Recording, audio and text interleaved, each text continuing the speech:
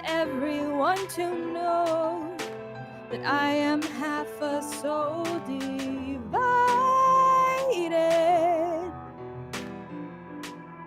Sometimes we will fly and sometimes we will fly away. Either way, you're by my side until my dying day. And if I'm not there and I'm far away, I said, don't be afraid. I said, don't be afraid. We're going home.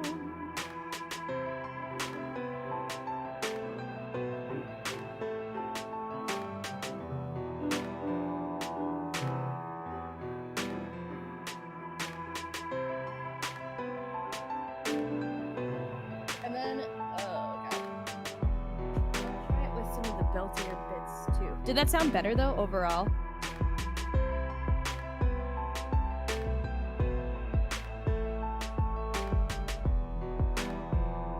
Okay.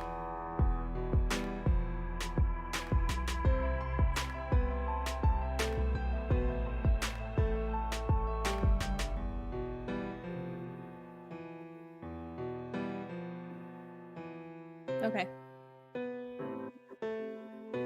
Okay. I want to check the. Okay. I want to check the belty beats. I want to strip myself of breath, a breathless beast of death I made for you. A moral writing piece of song will help me carry on, but these you heard. Oh, sometimes we will die and sometimes we will fly away. Either way, you're by my side until my dying day. And if I'm not there and I'm far away, I said, don't be afraid. I said, don't be afraid. We're going home. It didn't did it still sound? I don't know. It wasn't too loud in comparison. Okay, good. Okay. I figured it would be good to check because I have never streamed while singing before. So that's new. Adjusting the camera for those was really annoying.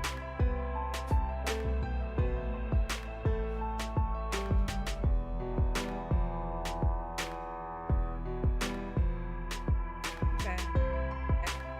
I need to.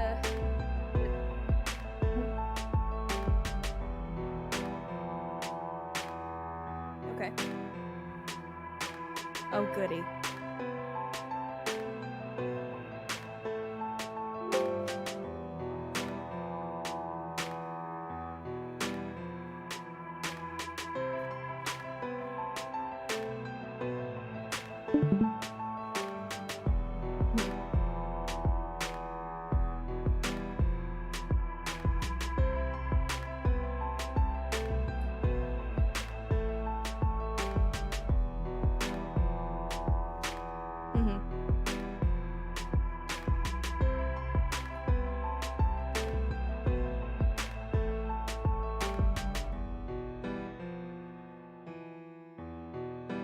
I'm very self-conscious about this. I think it will be fun and it's a good experience, but I am worried constantly about sounding bad.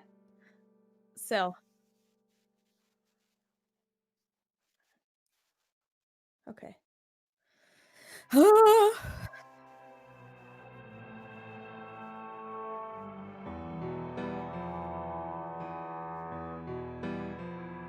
know. I think it's cooler if it's live. We'll do it live!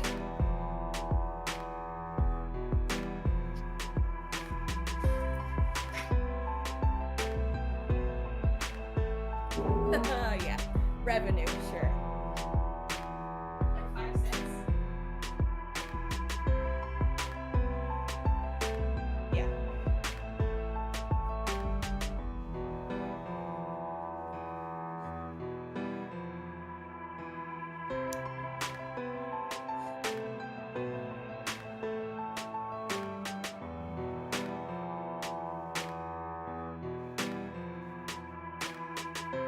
Mm-hmm.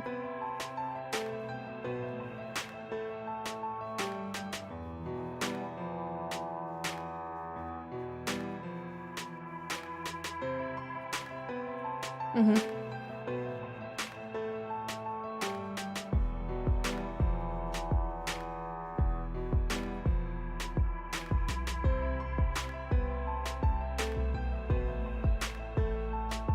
Mm-hmm.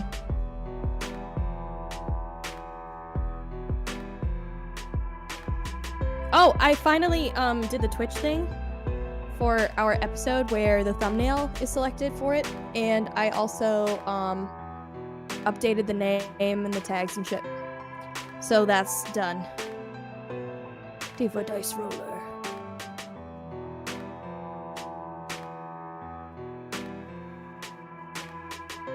You have any time since this last another sighting, please contact the Possum Springs Police Department. Don't know, I cannot tell. That's the recent stream. That's not the highlight. There's the highlight. Yeah. Let me go and I'll go and. Yeah, it looks good. I don't know, I cannot tell. Make it. And I made it the whole video too. Oh, hell yeah. Oh, you can. Oh, fuck. I can't pick it up. Okay, never mind. I have an idea on something we could try. No. Donut donkey or donkey something. Every... The Demon Yeah. Tower. Exactly. What are the mechanics? This A one's fun to pale play one with you. will I think it's a good. rise, wielding It's a good game. but a I think simple I might blade. upload it to Who YouTube dares as to well. The YouTubes.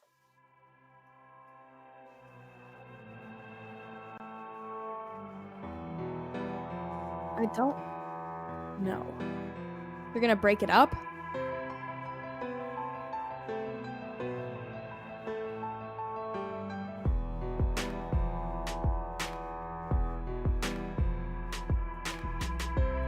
Mm-hmm. I think.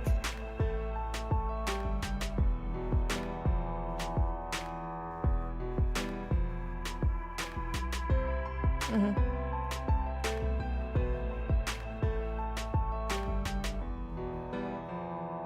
Yeah. I think I might break it. I might try to break it apart into chunks, but I'll do it as like one thing.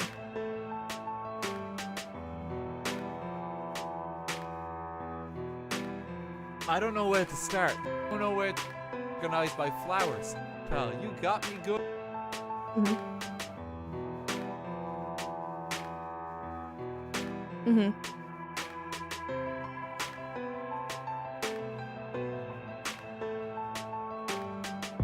Yeah. Mm-hmm. I think I'll probably cut it into episodes. I don't think there were not enough like areas where it felt like it was a super big lull. Like we found out a lot of info because of the fact that it's a story-based game. I don't think I can skip chunks of it. Like it's a text-based.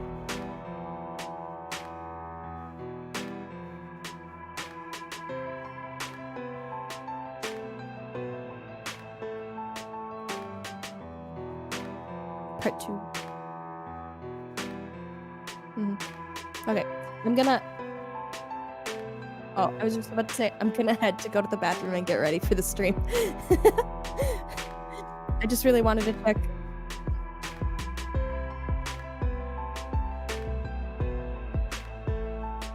Okay. That's not just a white shirt. It's a white shirt with a paw print on it. Oh, fuck. I've got to send myself my character sheet. Did I send it to Zach? I don't know. I need to... I'll check on that later. Okay. I'll see you in a bit, Dunks. Bye.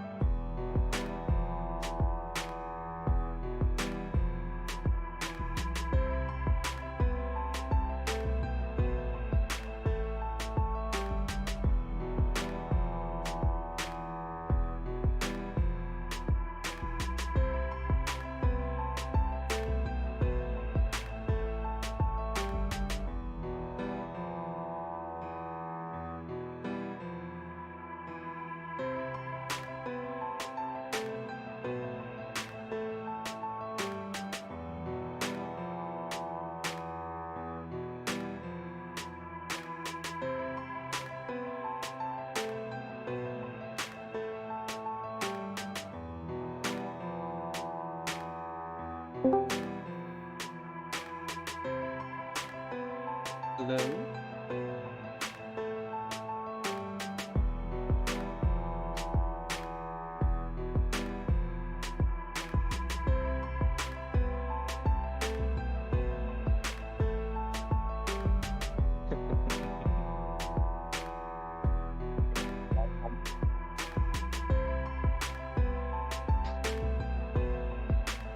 Oh no, this took way more than 2 weeks. This is much more than 2 weeks of work, and by work I mean the opposite of work.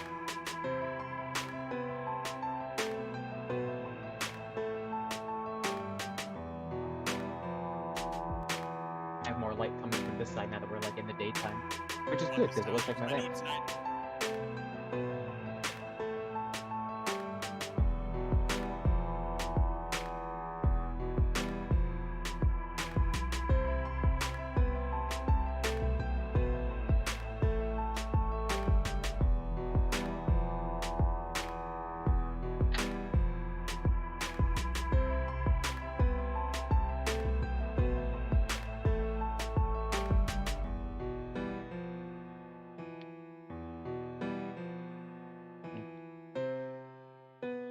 No, that sucks.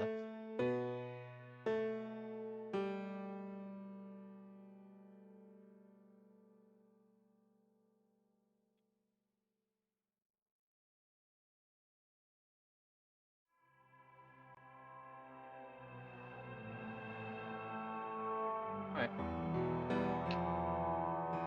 It's gonna be a surprise. It'll be a surprise to Jay. It works.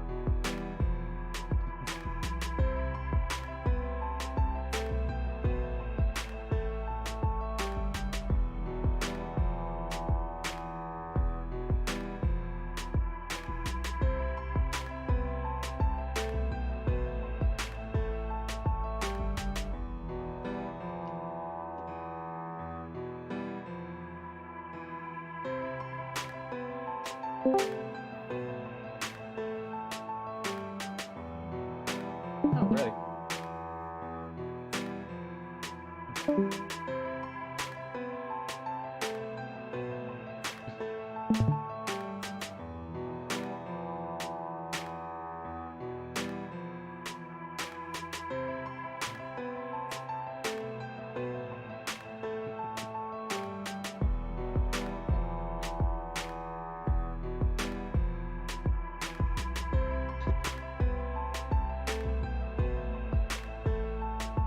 I think I heard like in Supernatural or something, like all the times they used holy water in that show, it was like actually just lube.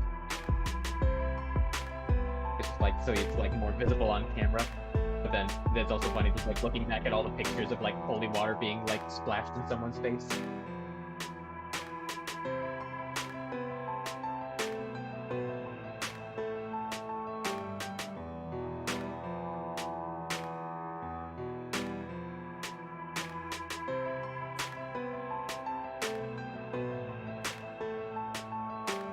I don't know, we're still playing Phoenix, right? We're in the middle of the clown carnival one right now. We're almost done with that.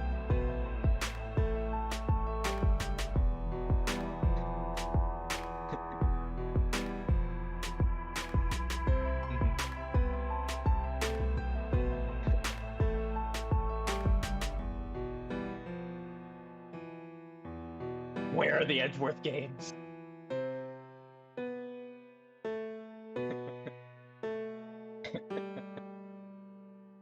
I'm sure we will like get to playing the other ones too.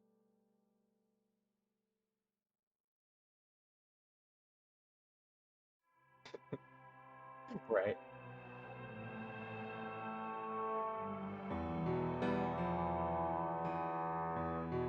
It just happened.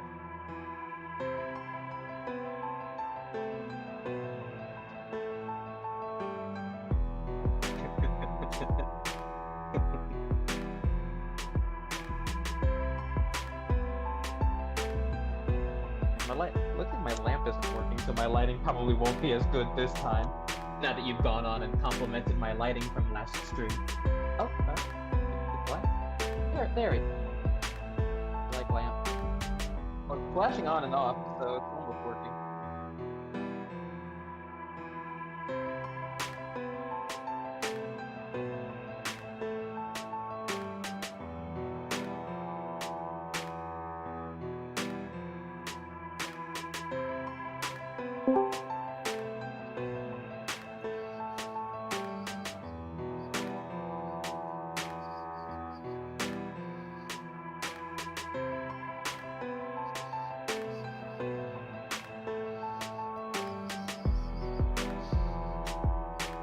Oh, do you have a link to the stream that I could share?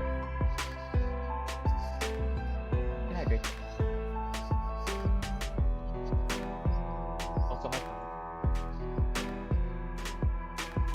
Okay, I wasn't talking. Sorry. I guess I just How dare shouldn't you breathe. breathe, Greg.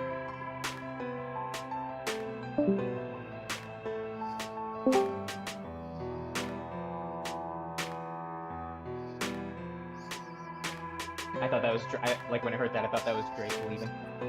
It's like, oh, we had him for 10 seconds.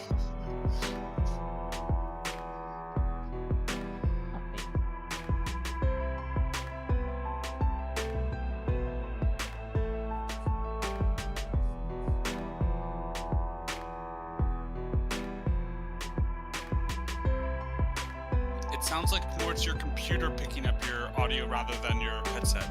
Is this much clearer? I've told not to go through the webcam, and guess what it's doing? Going through the goddamn webcam.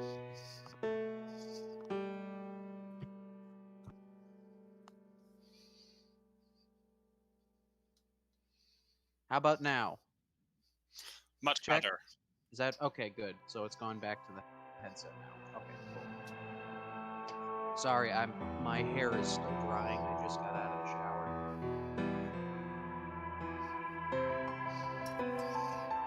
I didn't ask for your forgiveness.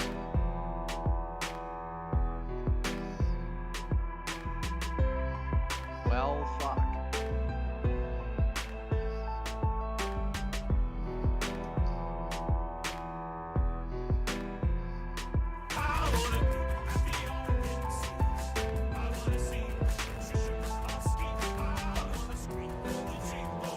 Sorry, while we wait, I don't know.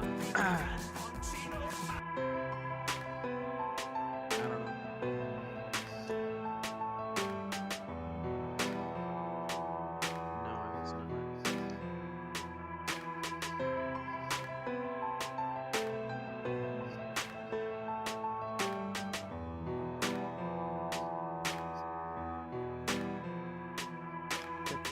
Are they library themed?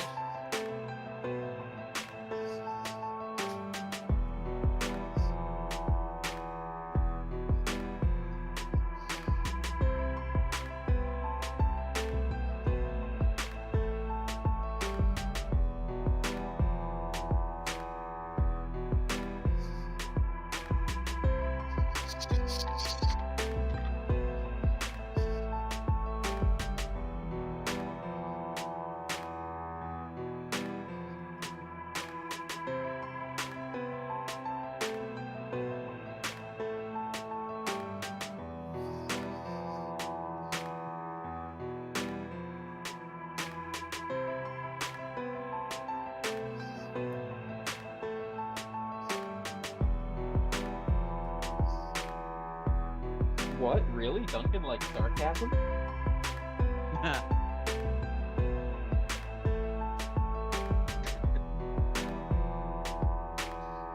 Wait, I think you're good at detecting sarcasm. Are you being sarcastic right now?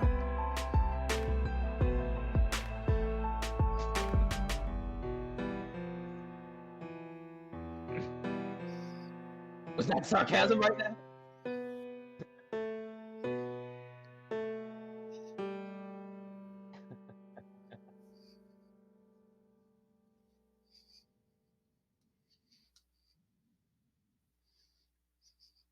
I mean, I guess you could call it a meme in the near future.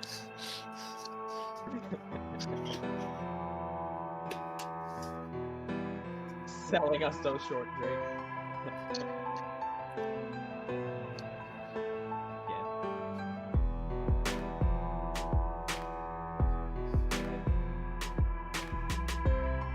Do I have a choice?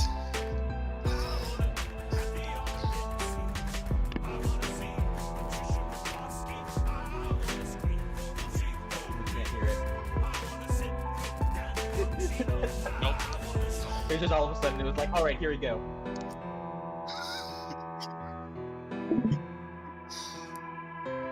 Well, I mean, it makes sense because Duncan's probably listening to it in his headset, so it's not like being played for us then.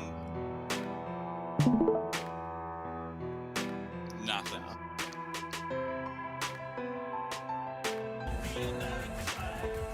Behind the toilet in grandma's basement. What doesn't look good? I'm doing what I always do. I'm entertaining some sick fantasy that I'm actually going to win this $900 million lotto jackpot on Monday. So I'm on the Rolls-Royce configurator.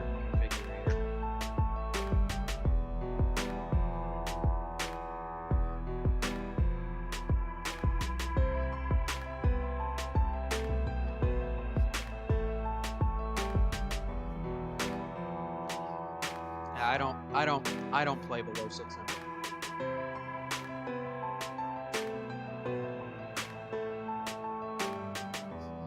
I'll buy it. I'll buy a ticket. Yeah. But what if?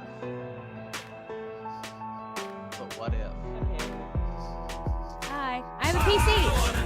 Yes, you do. And I'm using it. Ooh. Oh, that means that I'm the odd one out. I'm still on the baby laptop. Lame. I'm on Matt too. Ah, I'm not the only person. You're not baby. No, yes,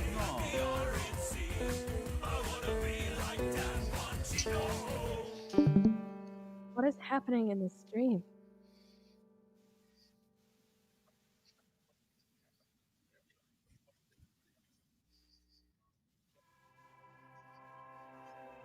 I could hear it, but it was quiet.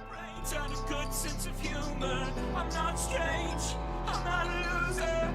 Grandma left 'cause of my songs on the computer. Wait, Duncan, were you telling us that you put it on the stream?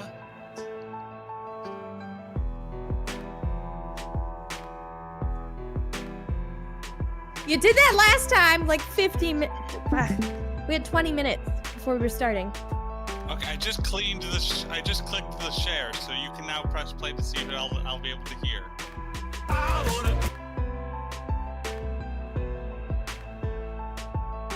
Why is he so sweaty? Okay. I wanna see Trisha McCloskey. I wanna scream for the G.O.P. I wanna sit with Dan Bongino. I wanna show the American flag. Eggs behind the toilet in grandma's basement. I wanna ask him if he'll be my dad. I wanna change my name to Nick Bongino. I wanna tell him about the man in the stairs.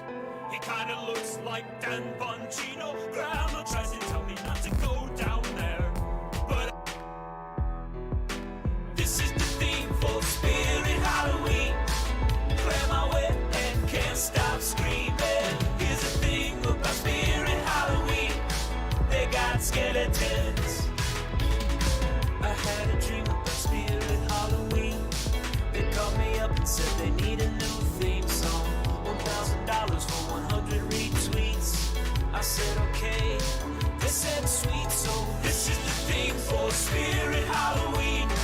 They got ghouls and new locations on every single street, saving the global economy. In my dream of Spirit Halloween, I had to specify the terms of my pay. Was it $1,000 for each 100 retweets? She said yep.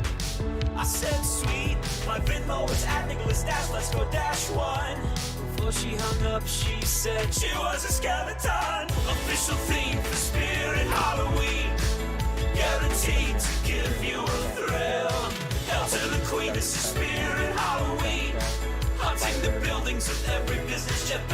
The Liberari. This is not gonna go well. Oh my god! Well, we went through the drive-thru at Arby's already. Half pound beef and cheddar, mozzarella. We already got beef and cheddars. I was doing. Drive through, but drive through to where? I thought we already parked outside the library. Yeah, I think so. And then we were commenting and making bets on who we think will die, because it's definitely going to be me. I think I remember the hey, it's my die. I don't remember what I was gonna say. I'm getting distracted by the images we're seeing right now. I just don't know how far back we're going to go. Oh, fack. What the fack? Oh no, I know what that picture of Squash was from. I do too. That was from Everyone is John. Dylan had to fuck a squash. Yep. And I had to buy the squash. Mm-hmm. Which was a stupid thing where it was like you had to buy a squash, do something with a squash, and then fuck a squash. Like, Yeah, because They can't Duncan be made all connected. the rules that way. the Wisconsin snowstorm. I am extremely. Oh, your team! Mr. Team! Oh, Rolled. I miss him. Rolled Butterbeth. I'm excited that we haven't had like a huge snowstorm because like driving in snow is not good. But like Spain, Madrid, where they never get snow, they got like a huge snowstorm, and I'm like, I would have loved that here. I don't like this mushy, slushy, wet, slimy snow. See, I had heard that the rain. Mushy, in Spain slushy, and wet is stays just how mainly we on like the it. plain.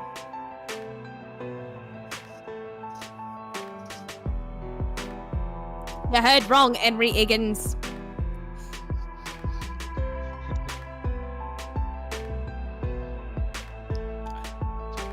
Imagining that movie, but just like it's instead of a Cockney accent, it's just like a French accent or a Welsh accent or something. I had heard Star Wars, but only Coleman Trevor scenes. that the rain in Spain stays mainly on the plain. I wish the rain in Spain would stay mainly in your brain so we could stop hearing about it. それでは最終判決を Well, well, I never. Oh my god, what? What?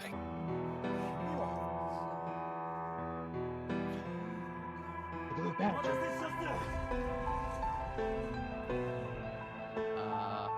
Okay. Is this Ace Attorney?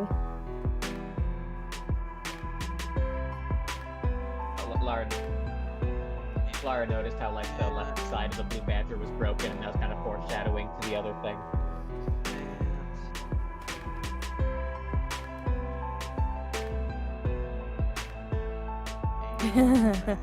It was a spirit! Anyway, moving on.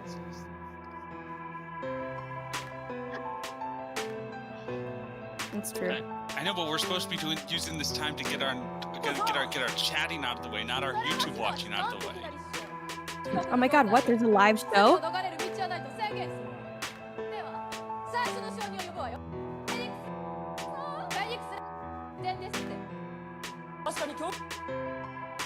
Okay, These that are very person- popular. Yeah. How is it?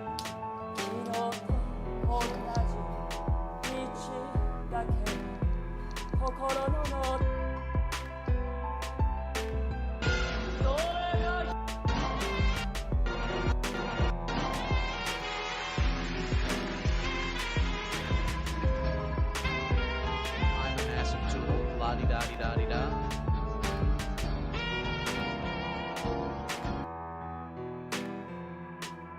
Da, da, da, da.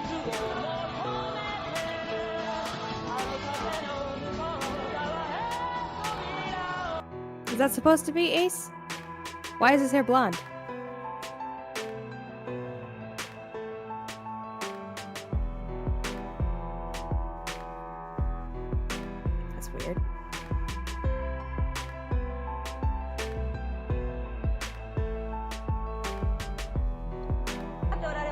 No, but it looks better when it's black.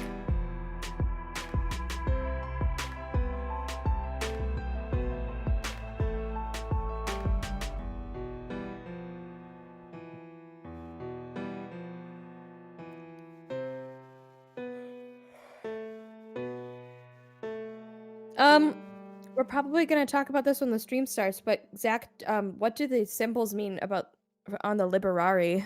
The like various stars and things. Is there a key on the map? The star, that's basically just indicating your knowledge of how likely it is that a librarian will spot you in that area. Okay. I know the fiction section is notoriously dangerous. Yes, I need but to so remember is what the hell I used as my character voice.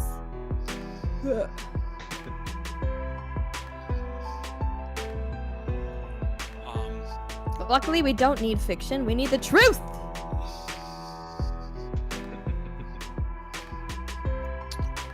Or we need public records. Yes. Or city archives. Yes.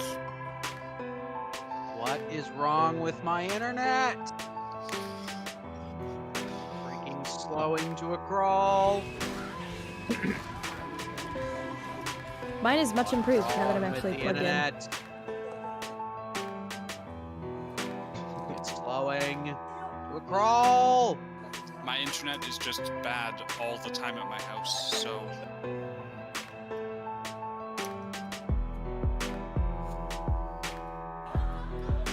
My internet's been a naughty boy.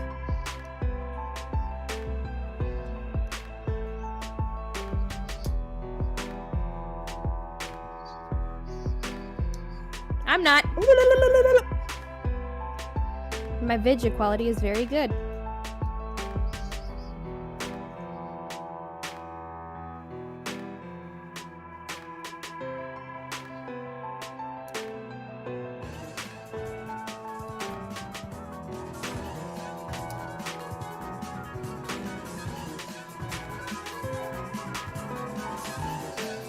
Architecture and science is that way. Public record is all the way in the back. Where do we go in? Are we going in on the right of the map? yeah, we have to go in by the checkout. That's the only entrance, right? Yeah, that is the only entrance and exits of the building. Unless we break a window. I'm just saying, you did tell us that there was like an upper area, like the garden. We could climb on top of the building and like James Bond our way in, right? It is certainly right? possible Yeah. I would have a nefarious route of entry. I'm just saying, alternative method. My 90 jump. That is true. Didn't break through the window. That is true. The building is one story, so you could like get up there. Like that garden area is like open air, so you could drop down.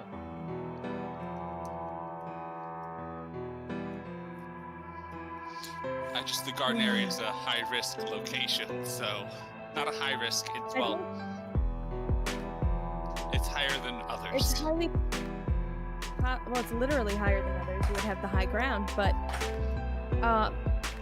one of us is probably going to die today. Who's going to die? I'm mentally preparing. I think one of us is going to die, at least Again, in this section. With me having an absolutely horrible dexterity, I definitely think I'm going to die.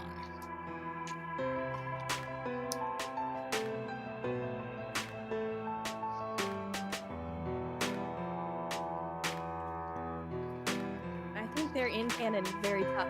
It's just like a Cthulhu creature. Like it's a monstrosity. We have to run away from it. We don't really stand much of a chance of killing them. This is not a let's fight and beat them up. It's a let's be as sneaky and quiet as we possibly can to not be noticed. To not die. I am pretty nice, but the librarians, they do have stats. The stats are already written up for librarians. I have no taste. I have no taste. Is that Lenny's car? No, that's. I'm gonna order it. Yes. Look at that. Even got the gold It's lady. nasty. It's not a good car, Connor. It's not green. that's not a pretty car. Black green. Oh, yes, it is. That has so. So, I'd never be able to sell it. It's so so my tasty. issue I love it. that color, that gold was not pretty. No, it wasn't. It could be no, like and I do admit that sometimes colors are better in person, but like that is just You had not to a be color. there. That's not just bespoke. That is a custom order only color called Tuscan Sun. Okay, I would rather And the have top of it's not black. It's called black green. So it's green so dark. see. When I work at Quick Trip, there's a regular lady who comes in who continuously tells me about her car that she got, and she had to special order it from Korea because it's a starlight green, and it's like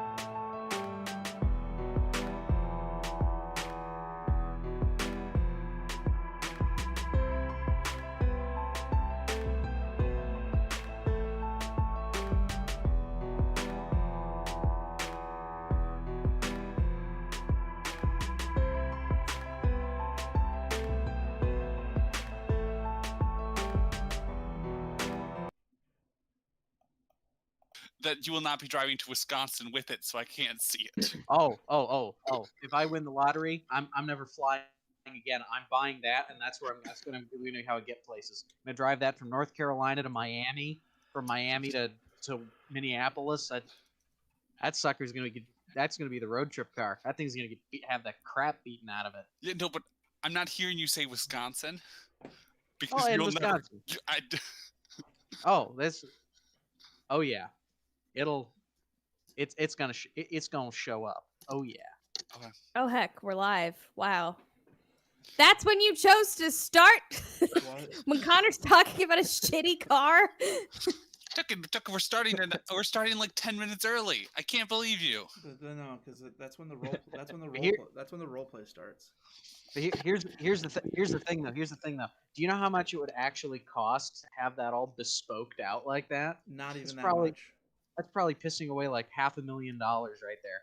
Yeah, I know, but when you're Roll talking around about, and look like garbage. but when you're talking about like, that's the thing is like when people talk about like when you break down like the billions that like billionaires own, right? Like you talk about how much money Elon Musk has, right? Like it's all that's funny money. You could buy like millions of that specific car. Like for us today, that's like my yearly salary like for the next like 10 years. But for somebody who owns billions, thanks to their family's, African diamond mines, I mean, that's an easy buy. But Elon Musk's money isn't real money. You're right, it's funny. They're talking about his net worth, and his net worth is the shares he owns of Tesla at the insanely inflated current market price, which is going to crash any day now because it's ridiculous. So it's not like he can it's not like he has that money to spend. If I won the lottery, I'd have it in gold bars in a safe in a basement I'd buy Linwood Hall. I'd buy George Widener's abandoned Gilded Age mansion in Pennsylvania. Mr. Lots and of Mrs. deep George cuts. Widener. Connor- B54. Connor revels in the obscurity of certain very, very bougie niche items, including cars, houses, facts, literature. He's a man out of his time, man. Way out of my time. Yeah. What do they call it? Old soul? Old soul. This soul's from the freaking 1800s, man. Yeah. I I'm bought Cares I about just the bought a big silk things, like smoking gold room. bars. Oh, I took notes on a notebook that I don't know the location of anymore because I was at my parents' home when we played last. What are your names? Hi, I'm Emily Vandenberg, and I'm playing Norma Foxglove. Norma Excuse Foxglove. me. Excuse me. I didn't say this dream started What's yet. your This name? is still our pre-stuff. We're just chilling. I know, but I need to know what your names are so I have my notes. No, we're gonna do all that at 2:00 when the actual stream starts. This is just us chatting about random bullshit. Oh. I'm Adam. This is all gonna get cut out of the final product. We'll do another introductory Fine. later on. I refuse to say my name. Yeah. I guess. I refuse, Emily. The real problem I'm the man in the is tan that jacket. you can't get a moonroof. A moonroof? And you can't get a moonroof in a Phantom. You're the man in the black jacket, but the black is actually a tan. It's just a very, very, very dark tan, so it looks black. It's so dark. It's black. That is gonna haunt me, I think, for the rest of my days. All the items in my home that I perceive as black, but are they really? Or are they imposters? Maybe I'm impasta. I'm standing in spaghetti. My life is over. I have dogs on my socks. Or a dog. Well, dogs. I've got a dog per sock. Like the back edge of it is a dog. Are the and they're dogs very- also in the spaghetti? Yeah. My Those are spaghetti. definitely all words. I will admit, Emily, that when I first met your character, and you're Norma Foxglove, right? Yes. I definitely wrote down in parentheses next to your name, Secret Police. No. I definitely, like, the first time I met you, Secret I'm like, police wish they could employ me. They can't pin me down. They've been trying to get me to work for them for at least a month now.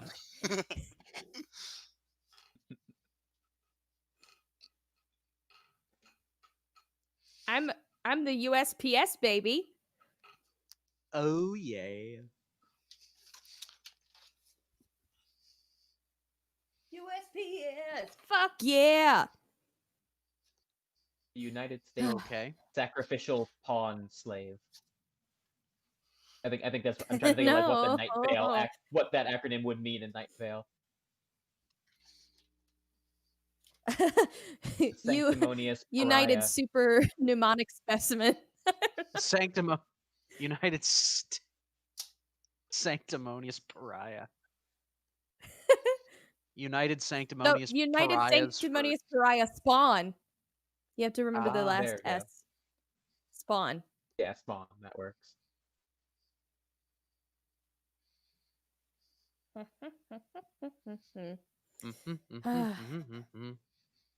After we do intro of characters, I can also do a recap of what happened. Unless you all want to do the I recap. would like that. I don't know. I was in some kind of a mental state where I didn't know what was real and what was false. I got so deep in, Zach. I got so deep.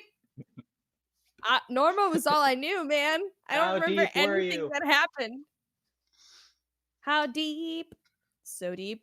I should. Yeah.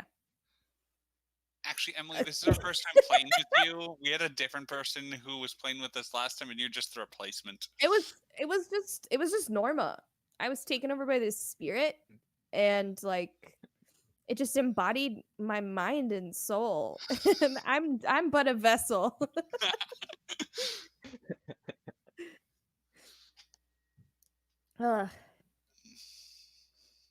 I recall Connor's character actually being like quasi enjoyable. Like I found him very endearing. Oh, so I'm not normally? Like your other characters usually are anything but endearing. They're all a lot more snotty and pretentious. Like this guy still is very, very intelligent, which I think is a very common trait for your characters too. I don't think I've ever seen you just play like a brute Because before. I can't. But can't he do it. seems far more empathetic or capable of empathy than some of your other. It's some of true. your He's other not. specimens. He's not a complete. Well, you haven't seen him Yeah. in his. You haven't seen him in a lab, so We have seen him in a I lab. know, we but just that's haven't seen him different. in his lab. that. Oh, that's true. Yeah. In the lab though, he's doing a job, and then he gets to step away and be a different person. All of your other people are steeped in their own self-importance. This guy doesn't That's feel very as true. haughty. And I enjoy it a lot. It's very interesting. Well, this is the last time you'll see it for a while. Oh my god. I'm smart and I'm the most amazing person in the world. Fear me. You can't love me, so you must fear me. This is the thing about the spirit of Halloween. Anything can happen on Halloween. Your friend could turn into a bat. We could get teleported to Night Vale on Halloween. It's like a once No, I'm quoting the Good Witch, or the Good Witch, yeah, with Tim Curry. Yep. And the most trippy fucking song I've ever heard or seen in my entire life. It's a lot. I like that show. He did the monster They rhyme so many words with mash. Halloween. It was a Has graveyard anybody seen my smash. tambourine? I have no idea what you're Into saying. Begin. I have no. I don't know. I've never heard anything that you're saying. Are you having a when breakdown? you guys have time, when you guys have time, look up Anything Can Happen on Halloween, performed by Tim Curry in the movie The Good Witch. Trust me, it's worth it. They did the mash. They did the monster They mash. did the monster mash. It was a did the graveyard mash. smash. It was They on did the the mash. Flash. They did the mash. So it's Monster Mash is actually under Creative Commons, so it's not quite public domain, but it's basically public domain. That's amazing. There are there's That's a lot of the monster mash. there's a lot of classic songs that I think people don't realize are public domain. I think Ain't No Sunshine Where She Goes might be Ain't no When she- sunshine when she's gone. I don't actually know the song. When she's gone. What did I say? It's And no not warm sunshine when where she she's goes. away. Ain't no sunshine Sunshine when when she's she's gone. gone. No, where she She's goes. always I guess. gone too long anytime she goes away. I can't sing anymore. Wait, Neither what? can I I. can't. Wait, hold what a are you? tune. What are you saying, Emily? The lyrics are totally "Ain't no sunshine when she's gone." It's definitely gone. Yeah, but you said where she goes last Oh. time. Oh, Yeah. When Ain't you no first named the sunshine song. where she goes. sorry. I was just making fun of you, Duncan. I didn't realize. when you were thinking But about the Duncan, song we're title, always you couldn't making quite fun pull of it you. How out. could you not realize? That's fine. That's not true. When you guys make fun of me, it's okay. I'm okay with that. I'm okay with people making fun of me because I am Always make I'm fun. generally the kind of person who's easy for the butt of jokes. Problem is that when people say things that are there's I have one coworker who keeps commenting on my weight in a very non-constructive way, and it's not even a joke, and I'm like, why are you saying that? That's weird. Yeah. But whatever. There's no That's point not to say cool. that. That's borderline harassment.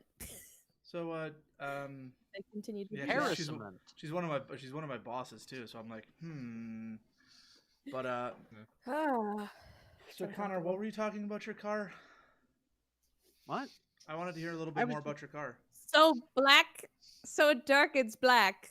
So Yes, dark green that it- it's not green, it's black. Well, because black and gold the is ghost of is green. gorgeous. Hello, everybody. I Welcome mean, back to so another you're all episode wrong. of Call of Cthulhu X Night Vale. It's 2 p.m. Connor, I'm sorry, I got to cut you off there. We're starting the stream now. Your car talk there was really interesting. I'm so sorry I had to cut you off. But Up You yours. ass. Sideways with a rake. It literally just brought it up to cut you off. My name is Sir Duncan. This is the round table. La-di-da. You all know the drill. If you're watching this, you assumedly are somebody who's already seen the channel. I'm not really sure how to bring in new viewers yet. It seems like it's a lot of the same people over and over and over If you're again. watching this, you're either the same people who always turn in, or you've literally watched everything else which is available on YouTube. In which case, Congratulations. on being independently wealthy. Welcome. No, so yeah, it's We're like, glad to if accompany you're, you as you make that home stretch. if you're watching this right now, you're either somebody who randomly happened across this by chance, or you're one of us 5 right now. No, Probably just no. us. In which case, hello to the other 4 of you. No. Regardless, I'm Sir Duncan. We're continuing our playthrough of a custom adventure made by my friend Zach, up in the top here, who is adapting the first Welcome to Night Vale book into a Call of Cthulhu 7th edition adventure. My character is Bradford Markison, also known as what did I say? B. Marcus. BK Yes. Marcus. BK Marcus, who is an author who has Burger King recently been Marcus. trapped into Night Vale, but is slowly coming to terms with the fact that he will never be able to leave. To my bottom right is the lovely Emily, Also- That's my Oh, name. God. Don't worry it out. also known as Diva Dice Roller on Twitch. She finally got a PC, so you'll actually be able to Why watch are her you? stream. Why are you speaking for me? I'm Diva Dice Roller, guys. First name Scream, last name Emily. Thank you for having me, Duncan and Zach, and for taking us on your wacky ride through Night Vale Cthulhu mythos. Yeah, I have a Twitch channel that's actually posting stuff now, so we can push that at the end or something. Promote it. That's the word. In the meantime, I am playing none other than the notorious Norma Foxglove, USPS worker extraordinaire with mad hops and a very, very frightening countenance. And to Emily's right, And to my right, no, we've got Duncan and Familial Spawn. and to Emily's right, we have my younger brother, Drake. Hello, everybody. I'm Drake. I'm playing a character named Adam Titus.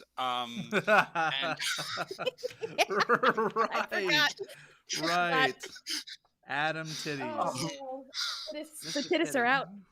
He's a very intellectual farmer who decided to travel and to just meet some people and just to discover some new information. And he wound up here in Night Vale.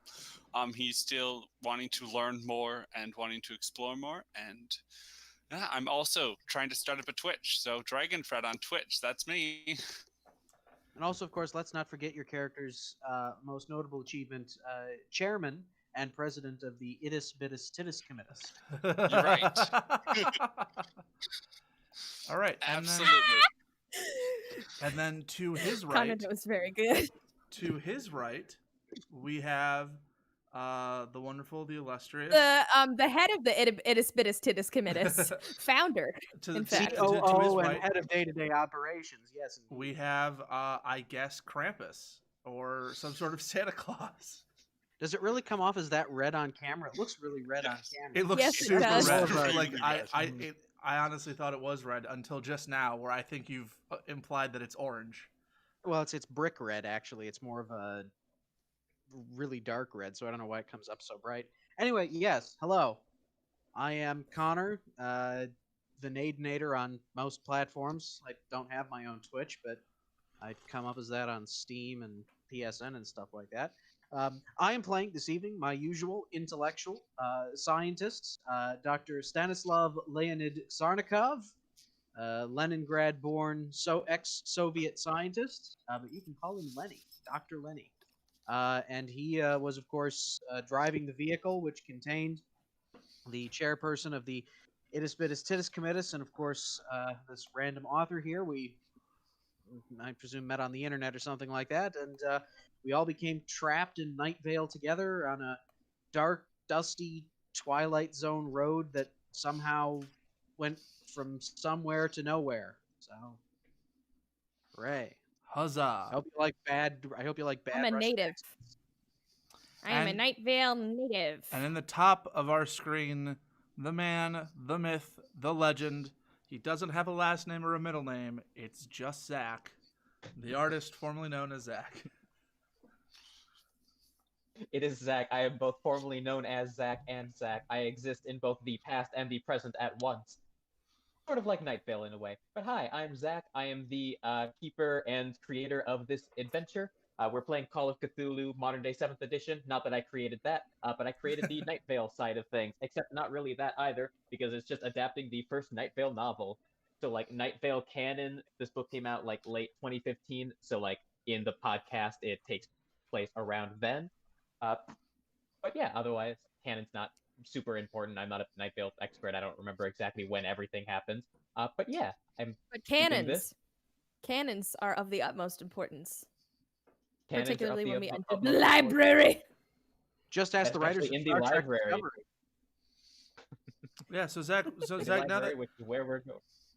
now that Go ahead, everybody's been introduced, why don't you give us a short I don't think you're recap? giving yourself enough credit there, Zach. As the keeper, you also exist very much in the future That's true. That's true. as That one is who true. knows all.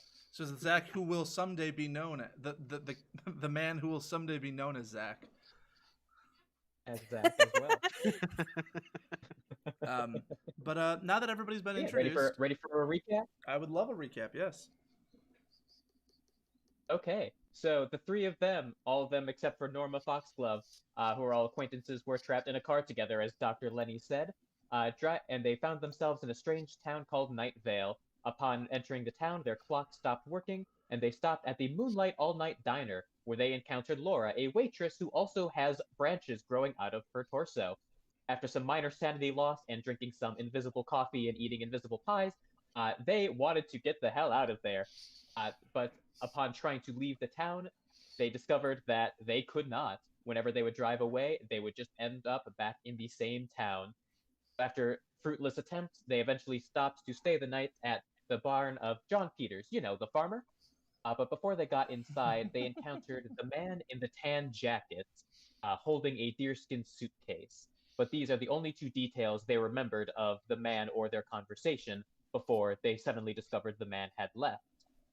After he had left, Adam Titus discovered that he had a note in his hand with two words, King City. And whenever he tried to dispose of the note or get rid of it in any way, it would appear back in his hand. So they stayed at John Peters, you know, the farmer, for the night. Although they probably did not get much sleep in this strange town. In the morning, they decided to go see the scientist Carlos. But in the morning, they heard a radio broadcast, a woman, Diane, saying that she knew something about King City. They visited Adam stopped in, where they met Diane Creighton, mother of Josh Creighton, a shapeshifter, who had apparently stolen her car and left in the middle of the night. Diane says it was likely to see his father, or his biological father, Troy Walsh, a man of multiple forms, who had left and moved to King City shortly after Josh was born. And along there, they also encountered Jackie Fierro, a woman in a car who Josh accidentally crashed into when driving away, a 10-foot tall being named Erica, and Emily's character Norma Foxglove, who has some notes that she could not read the address of in her quest to deliver the mail to the good citizens of Night Vale. Although one envelope was opened and a note fell out saying the words King City, which is why she was there asking about King City as well. The party joins together. They went to Carlos the Scientist, who was also an outsider, like the three characters besides Norma, who went on to describe the strangeness of the time in Night Vale, how time is very weird there, and how that might be preventing them from leaving. But along the way, that there is a citizen who has knowingly and purposefully left Night Vale, and that was Troy Walsh. So they want to talk to a Troy, who had moved back to Night Vale from King City just a short while ago. Troy is a man of multiple forms, so there are multiple Troys working various jobs in the city, but they were not very helpful to talk to. They did not know how they were able to leave town, just that they had to get out of there to kind of get away from their bummer life choices, and that they had lived in King City for about 15 years or so. He did mention he did see the Troy that they talked to mentioned seeing the man in the tan jacket in King City a pretty long time ago, longer than the man had been seen in Night Vale. And so the adventurers, without much of a lead to go on, they decided to go to the Night Vale Public Library. On the way, they heard a radio broadcast, something about weird time-bending lawn flamingos, and about the danger of librarians, the horrifying creatures that stalk the library halls. And that is where we left off for today. I mean, We that also- was. Oh, and they went to art. Oh, I was gonna say that was a pretty solid recap, but you forgot about the time we went to Arby's, and in my opinion, that might have been the cornerstone of the entire stream last time. No, it barely even happened. We I'm- picked it up and we heard the radio broadcast on the way to the library from Arby's. We skipped over the whole thing. Arby's was like literally the most important aspect of the entire adventure, if in my opinion. Sure. There were when wheat you discovered byproducts that there. you are the I mean, are only you really- author. Are you really trapped someplace if there's an Arby's? I mean, I don't think so, because as we all know, Arby's has the meats, and if you've Oh got yeah, the meats, all of the wheat in Night Vale had turned into snakes, and people are using wheat byproduct substitutes. But Arby's had contraband wheat products. yeah, Contraband real onion buns. buns. Mhm. Contraband onion buns. You will find that is the case. There are several laws that a lot of people have workarounds for. Pen ownership is also illegal in Night Vale, but there are plenty of people who have contraband pens around. Things like that. You know, the usual. Right. Well, They may have a secret. They may have a secret police, but Arby's has a national corporate structure.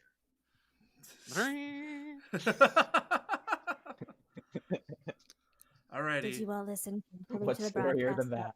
librarians? Yeah. Yeah. I Sure. did. I remember hearing that broadcast about the librarians. Although honestly, it almost feels like it was like 2 weeks ago or something. Time just moves weirdly here in Night Vale. It just sort of feels like Rest assured, Boo. BK, everything Boo. that Cecil has imparted to you with his beautiful, deep, velvety voice is true. Prepare yourselves. I mean, if you told me that yesterday, I probably wouldn't believe you. But nowadays, I feel like it's better for us to believe everything we hear than just constantly questioning everything. A single day that feels like 2 weeks imparts a lot of wisdom on you. Such a fascinating place we are in. Yes. I don't know if fascinating would be the way I'd describe it, but knowing that there are no other authors here, I'd say profitable place we find ourselves in. Yes, indeed. Adam. Quite Oh, profitable. A captive audience of 70 or 80 people for your books to be sold to at $10 a piece. You could make almost $1,000. Drake, I'm sorry, Drake. I just doxed us. No. I accidentally doxed us. I have my coffee mug and I got it from Grandma and it has our last name on it. So, oops. well, you could have not said anything. Oh no. Whatever. I think you've doxed yourself on every single previous stream, Duncan. So Yeah, I know. I You keep met, you met your roommates last. I've also I also keep mentioning I keep mentioning on stream. I'm like, oh yeah, I really love living in Green Bay, and I'm like, oh shit, that was. Well, there you go. Guys, all of my fans are gonna come. On and that note- seek me out. All right, so Murder you. Adam, I think we had arrived at the may library. I call you Big Tittus What the? or the Big T? Emily literally just went. Emily, you just went. All right, guys, let's calm down. Let's get back into the game. Can I call you Big Tittus? I've been please? waiting to make this joke for I would, 5 minutes. I would What prefer feels like not. 10 minutes. That's the name that's my mom. That's- She's that's- Big T. Should I call you the Big A then? If you really want to call me the Big A, go for it. No, you see, Big K. You see, big Tittus was my father. I'm just Big Tittus Jr. As you can tell by Anyway, my you as you can guys be tell by my prepared? junior Titus. Oh my god, no. Stop talking. Okay, I regret everything. Yeah. Alright, we're ready Big for the A, library. Big A, do you feel mentally prepared to do this? Do you have what it takes? I believe I do. Because we got the weapons from the vehicle, right?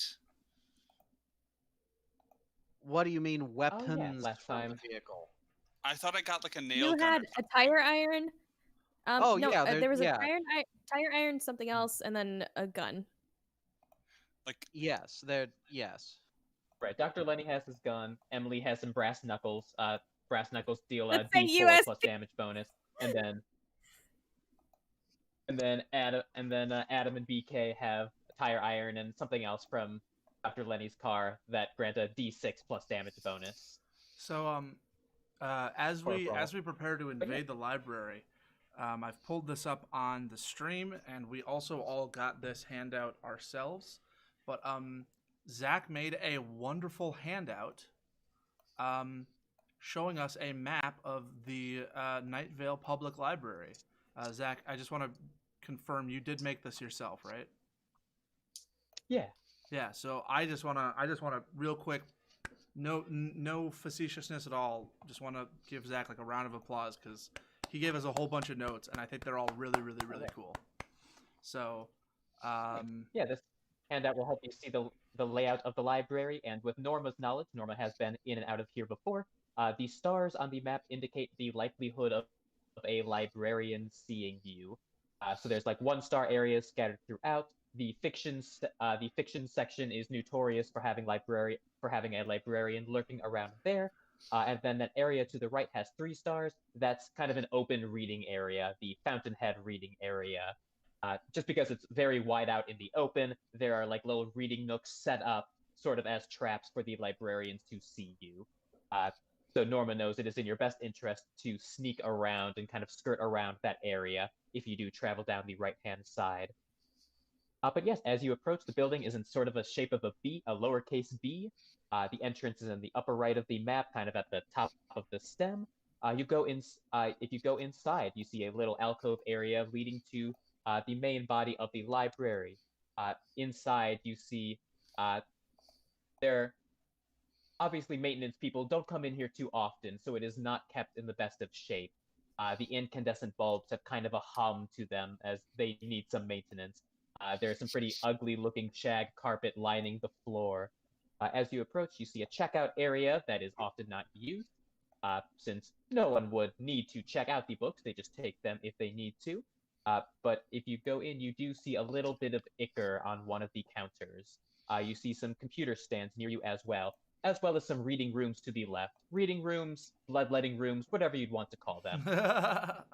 This is why the librarians are evil. Nobody checks out books anymore. They just steal them. yeah, they're honestly they're just No. mad. The librarians aren't people. They're monsters from another dimension or something. Trust me. They have no morality, only bloodlust. So you're saying that to have morality, you have to be human? I mean, personally, I've always found librarians That's a to tricky question. I've always found librarians to be very evil. I mean, think about it. I write my books. I want people to buy my books, but they're out giving my books for free. I just don't. I've never liked libraries. Oh my god. Okay, we discussed a little bit about the possibility of entering from above to circumvent some of that initial space. But the garden is a 1-star location. Yes. That's true. Yes, the garden is kind of in the circle of the B. It is an open air, little indoor garden. So if you can find a way to get up to the roof of the building, if you'd rather drop down into the garden from above rather than use the entrance, that is up to you. I think that's a good idea, because the only door out of the garden goes directly into the Fountainhead reading area of Doom. It's the only door out. It does seem like our best method would probably be to just go in through the front door. I mean, those reading rooms do have They have doors on them. We did see the ichor and stuff on the desk, so we must have decided to go that way anyway. I look to everyone else and I go,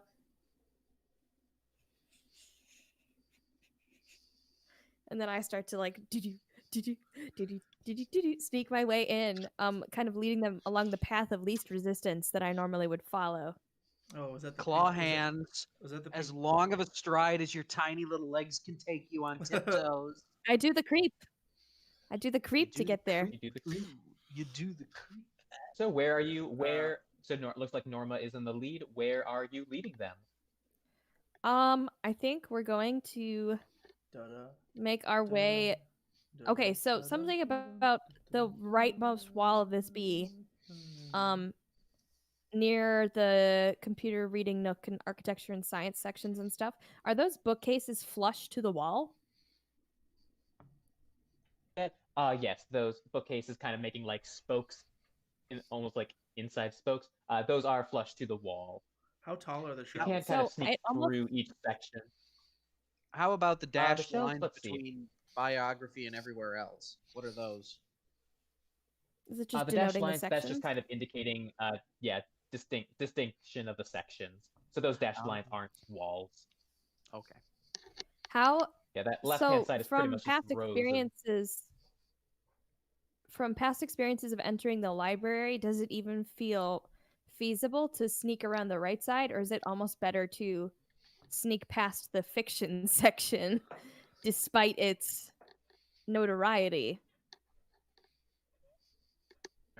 For that, both, as long as you are careful, both options work.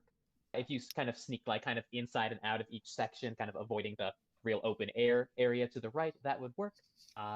And the fiction, a little bit more of a gamble, but it's a much shorter walk or creep. I think I look at the 3 other people that are with me and I'm like, we shouldn't take a gamble with this bunch. They're green. They're unseasoned. They're raw. They're So like instead I'm they're gonna lead them. asparagus. They're asparagus without any salt or pepper. I'm gonna lead them through past. So first of all, we're gonna go through the computer section and attempt to use the computer desks as cover from the reading room as we sneak our way in. Okay. Now that you are officially sneaking your way in, Would you want to roll? yes, roll for stealth. I guess for this, I don't know, either one person could do it, or we could just do like a group stealth and kind of take the average. I got a 25 under 60. All right, hard success. I got a 25 under 35. So just a success. Duncan is I got a grabbing 42. dice. I got a 42 over 20, so I didn't succeed. Okay. 50% is already 50% has already succeeded though. So down to Duncan. Okay. It's all down to Duncan. So everybody else has succeeded. I got a hard right? success Everybody else has succeeded. as well. I failed. No, I got a hard success, a success, and a fail. Does the anybody? titties failed. Okay, well I have no points put into stealth, so. Oh. Should have mentioned that earlier. Oh wow, that is a shame and a half. 20 and a 10. 6. Oh, 21. Oh. And a 20, Oh. 20 and a 10. 30. So 30. Dang it. Okay, so 30. Okay. That's a fail. So, That's a fail. okay, 2 fails, a success, and a hard success. I'm actually like, as we're going through, I'm actually humming the Pink Panther theme. Da-da. We might actually die. You know, I've always wondered. Like what- Norma Okay, is so far- uncharacteristically like at attention and not being creepy or staring at you guys. Like she is like clearly terrified. I've always wondered what So animal far, is the Pink Panther. you do not see anything. Oh my god, I hate you, Duncan. He's a librarian. He's a librarian. All the Oh, time. I see. I see. You said we don't You're see using anything, the desk Zach? as cover. You do not see or hear any movement. Oh god. Okay. Okay. We're gonna sneak into the kids section of terrified statues. Okay. We're won't need a taking stealth roll yet. we're taking the long way around.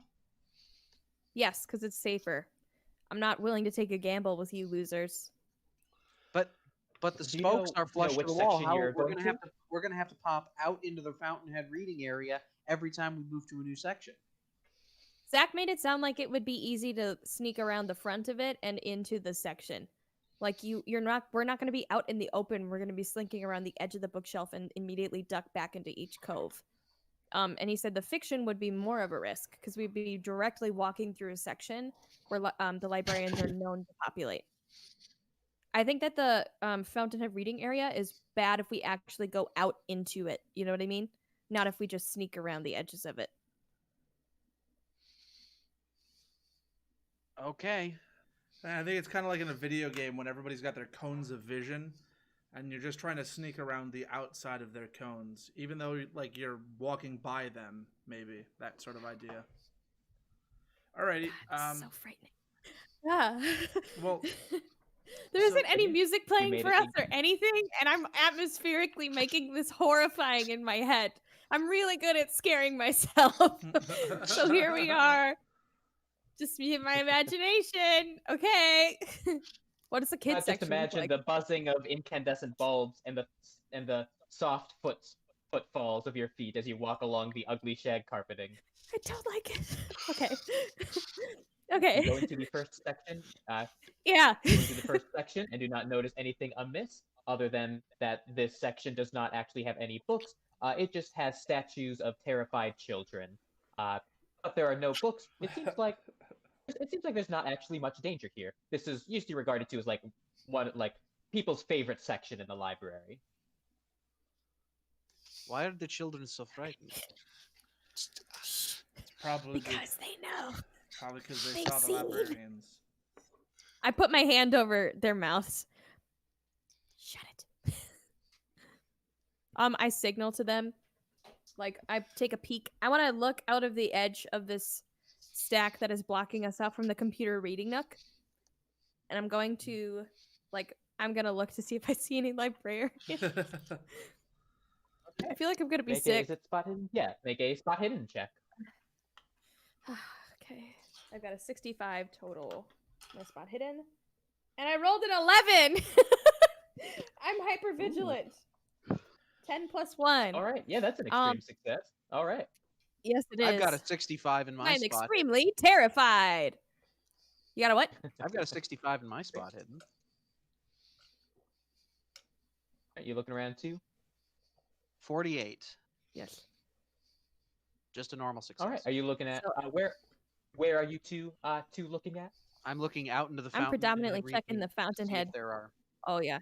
Okay. I'm probably going back and forth between Fountainhead and the fiction section. Okay. Because we're kind of exposed to both of those areas. You do not see anyone. You do not see anything in the Fountainhead area, other than some more ichor on the table and a couple of the chairs surrounding it. Surrounding them. And Norma, with your extreme success, you do notice a tendril in the fiction section. It looks like it is slithering around and then kind of gets sucked into the depths of the fiction section as a librarian is moving farther away from you. As soon as I see the tendril disappear, I'm like, and I sneak around into the computer reading nook, into the back wall. All right. God. Oh my god. Okay, you go into Guys, the this is not computer good. section. I won't need you to roll anything now. Go into the computer section, and you see there's just like 4 desks of computers that you would be able to use as you would at a library. Dun, dun, dun, dun, dun, I don't think we should use dun, these. dun. Do I notice any ichor on the computer keyboards or mouses? No, you do not see any. Probably not a good idea to use clackety keyboard. Yes. Yeah, you're right. We sneak around the back wall, similar to like what Kronk does in Emperor's New Groove, and we're just going like around the edge. And now we're sneaking to the wall near the most dangerous part in the library. Yeah. Okay, what's Yeah. the next section? The architecture and science area. Okay. All right. Roll stealth for me, all of you. Well, I hope I don't fail this one by much more than I just failed the previous one. I got a 48 under 60. I got a 37 over 20, so worse than last time, but still not like awful. 27 under 35. A 53 over 20. So another fail. Okay. 2 successes, 2 fails. Pretty even. All right. So again, I'm just humming. I'm going, dun dun dun dun dun dun dun dun dun dun. I think it's something For that- else. I think you have pens or something in your pocket that are just clicking, and you're like fiddling with one of them nervously, and you're like clicking a pen in and out. I mean, I do have a total of 1, 2, 3, 4, 5, 6, like 7 journals that are in my backpack right now that I think I brought with me and didn't leave in the vehicle. So all of a there's- sudden, a librarian pops up behind him and says, "You know, pens are illegal, don't you?" That is the jump scare. But no. Okay, you hear. All right, you do not see anything. I suppose you do hear a creaking noise, sort of by the fiction area. But you do not see anything.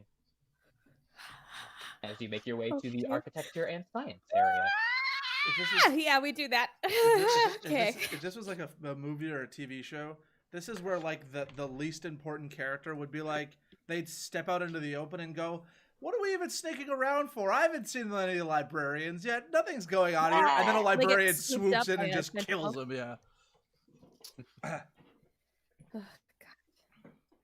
Are you Okay, sure? you have made it into the architecture and science area. Are you even I- sure? Are you sure there's even any librarians here? I ain't seen no librarians yet.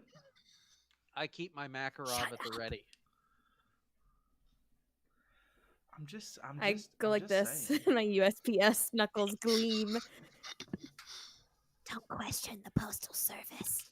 She claps a hand over your mouth. You lick her paw.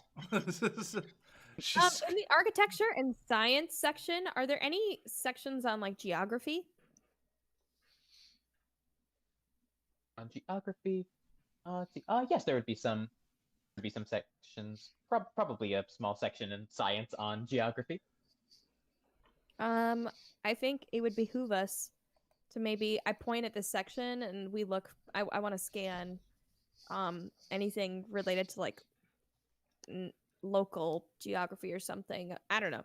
Maybe a topography map of the city of Night Vale and see if there's anything related to King City in this section. Okay. All who are looking can make a library use roll. Oh heck, I don't have good library use. Oh, I have Mother computer use. never taught me how to do this. Does anyone have library use? I don't. Duncan? No, it's modern. have Oh no, 30 no, in I have library library use. I do have library use. Sorry, I thought I didn't for some reason. Okay, I don't know what I'm doing. I have a 52 over 20, so I Oh, I shit. don't know what's. I got I a got 25 a under 96. 30. So I succeeded. I got a 96, so I just put my head up against one of the books and attempt to absorb information from it through osmosis. And BK Marcus, what about you? I'll roll my library use. That's a 2 What?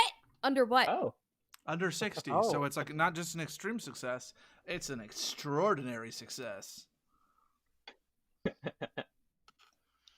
wow. Okay, extraordinary success. All right, with that, BK Marcus, you do find, I guess, a topographical map of Night Vale. It has, I imagine it like topographical, like it does have like the little bumps on it, sort of like like the globe that has the topography things on it. Although Night Vale, it is in a desert, so there's It's not flat. really much I wave I know. to it. I bet you're wondering how I was able to find this book so quickly or this map so quickly. Well, I gotta say it's all thanks to my good friend Dewey. if you get it, I pinch him. if you get it, you know, yeah. I real pinch ones him. get it. No, I give him a titty twister because I'm at perfect height to do that. Shut your gob. He Purple screams knuckle man. incredibly loudly. He alerts the librarians to our location. Perhaps the titty twister God, was a very fuck you poor doing it decision. now. The map of Night Vale is pretty thorough, but unfortunately it does not have too much of the surrounding area other than like the immediate adjacent Right, towns. right. None of which are King City. And the highway, you do see sort of a highway map of the roads leading in and out of Night Vale, but there are plenty of question marks drawn on the outsides of them, as where do those roads lead exactly?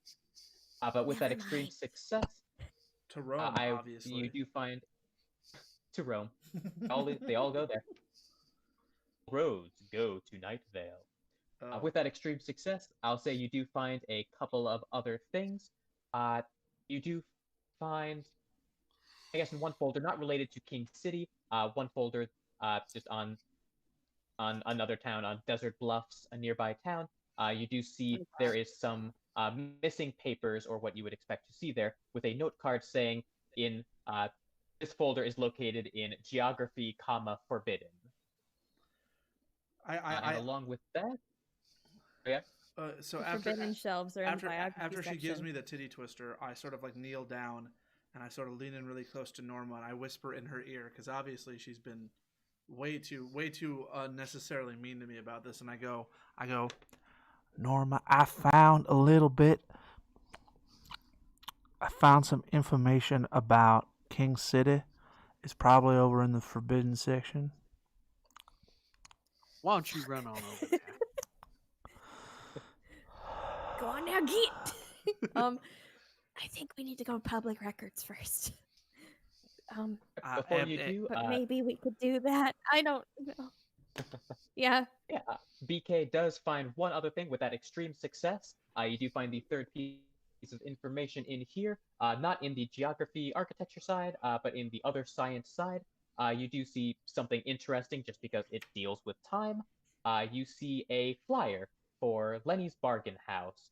Looks like it's a gardening store, but on the back side, you do see the words Codename Bird.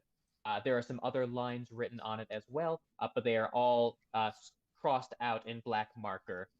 Looks like the other info is redacted. Redacted. I'm just gonna hold. I'm Redacted. not gonna. Those are the three things you see here. That one seems a little. I'm gonna take all three of them, and I'm gonna hold on to all three of them, and I'll check them out as I leave. This reminds me of state archives. This reminds me of the first. Just go. You just run. Okay. And I should mention the flyer has like a couple clock symbols and time symbols, which is why it looks connected to time stuff. But yeah, what are you going to say, Norma? I'm gonna lead my flock of sheep, of misbegotten travelers, to the city archives. Okay. Right. Oh yeah, I just had you roll stealth. I think I'm doing it like stealth like every other section. But yeah, so you are able to sneak through into the city archives. Okay. Okay. What are we looking for in here? Okay. I want to look for trade, like trading information that might have happened with King City or with other towns. I want to be looking for those types of things, or just trade agreements, or treatises public and stuff. Yep. Or just treaties, different connections that Night Vale has with other towns that exist, hoping to find the name of King City. Okay. Anyone else? All right, you can roll library use. Is anyone else looking for? BK is also looking, hopefully. No, I don't think I'm searching in this section. Like we're just in 18. We're in the city archives now, right? Yeah, I'm not going to search in this for anything on King City. 18 under 30, so that is just a success. All right, just a success. For this, no, you do not find anything on kind of city relation, on like other relations in city archives. It looks like this section is mostly pertaining to the individuals of Night Vale. You can pretty much see like classified information on almost any Night Vale citizen in this section. Do I see anything on Laura or John Peters, the farmer? Yes, you can probably find both of their files pretty quickly. John Peters, I think, last name, the farmer, first name, John Peters. Yep. I want to find information on Troy. Okay. As well. I will also look for. I'll also roll another library use to look for Laura, John Peters, the farmer, and Troy. I'm still searching. So I'm actually looking over the things I found in the last room, and I'm sharing them with Lenny. Okay. I got a 51 over 20. I got a 20 looking for those three people's information. a 20 Okay, under. sounds good. And Norma, right? Adam can kind I of point failed. the way to the section on people, but it's pretty much just organized alphabetically by last name. So this section is not really hard to look through. You find files on Laura. You do see some genetic info on her. Right, she was born a Night Vale native citizen. She was born with those branches. But it seems like she lives a pretty solid life. She's been working at the Moonlight for a long time. John Peters, also a native. Most Night Vale citizens are native here. He has been running that farm. I guess you see, I don't really even know how farmers exactly are paid, but I suppose you see like kind of that like government payment info and tax information on John Peters. Government subsidies. You see the government subsidy information for the farm, for the invisible corn. It looks like he ran a peach grove for a little while. Looks like he has plans to create an orange grove as well. So you see that info. Norma, you said you were looking at Troy? Yep. Okay. You do see, it looks like there is a fair amount of information on Troy, and I had it written down. That's always a good sign. Ba-da-ba-da-ba-da. Okay. All right, you see a pretty large folder on Walsh, Troy.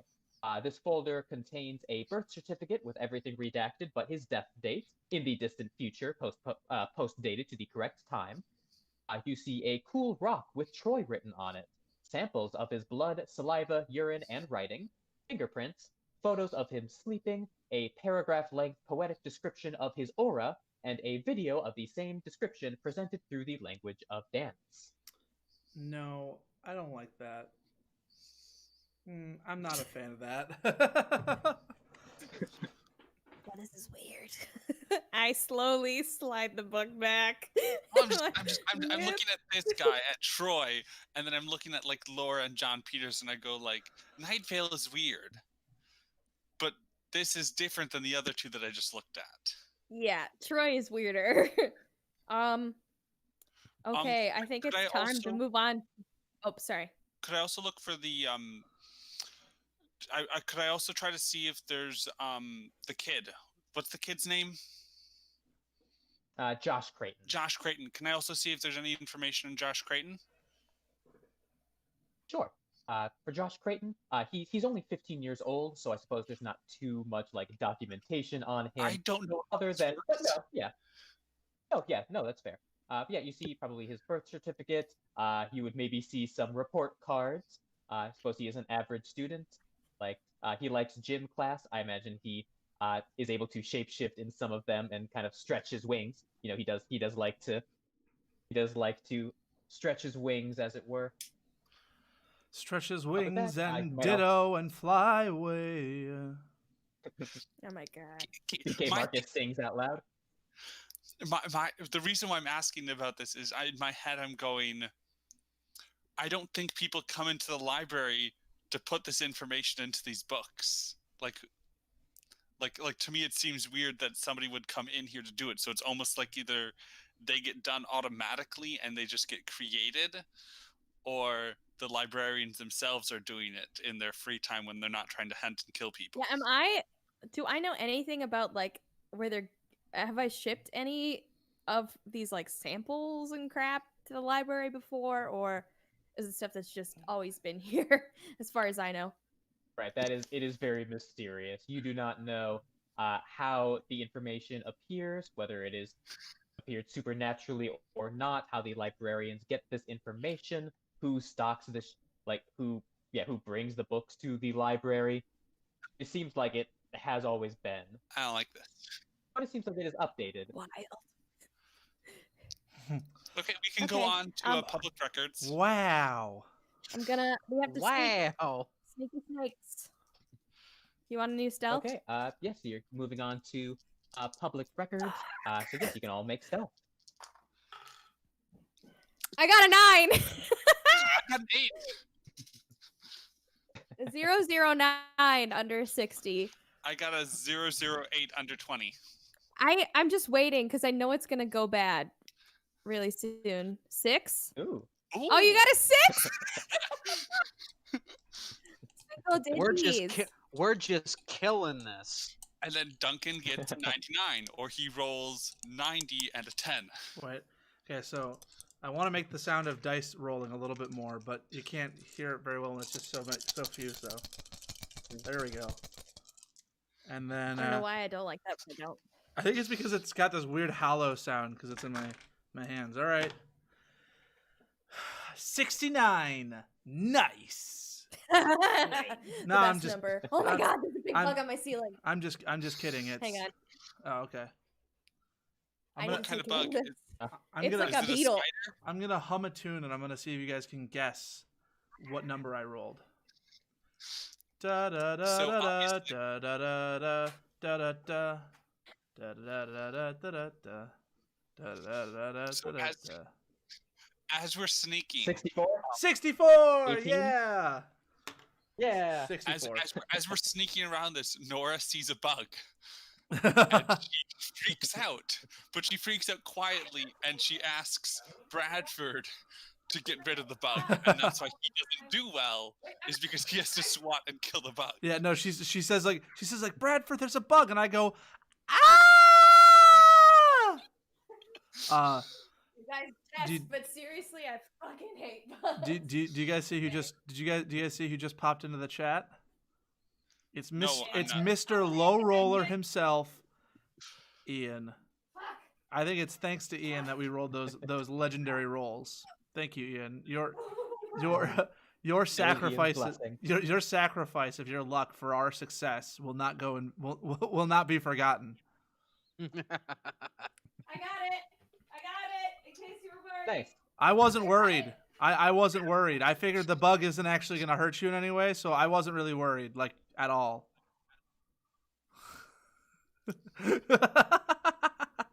just completely. Yeah, I had zero fear whatsoever. Like, I didn't even spare you a second thought. Like, no, not even a little bit. Not even a little bit. No. We were just confident for her. Are we going to have to roll again when we're in the nonfiction section, because that's like a at-risk location? Well, before anything else, we do have to like address the fact that I did get a 64 over 20, so like quite a bad roll. Like my last ones were at least extreme successes. Yeah. So, but I got like I definitely failed. Hard or extreme successes. Yeah. I'm kind of taking the kind of a group average sort of thing, because if it just took one bad roll between 4 times however many sections, so you're spirit of the bug is probably good. Yeah. Okay. Also, my last 2 rolls were a 98 and a 98 and a 90, so that's good. Good. You make your way to the public record section. I'm scared. Okay. Oh, wow. This game and the bug in real life are both really, like, my heart is beating very fast. Public record. We're gonna look for King City. I bet this shit is redacted, and I bet it's all on the forbidden shelves, and I'm not looking forward to going there. Okay. Do your thing when you find books. I like swat at BK. Do the thing. No, so like on this last one, what we were saying when you were away was that the reason why I failed my roll so badly is because you let out a tiny squeak and went, BK, there's a bug, and I saw it and I went, ah, and then I like slapped my hand. I heard it. I heard it. Okay. These are Bluetooth headphones, Duncan. I took you guys with me. Oh, okay. Well. Your voices helped ease me into a sense of security while I let the bug go outside. I'll be rolling to look for King City information in the public records. I rolled, but I failed, so it doesn't matter. 37 over 20. I failed. Ian, don't say that. I'm gonna bring that up when we get to the restricted section. But even though I failed, can I just take like 3 books off of a shelf and like go like what type of books exist here? Because like city archives to me would seem more about treaties and information, but it was more like people's life stories and personal information. Yeah. So to me, that would go more in public.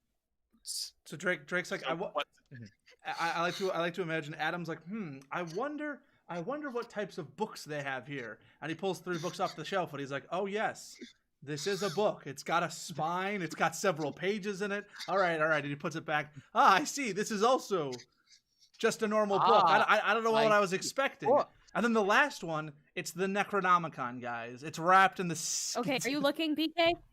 No, I'm not looking. I don't. Duncan.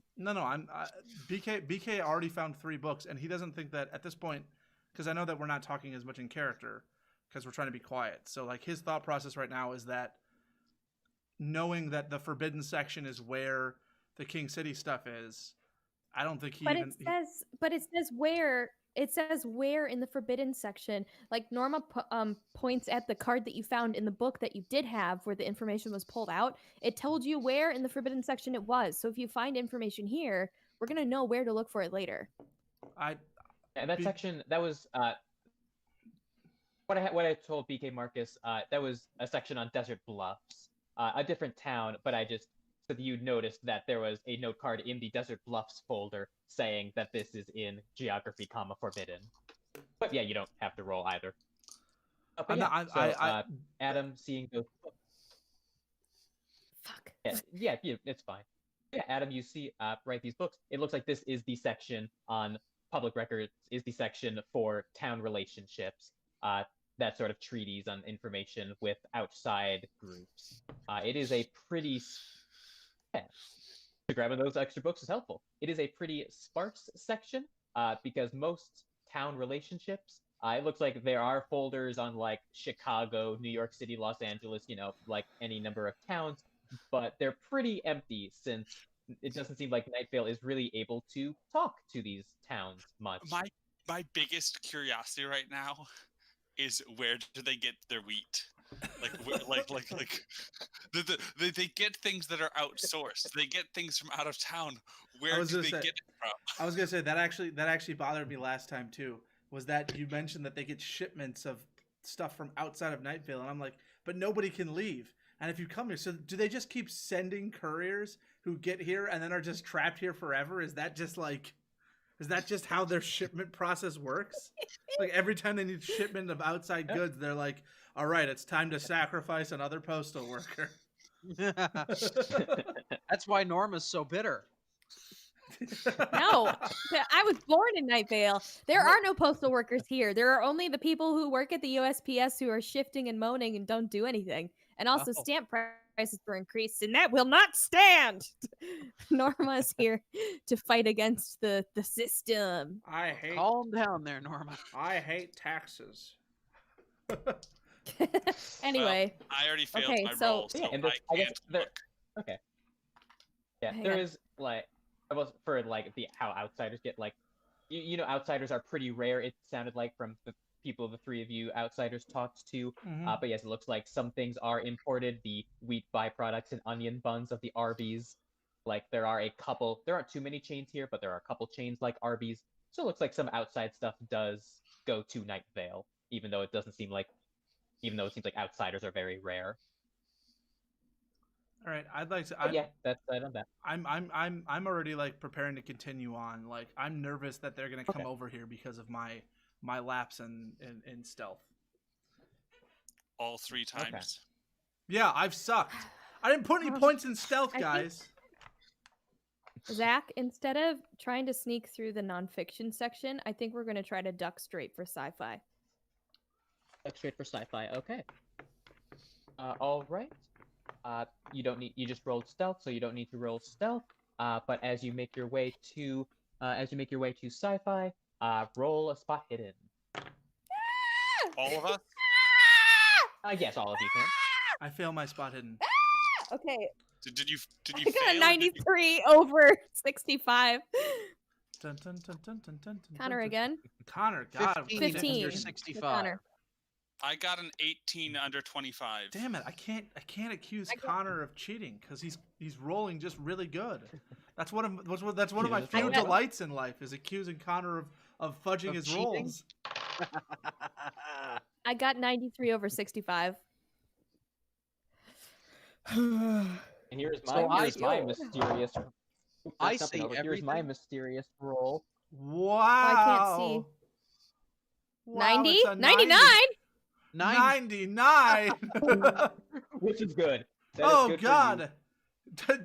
Zach It rolled was a so 90. miraculous that We it caused see Drake all to the leave. librarians. They're in a pile, sleeping. No, Zach rolled a 99. Drake, Oh, come okay. back. Zach rolled a 99 he's for like- Drake's I was internet like- connection, and it failed. Oh. Drake's internet connection rolled a 99 and failed. Yeah, he back. Don't Back worry, to guys. here, I don't worry, guys. I can hear you. advertised this stream on Mr. Beast's Twitter, so pretty soon we're gonna start getting some big names coming in here. Oh my god. Okay, you all sneak past the nonfiction section pretty Hey, successfully. wait a sec. Okay. And my roll Yeah, what's up with of our the campus? 99. You just have to click I roll of the 99. if you click like the button to like change the cameras, Drake should reappear his camera if he's still blank for you. Okay. But yeah, with that you managed to get to the sci-fi section. The 99 I rolled was for the librarian spot hidden check. It did not see you, but with your successes and Connor's harder extreme success, I forget what it was, you do see a little bit of the librarian that was in the nonfiction section. You see some spindly legs, almost like a very large spider. You can almost imagine like that spider boss in Monsters Inc. But just a few of the legs you see kind of skittering around as it crawls through the nonfiction section. I mean, yeah, Ian, if you were here, you would have already died by now. die. You would have Yeah. been the player you would have been the NPC who would have been killed by the librarians as soon as we entered to show us how tough they truly are. Oh my god, no. Man, Okay. I'm so glad I'm need to here. go. I'm so glad I'm We here in the need to sci-fi go section. now. I can go search for some of my favorite authors, like Timothy Zahn, the author of the first Star Wars novels to be officially added to canon. Or I could want be to looking see- for Dune, Oh which my is another one of my God. favorite sci-fi novels. Or Duncan, I want to I just started I listing want to all my sneak favorite. immediately. I'm heading from our sci-fi section to the Forbidden Shelves because that's away from the thing we That's- just saw. That's Okay, what I'm and I'm doing. gonna because- try to stick to the far left side. Because of I've Duncan's actually- comment, To the far left he gets side. left behind because he's looking for his favorite books. No. I'd actually like to take point here. Like, as soon as we get to the sci-fi section, I immediately start like moving over to the forbidden shelves. And now, Ian, as I wanted to mention before, I'm super nervous. This is also a joke, but also just like an actual fear of mine that I'm gonna get to these fucking forbidden shelves and I'm gonna open one of the books up and it's just gonna go. You mean Like in a Harry face that Potter? screams. No, like from Harry Yes. Potter, like the restriction section in Harry Potter when he opens the books, they just go. Restriction section. It's restricted section. Anyway. Why did you say The restriction? Norma and BK. Why are did you going- correct Because me that's what you said the first incorrectly? I said restricted. I was Whatever. making fun of you. I'm not correcting you. I'm making fun. In any case, we go to the Forbidden Shelves. All right, Norma and BK are going to the Forbidden Shelves. I should mention also with Connor's harder extreme success, in addition to seeing those legs, which Adam also saw, you do hear a faint sound. It almost sounds like laughing and crying. Like some very soft laughter Ugh. and sobbing coming from that area of the librarian. Anyway, the two of you are going to the Forbidden Shelves. All right, Are so Adam and the Good Doctor doing anything? What are Adam and the Good Doctor doing? Well, the good Dr. Are you guys Lenny following? is always interested in a forbidden section. Same. I like forbidden knowledge. Okay. I mean, I you've like got like forbidden three nerds. Wait. You've got like three nerds here, and then a USPS worker. Like these are all people who would be interested by what's on the forbidden shelves. So I'm Yeah. anticipating, Zach. we get to the Right. forbidden shelves. I play D&D on my off days. I was actually You don't going know to. me. My plan was to encourage us to go to the forbidden section, whether we needed to or not, because I wanted to grab a few books. Like I had a. I mean, pl- I'll tell you know what the worst thing about the library and everything is? It's an awful lot of bookshelves to break the bottom shelf of. So I get over to the forbidden section, Zach, and I start to kind of flip through the books on the shelves, like the Da Vinci Code, all 7 Harry Potter books, because as we all know, those are banned want- from Christian libraries. Like, and of course they'd be here. Witchcraft, I want of to course. keep- Burn them at the stake. I'm gonna keep an eye out for librarians coming nearby, or 50 Shades check of to see if there's anything Grey. in this section. Okay.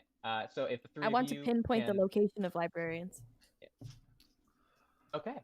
So Norma can roll spot hidden. The rest of you looking at the shelves can roll library use. And you know what? Hey. You know what? I turned to my two fellow like compatriots, and I literally say, you guys ever read the original Harry Potter books?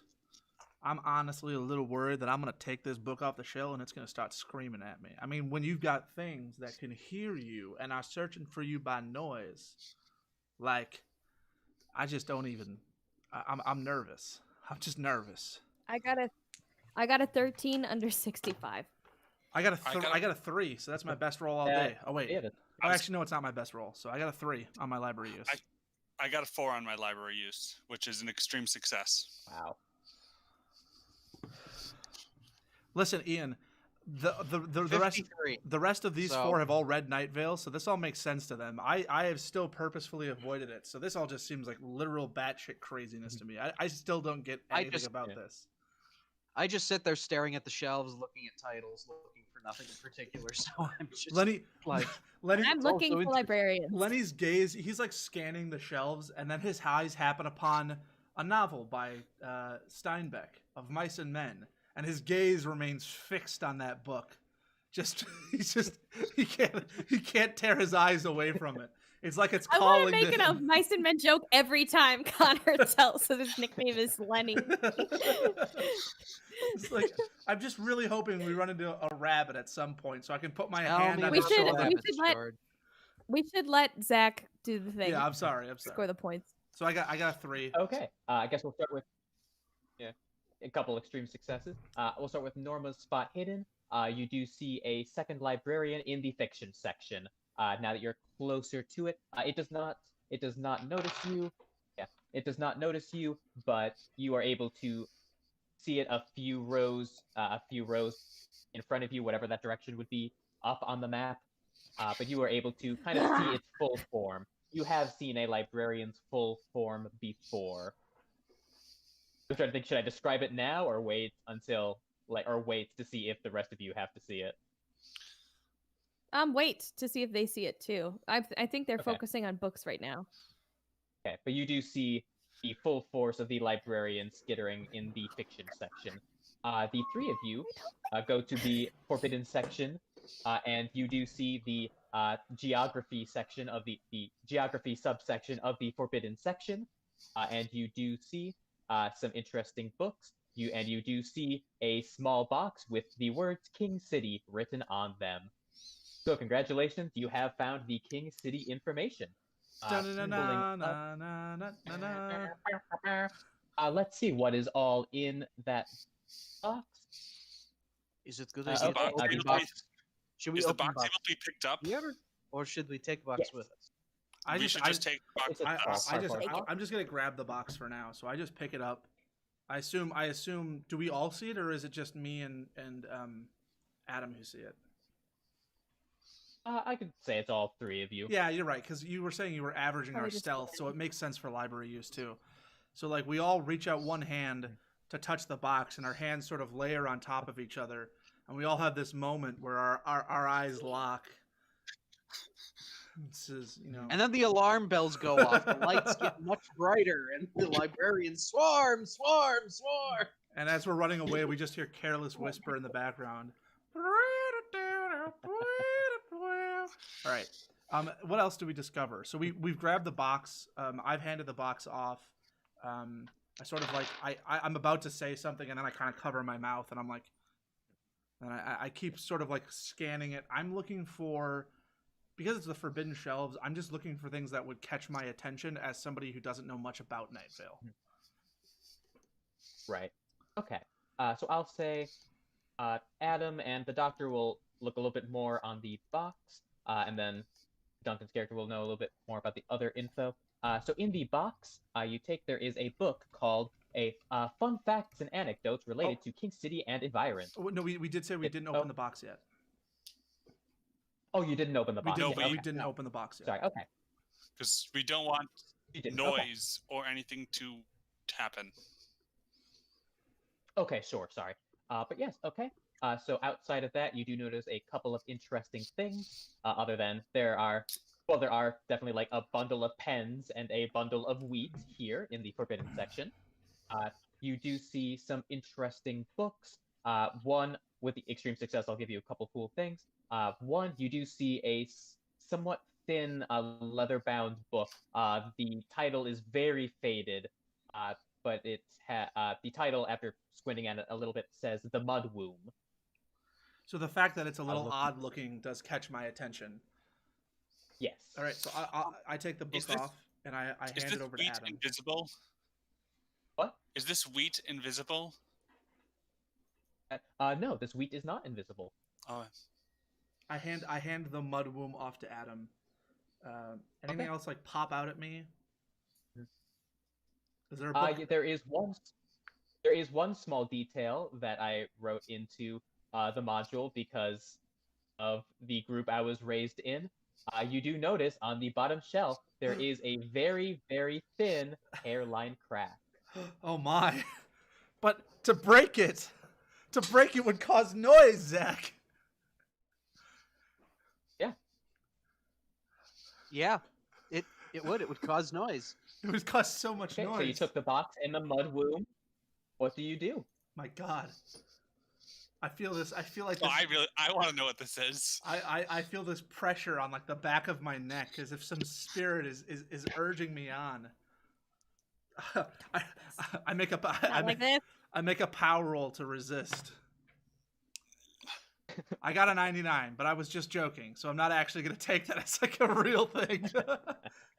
The spirit of Colonel Mustard propels me to break the bottom shelf with a hearty smash of my foot. I notice it, but because it is so meta, I'm not gonna do anything with it. But I do sort of hit my fellow old time. I do sort of hit Lenny on the shoulder a little bit. I'm like, I tap him, but I'm like Lenny, do you see that? Do you see that crack on the bottom? You think maybe something's hidden under there? Perhaps. It would be very noisy to try and get in there, though. It could just be the bookshelf is probably just a little tattered. Let's just leave it for now.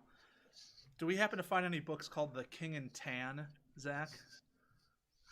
Oh my God, no. The King in Tan? No, you do not find do not find any Settlers of Catan jacket. A man dressed all in tan. I wonder what's that implying? All right, so I think we've gathered adjacency. I think we've gathered what we came here for. So I say to Adam and Lenny, if you two want to keep searching, I'm gonna go grab Norma so we can get the heck out of here. And I start to walk over to Norma, like you know, that like we were talking about before, like you're low down to the ground and you're sort of walking forward, like you're about to talk, and she just looks, like, without even looking at you, puts a finger to your lips. Puts a finger to her lips and points. And I follow her finger and I go like this. I go,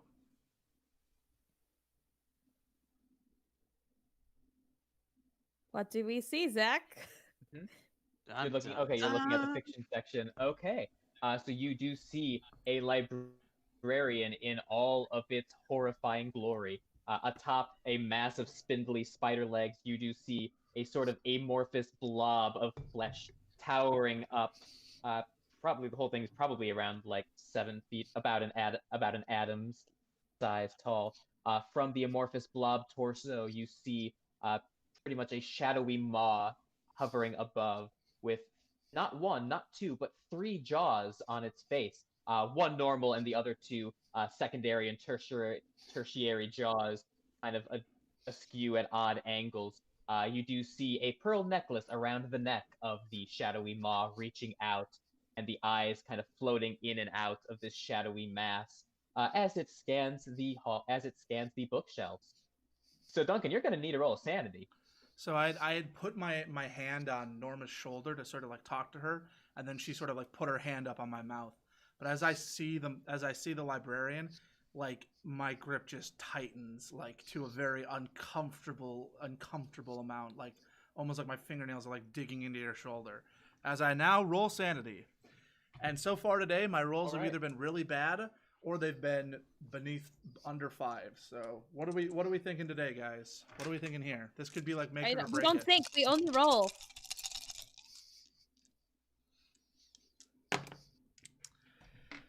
That's a 94. Oh no. Okay. I literally even if I wanted to, I couldn't save this because I only have 35 luck. So I could not even spend all of my luck to save this. Well, this is a sanity roll though, so it's Okay. all. I mean, you lose sanity. It's all about how bad the sanity loss is. Yep. How much sanity do I lose, Zach? If you scream or something. All right. Let's see. I will roll a d8. God, I hate this. That is a 7. Oh, So temporary you- insanity. Yep. Oh shoot! I didn't pull up the temporary insanity No. stuff. But okay, no. as I do that, I guess Duncan, you do have to roll intelligence. Who Right, has that's a how it works. box? You roll Oh, insanity, actually- roll intelligence to see. Yeah. If I succeed my intelligence roll, then I rationalize it and I don't go insane, right? Right. So Right. please. I thought okay. no. I thought if you succeeded I thought the goal was to fail your No. intelligence roll because Yes, you want to fail the succeed, roll by rolling above it. Right. You want to fail your intelligence roll because then you don't comprehend it. If you succeed your intelligence roll, you comprehend it in the context. Dang it! I was so happy. I just rolled a 48. I succeeded my intelligence roll. I was like, yeah, I did it, guys. I'd have to double. I'll have to double. I can No, double you're check. right. Connor is correct. Yeah, Connor's Yeah. right. Yeah, you guys are right. It's because if I succeed with my intelligence, then I go, oh shit, that's right. Because if you fail, your brain goes like, I don't understand what this is. It's probably just a trick of the light, or I didn't get enough sleep last night, or I'm drinking too much coffee. But if I comprehend it, I go, holy shit, this is an amorphous blob that is masquerading as a librarian.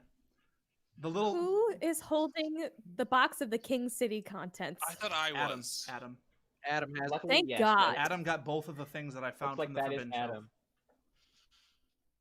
Yeah. And I forgot to pull this up before, just trying to find where the insanity table is. I'll go grab my keeper's name. Keepers. I'm pulling it up now. Yeah, in the trove, there's a keeper screen that has all that pertinent stuff on it that you might want to have up. That's Yep. what I always do it from. All right, I forget. Do I roll phobias first or manias, or I have to roll to figure out whether it's a phobia or a mania? Well, this is Yes. this is temporary insanity. I haven't first, pulled so this then bad it's boy. either I haven't out. pulled this bad boy out in a while, so it's got that nice kind of like it's been on the shelf for a while smell. It's kind of nice. Okay. So the first do I roll the bout of madness? Is that Yeah. what I roll first? Bout The of- D10 table. Bout of madness is first. Yes. Okay, Ian bout of didn't madness. take my pill. D10. What does he have? That is a 5. Ideology, belief. Okay, something in your ideology or beliefs is I guess exaggerated in an extreme, crazed, or demonstrative manner. So what do I want to do with this? You are. Let's see. Yeah. You are an Phases author. of insanity. Yeah, Yeah, I'm not Number religious. one is bout of insanity. I'm not religious. I guess my beliefs would be that something that could be twisted in some way.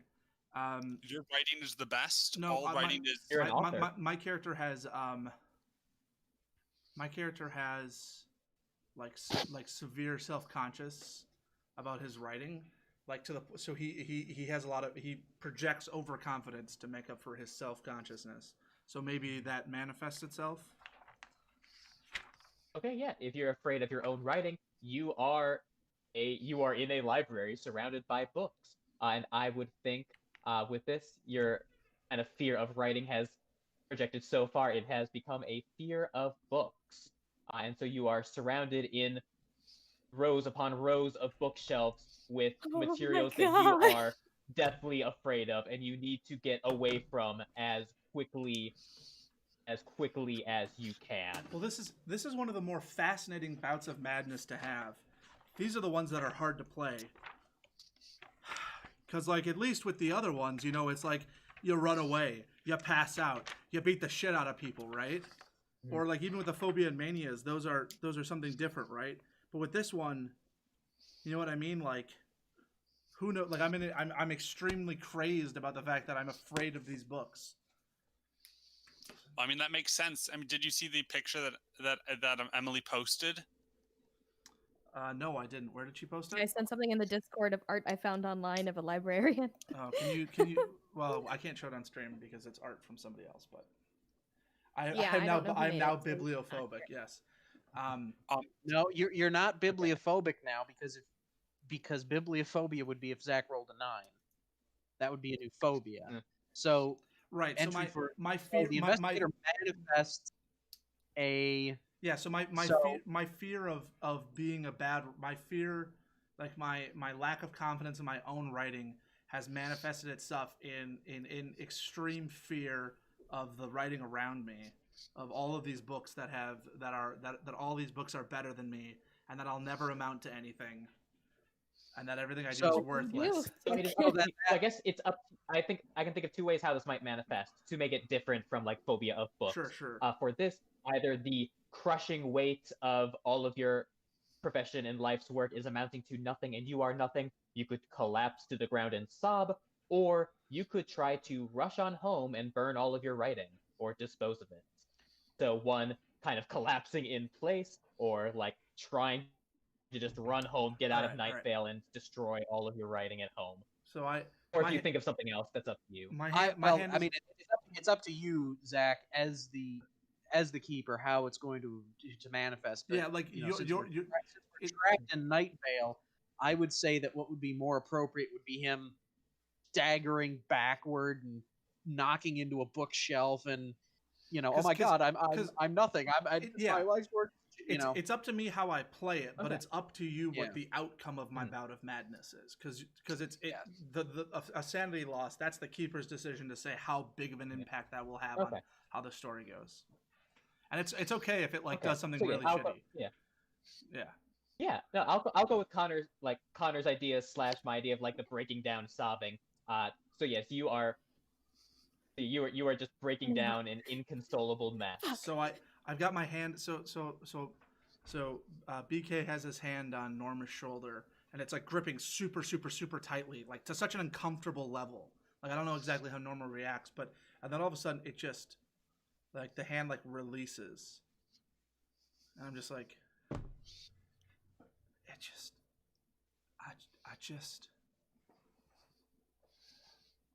mean, what was it even? What was it even for? BK.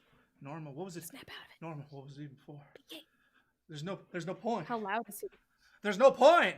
What's the point in any of it? None of what I do matters. And I stumble back against like one of the biography bookshelves, and I knock over the books that are on the one shelf that I walk over to, and I'm like, I turn back to Lenny and Adam, and I say, "Run!" And at that, yes, as Norma says, "Run!" you can see that librarian in the fiction section turning, peer around the bookshelf and look right at you. I want to run away. Now the librarian is coming towards you. How big How big is this book? It's 7 feet. No. 7. I know that they're the same size as I am.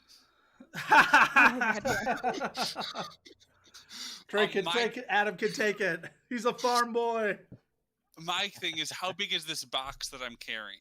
Am I able to wield a weapon while I'm carrying this box, or is it going to, is the bulkiness of it? I can throw it under one arm. You can do it one hand. Yeah, you can kind of the one goal hand is not the to box attack. and The goal is still to use run. your weapon. Okay. We are I'm not just attacking. saying, We're leaving. I'm going to try to run. I am fast. I'm just going to be the last to run. Right. Okay. Okay. How do we do this? So Norma, you say run. Run. Okay. All right. I think we need to go to initiative order. So initiative is just determined by your dexterity. Although if you are using a firearm in the turn, that would give you a +50 if Doctor's plan is to go guns a-blazing. If you do that, you're going to alert all the other librarians in the building that we're here. Yeah, I'm thinking that running is going to be the better option than just discharging a firearm in the general direction. So I All right. suggest. So what are all of So your it's dexterity? so we're. I have a 55 in every single physical stat. My dex is 70. My dex is 20. And My Duncan. dex is Well, I'll 40. still put you in initiative order. My dex is 45. Yeah, I want to do 40, character stuff. Yeah, you'll still be in initiative for sure. Okay. Going down, what is the librarian's? Zach's like, what's the librarian's dex again? Oh, that's right. I gave them Let's see, 99. and what is Mr. Waternoose's dexterity here? I'll kidnap 1,000 children before I let this company die. Let's watch my favorite part again, All right. shall we? I'll kidnap 1,000 children. Okay. I'll kidnap 1,000 children. Stop. So yes, Emily goes first. What do you do on your turn? I am going to bolt. I'm going to try to chart out a path for the others to follow me that I think will be the safest to leave. And what that's going to be is a diagonal line cut from basically that first starting on that dotted line, and then I'm going to try to aim at a diagonal towards the computer section near the checkout. Okay. Sounds good. So If that you makes start running you will start running that way. As for the my move rate is a 9 if that does anything as well. Right. So you can run I'm very really small, fast. but my strength and my dex are high. I think that's the highest you can have as a So you can human. Yeah.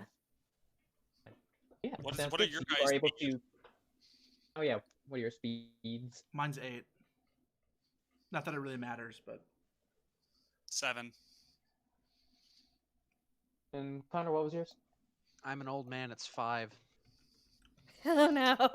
Lenny's gonna die. I thought 7 was the lowest. Okay. No, so it's 7, but then if you start adding age to your character, it starts to drop off. Okay. Yeah. It starts to. So I'm Okay. 65. All right. So thank God I have. Emily, you were Thank able God I have to a firearm. cover. Yeah. Mhm. So Emily, you are able to cover quite a distance with that sprint. But unfortunately, it is the librarian's turn. So the librarian peers in from the fiction section. You are able to see tendrils coming out of its torso as well. So now it is in line of sight of Drake and Connor. So the two of you will now roll sanity. God, you guys are all gonna die. Adam needs to live. And I'm supposed to roll under my sanity, right? Yep. Okay, I got a Yes. 17 under 65. Yes. I Oh, got God. a 67 under 75. Okay, awesome. So the two of you are just rolling a d3. Sanity. So okay, you each take 3 points of sanity as these horrifying tendrils emerge and come towards you. So let's see. Well, the librarian would probably have to grab the one that is on the ground. It seems like the easiest prey. Yes, one of the tendrils lunges at BK Marcus, who is on the ground. But BK, I will still let you try to roll dodge or brawl if you're going to try to fight it. So I think this whole time, so like the thing starts to come around the corner, and I'm on the ground, like kneeling, and like I'm like leaning back like this, like nothing I've ever done matters. What's even the point? Why did I think I could come here and somehow change the fact that I'm just a washed up loser? There's no way for me to change. There's nothing I can do. It's all over. It's all over. So he doesn't even resist. Somebody I mean, at this point, like we've established that it's some sort of thing. So at the point, like he doesn't even notice the tendrils coming towards him. Until they touch him, it's not even something he recognizes. Mm-hmm. So the tendrils come up. Okay.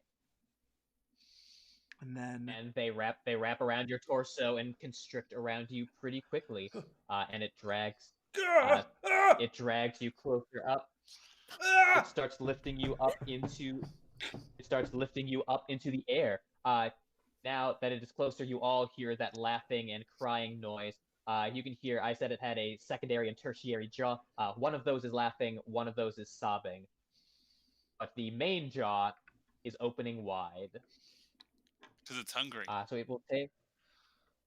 because it is hungry, and it will just make 1 bite attack. That is an 8, and you are constricted anyway. So what is that? Bite. Guys, I think BK's gonna die. Yeah, okay. So with that, that is 3d6 damage. Oh, 1, Duncan's dead. 3, 6. Okay, not that is 10, but they are stretched across like 3 different. It's 3 individual bites, so it wouldn't even if there was like a 50% of your health in one attack thing, and that's what there isn't. Right. Okay. Okay. So that How is much 10 damage income left? total. What is your HP? I'm still alive. Okay. What was your total HP? 12. 12. 12. Oh, 12, okay. 12. So one of those bites was 6 damage though, so that bite is half. Oh yeah, you're right. I didn't even realize that. Yeah. So that will. So that would leave. I need to go to that table too. That would result in a major wound. Yes. Major wound. Okay. Hello, my name is Nice to Major. meet you, Major Wound. I'm Admiral Emily. Wounds and healing. I'm And- Colonel Scab. Wonderful to meet you. Colonel Scab is the worst name. Don't, just don't. Oh my God, this is so brutal. Have you met my friend General Fester? I'm not super familiar with Call of Cthulhu.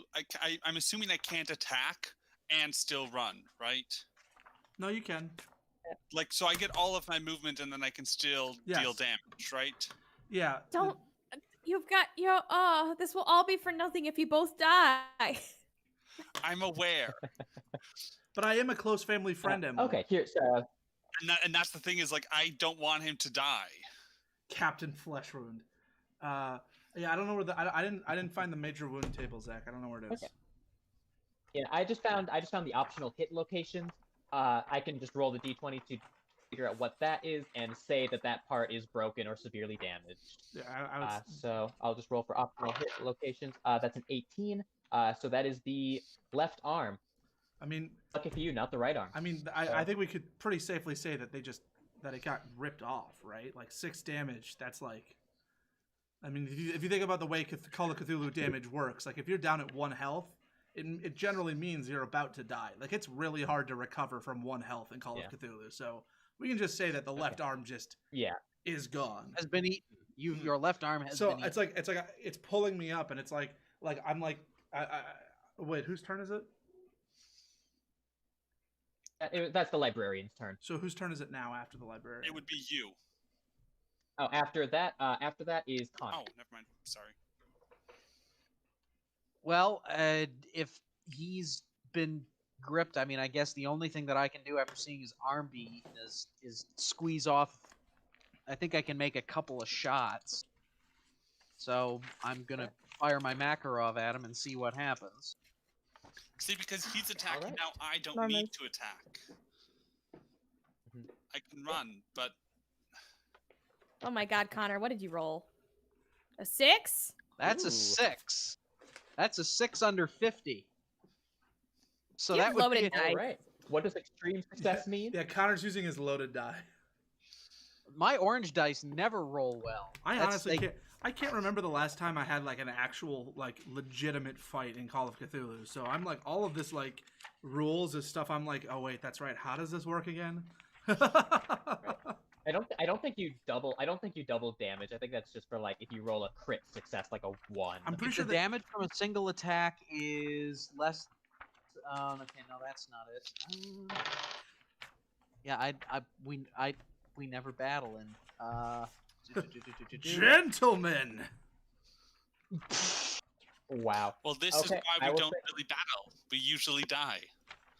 Actually, it's Yeah. lucky you rolled an extreme run away. success. Because I just rolled for the librarian's dodge, which you would do in response to a gunfight, and it also got an extreme success. So if you did not get that extreme, you would have missed. Oh, thank God. Comparing results, worst, critical, okay, extreme success. Side with the higher skill or characteristic wins, pushing the roll. opposed rolls. Okay, whatever. So.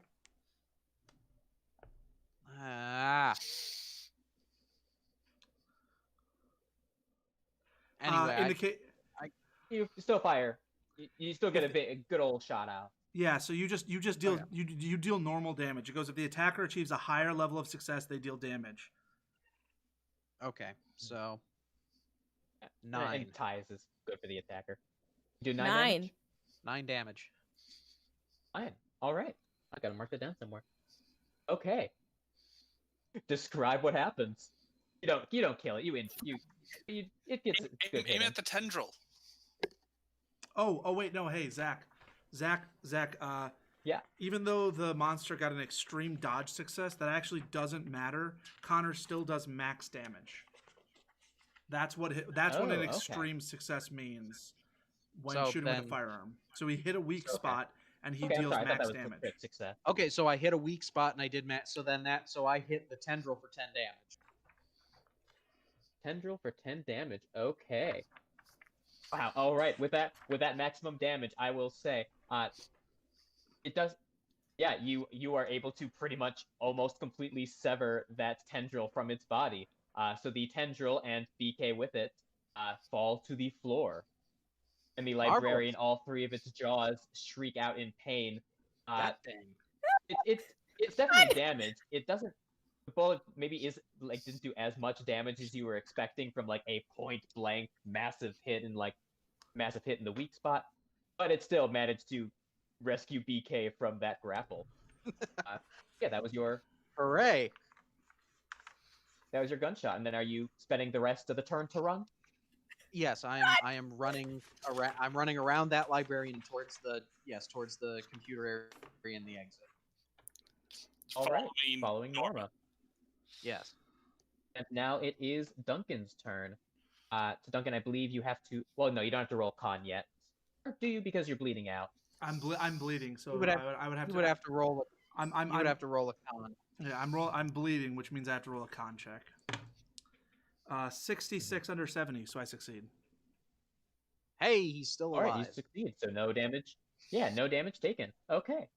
So your left arm is bitten off, and you are collapsed on the ground. I will say that getting your arm bitten off, in a way, gives you a bit more clarity of the situation. In that you can understand that you are able to flee. As soon as the tendril hit me, it's not like I was pulled from my madness. That's not how it works. But there was definitely like a realization of perhaps I should flee. No, like it wasn't like your natural instinct to try to live is stronger than this temporary bout of madness. Well, no, it's not even the instinct to live. It's like it's this instinct of my writing sucks and and it's all this, but it's I don't want to die. It's not like I feel like I'm always gonna be worthless. I'm like I have to try. I have to do everything I can. So I'm still in my madness, but instead of it being like purely self-destructive, it's like this madness of building into overconfidence of I have to be the best. I have to beat everyone. So like my arm's been chopped off and I like bounce on the ground, and just through sheer force of like madness and like and the adrenaline and the endorphins, I'm just like BK just like sticks his hand on the ground. He's like, I have to. I will be the best. Yeah, you kickstand yourself up with your one remaining arm and try to get on your legs and adrenaline really help with psychosis. As I'm running, I'm like shouting expletives at the bookshelf. It's just like, one day I'll be better than all of you. No wait, how does it like one day just you wait and see, I'm gonna be better than all of you. And then I just start I'm like bouncing. You better run fast. I'm running. Drake. I'm running from biography like straight to the computer section. Like it is not. I'm not slow. I'm taking a direct path, but I'm like bouncing off the bookshelves and running. Like it's not like. It is like. We just have to get past the reading room. It's like when you're hurt in Resident Evil, where you're like just sort of stumbling everywhere, just like.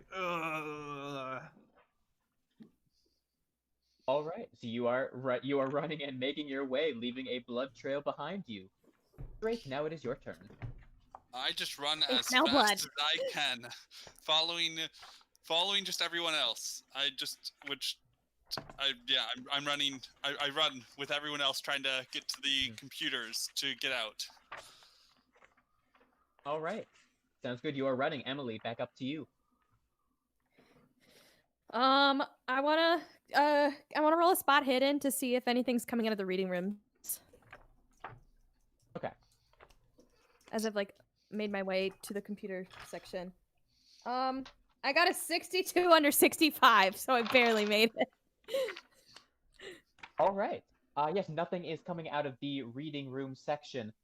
You do notice, however, another set of spindly legs coming out of the back of the reference section, kind of at the back of the B. But it does look pretty behind far us? away. It notices you. It is coming towards you, but it is pretty slow and farther away.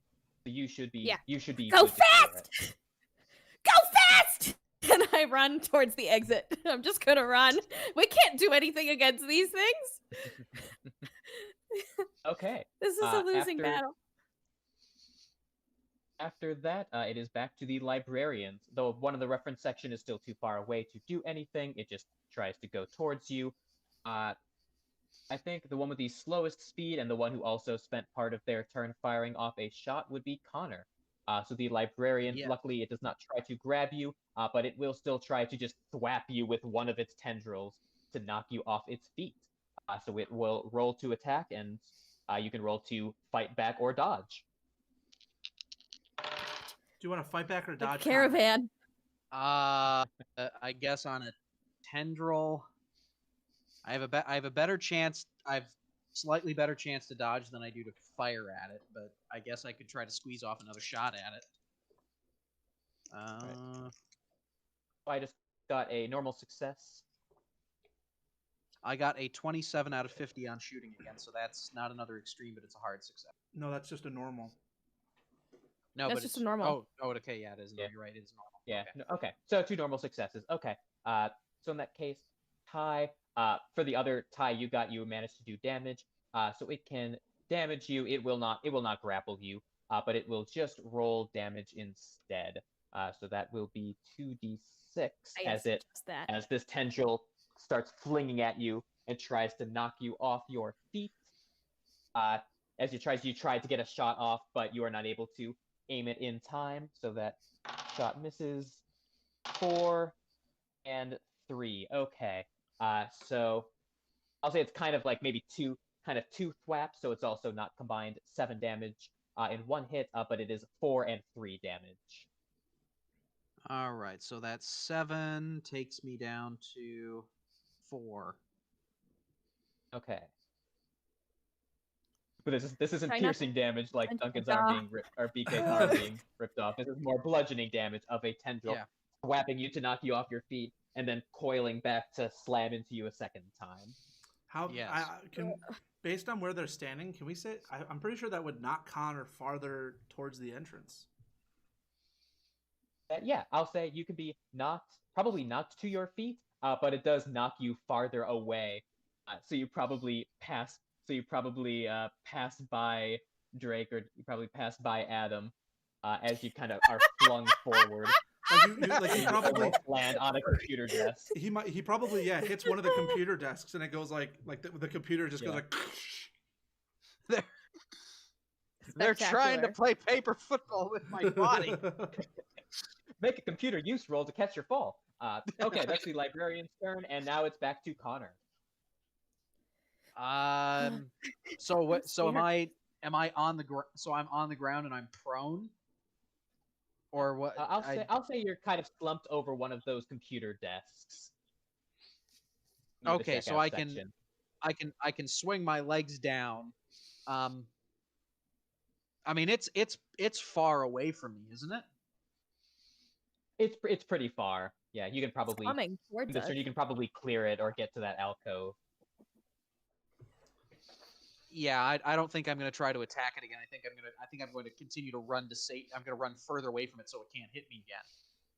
So I swing my legs down onto the floor, and I stumble and flail my way in the other direction. Okay, sounds good. I will say Norma and the good doctor, Lenny, you have both cleared the library, and it is now Duncan BK's turn.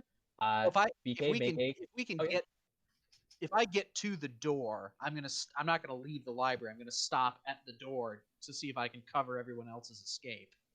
Okay, sure. So I'm gonna stay at the door frame Very with my heroic. gun out. Yes. All right. I don't have a sounds gun, good. so I And, can't do anything. Duncan, make a con roll. All right, I'm making a con roll. Please live. It's a 12 for me. So 12 under 70. Ooh. Yeah, he's good. All right. Is that like you extreme again success? do Does not the, take Nope. the It's not like bleeding it's not, stem? it's not like D&D. That would make no sense in Call of Cthulhu. Yeah, like no, through sheer force of willpower, I just stopped my literally cut off arm from bleeding. Don't worry, I can fix it once we you get out. bleed out, you don't take any damage. Yeah, so basically, like I've got like my arm over my hand over my arm as I'm stumbling forward. Where would you say I am right now, Zach? Like I'm trying to think about this. Like on my last turn, I'm past the fiction section now, like between fiction and reference. You would probably I be would say close- I would say you're between fiction and reference. So I'm probably not gonna get out this round, right? Not this round, but you'll be pretty close and probably out of the librarian's reach. All right, so I'm just like I continue just running and I'm like shouting like at the top of my lungs, just like I ain't gonna die here. I gotta be better. And I start like just like in this psychosis, like literally just like listing like authors, like just like that knowledge of like pulling up from like the subconscious of just all these people that I've ever felt like inferior to. So it's mostly like horror authors, but I don't really know. Duncan Shredder doesn't know a lot of horror authors, so I'm just gonna be like I'm gonna be better than J.K. Rowling. I'm gonna be better than R.A. Salvatore. I'm gonna be better than Jules Verne. And it's like running, and like I'm like as I run, I'm like flailing because I'm just like not even considering what's going on. But I will say that I think, to be real, like I'm still very, very injured and psychotic. So I probably like collapse against one of the computers as I'm running away. Like I get to like that computer section and then it's just like the blood from my arm like gets underneath me and I slip and I fall onto the desk like ugh.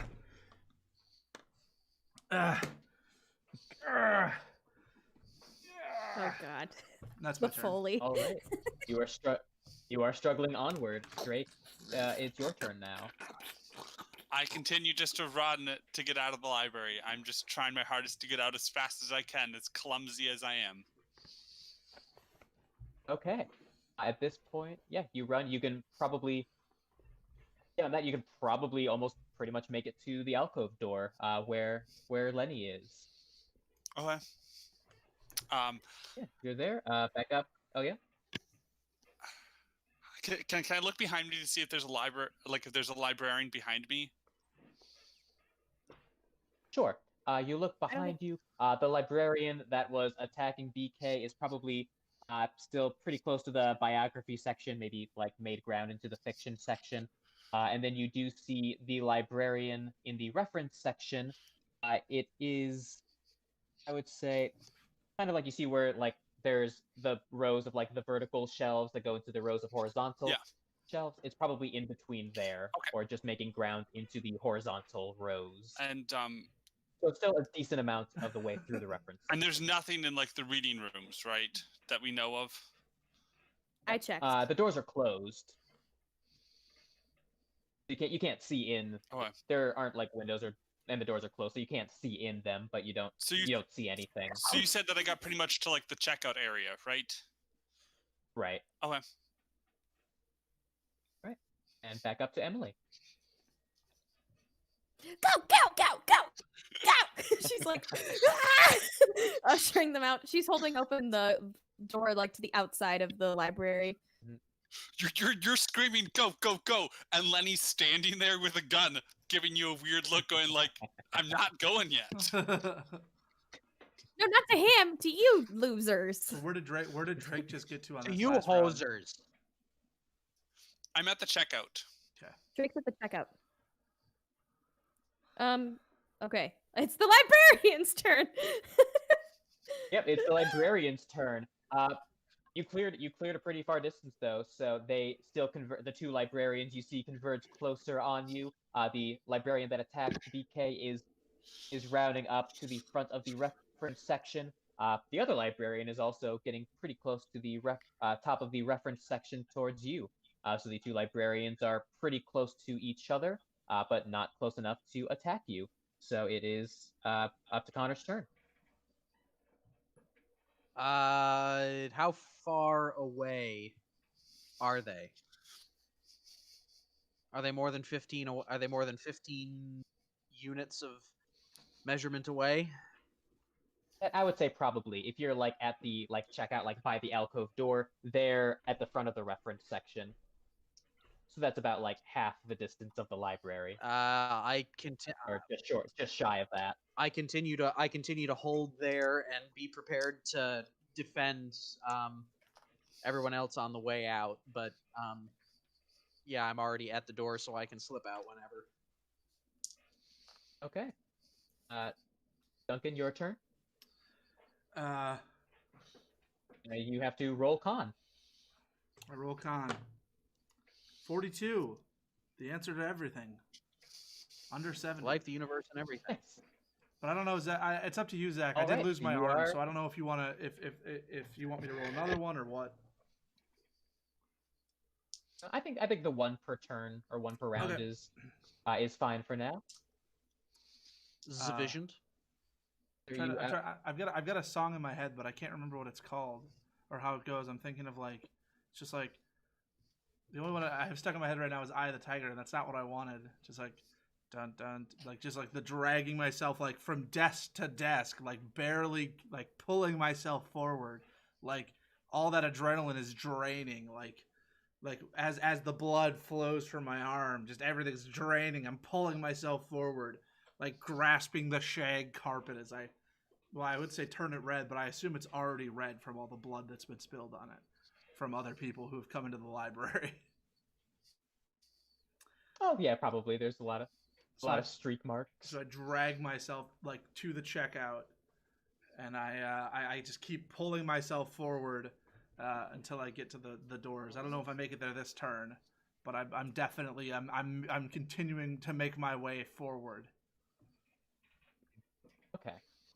I would say yes, you are able to make it to like the checkout and beyond area by the entrance. So it is down to Drake's turn. I think you're all pretty much by the exit at this point. Mm-hmm. Yep. I think just for Adam can make it out. Oh yeah. I was just gonna say, as I run past the checkout, I give it a look, debating whether or not it's worth it to stamp the books and the things that I got to check out to be a good citizen. I give it a look and I go, and I look behind me at the librarians and I go, nah, not worth it. And I book it out the door. Okay. And Emily, your turn. Go, go, go, go, go, go, go. All right. You're going okay. And librarian's turn, they inch ever closer, but they are still just out of range of attacking Duncan's character. Connor, your turn. Their tendrils lip at my heels. Yes, the tendrils lip at your heels as you hear the laughing and crying and screaming noises. The chorus of the jaws between the two librarians. Can I at least see the one that is in pursuit of Duncan? Oh yeah, they're like right behind me. Yes, right? the two of them are pretty much or not Duncan, but I mean the two librarians are pretty much adjacent to each other. So you'd be able to get a clear shot of both of them. Yeah, I'll take because I'm not moving. I'll take 2 shots. I guess I'll try to hit one in the other. Okay. So that's 46. So that's a basic success. And 15. So that's a hard success. All right. Let's see. The non-injured one rolls 1. What is its dodge? That'd be its dex. So the first one does get a hard success. So the non-injured one is able to dodge out of the way of your less accurate attack, and the other one, okay, 81. So that is so the injured one fails your hard success. You can roll normal damage. 8. 8. All right. You logic. Where are you hitting it? I mean, am I really at a distance where I can pick where I'm hitting it? It is somewhat far away. So I'll say you just get into its I try to amorphous mass of I try to shoot its head. I don't know. I don't know the anatomy of Okay. these things. Sure. Okay, so you strike kind of at the upper side of it, in the like one of its tertiary jaws, as its head kind of leans back a little bit, but it almost like catches the bullet in its mouth, but it looks like the bullet is kind of stuck there, and it kind of closes its jaw and swallows as it still tries to go after you. Oh my god, no. And then I assume you book it?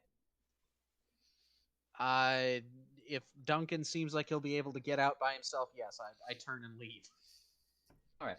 Anyway, it's Duncan's turn next. So you would be able to exit the library this turn, or go and mosh pit into the librarians. What about the con?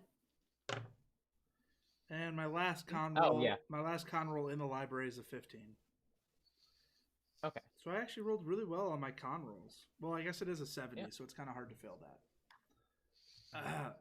I at this point I've slowed to like a crawl, so I just like I'm not even holding my left arm at this point. I'm just like one hand is just like dragging me forward, and I just pull myself As soon as he out through the first door into that like lobby area, and I'm just like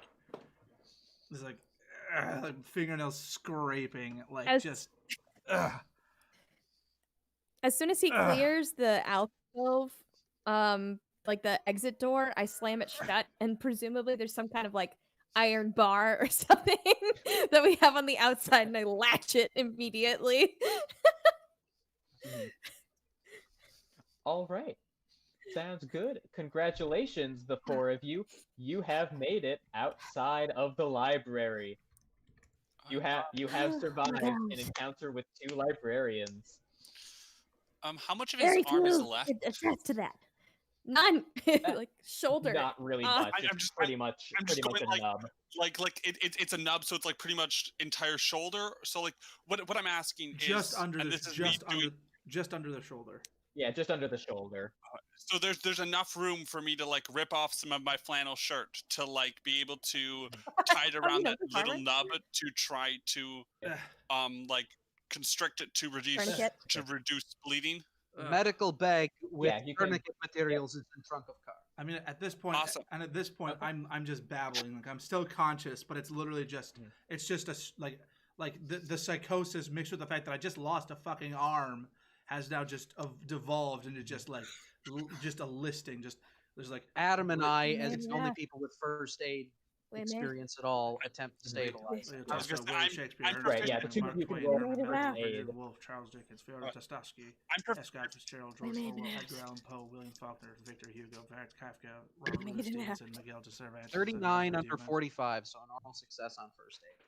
I got an 8 under 40 on medicine, and which you said was more like first you told me first aid was more in combat and medicine was more out of combat. Yeah. Okay, but yeah, extreme success on the first aid. 8 under 40, yeah. So he is able to stabilize the bleeding for the most part. Obviously, it's an arm missing. Nice, Duncan.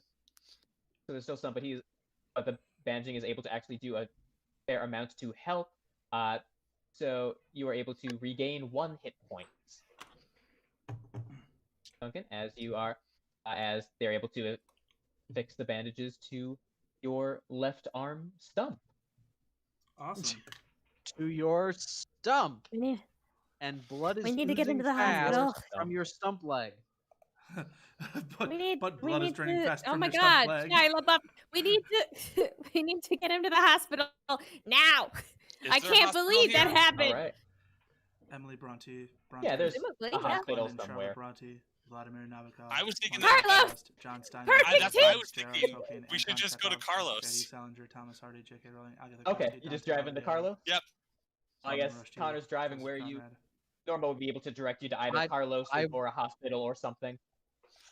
The reason why Yeah. I'm saying Carlos is my dear injured friend is an outsider who is human and doesn't have like tree branches or things like that. And They so don't having only a specialize in treating people with branch arms. Don't, That's don't worry, racist. Ian. Don't worry, Ian. I've still got my right arm, but I can no longer type on the computer as I once could. Who are you addressing as Ian? Oh, Ian's been in the chat this whole time. Oh. So he's been making some funny comments, so I've been responding to them. Some funny comments, not Okay, so you drive. just a few. Let's not give him a big head. And, okay. And Lenny, I haven't really talked about your Move injuries on. much, but you did take, I guess you took most of your health, not in a major wound way, but you were still probably pretty beaten up. I don't know if maybe the tendril gave you a couple broken ribs or something, something like that. I probably got broken ribs. That would be, from being thrown onto a table full of computers. I probably need medical attention myself. I think I instruct them to go to the hospital. I can drive if need be. I am proficient in navigating a vehicle. Are you going to be able to reach pedals in a car this big? That's a good point. Never mind. I was also Instead, thinking. I just try to lead them to the hospital. I was also okay. While she's We've leading them got to two the hospital. people that are very grievously injured. Yeah. While I'm in the vehicle, I'm just gonna continuously like making sure that they're like stable and healthy and breathing. Like I'm generally just gonna be like, Dr. Adam, just emergency, get you to the hospital. Just trying to keep you guys functioning. All right. That moral support and the Norma GPS, you are able to drive and make your way to the hospital. Fantastic. Henry Thoreau. So there's like an emergency. I guess there is an emergency. There'd be some sort of like emergency, ER drive-through type place. So I guess they rush the two of you inside. You see the doctors look very alarmed at the sudden missing left arm. Maybe I guess a little less surprised than you would expect a doctor to. And they see like, if they see like the box and book like in Adam's hands, they're like, "Yep, librarian." If we just say librarians, Yes. had to check out the book. I have broken ribs. Yeah. All right, code They didn't see beige, both code of beige, them. and they rush you to, and they rush the two of you to a couple of ER rooms. Code Pearl. While they're Code in their Pearl. ER, Norma and I, or at least I'm going to be looking in the box for information on. What's in the box? Yes. All right, I'm looking you with open Adam. up the box. It does not scream. Yes! But okay, in the box there are a fair few things. You see a book called Fun Facts and Anecdotes Related to King City and Environs. It is bookmarked. If you open it up to that page, you see there is one fact that is highlighted. Fact number 1061. Did you know? King City is the only city in California to have had a mayor right from its very founding. It has never gone a second without a mayor. It has always had one. Next to that phrase, you see something written in pencil, but you do not remember what it was. Norma, this is a very familiar sensation to you. This writing that you know is there, that is written down, but you're not able to tell what that is. It's very familiar to Norma, especially. This is the address, and we can't see it, and we don't know what it is, and I'm so frustrated.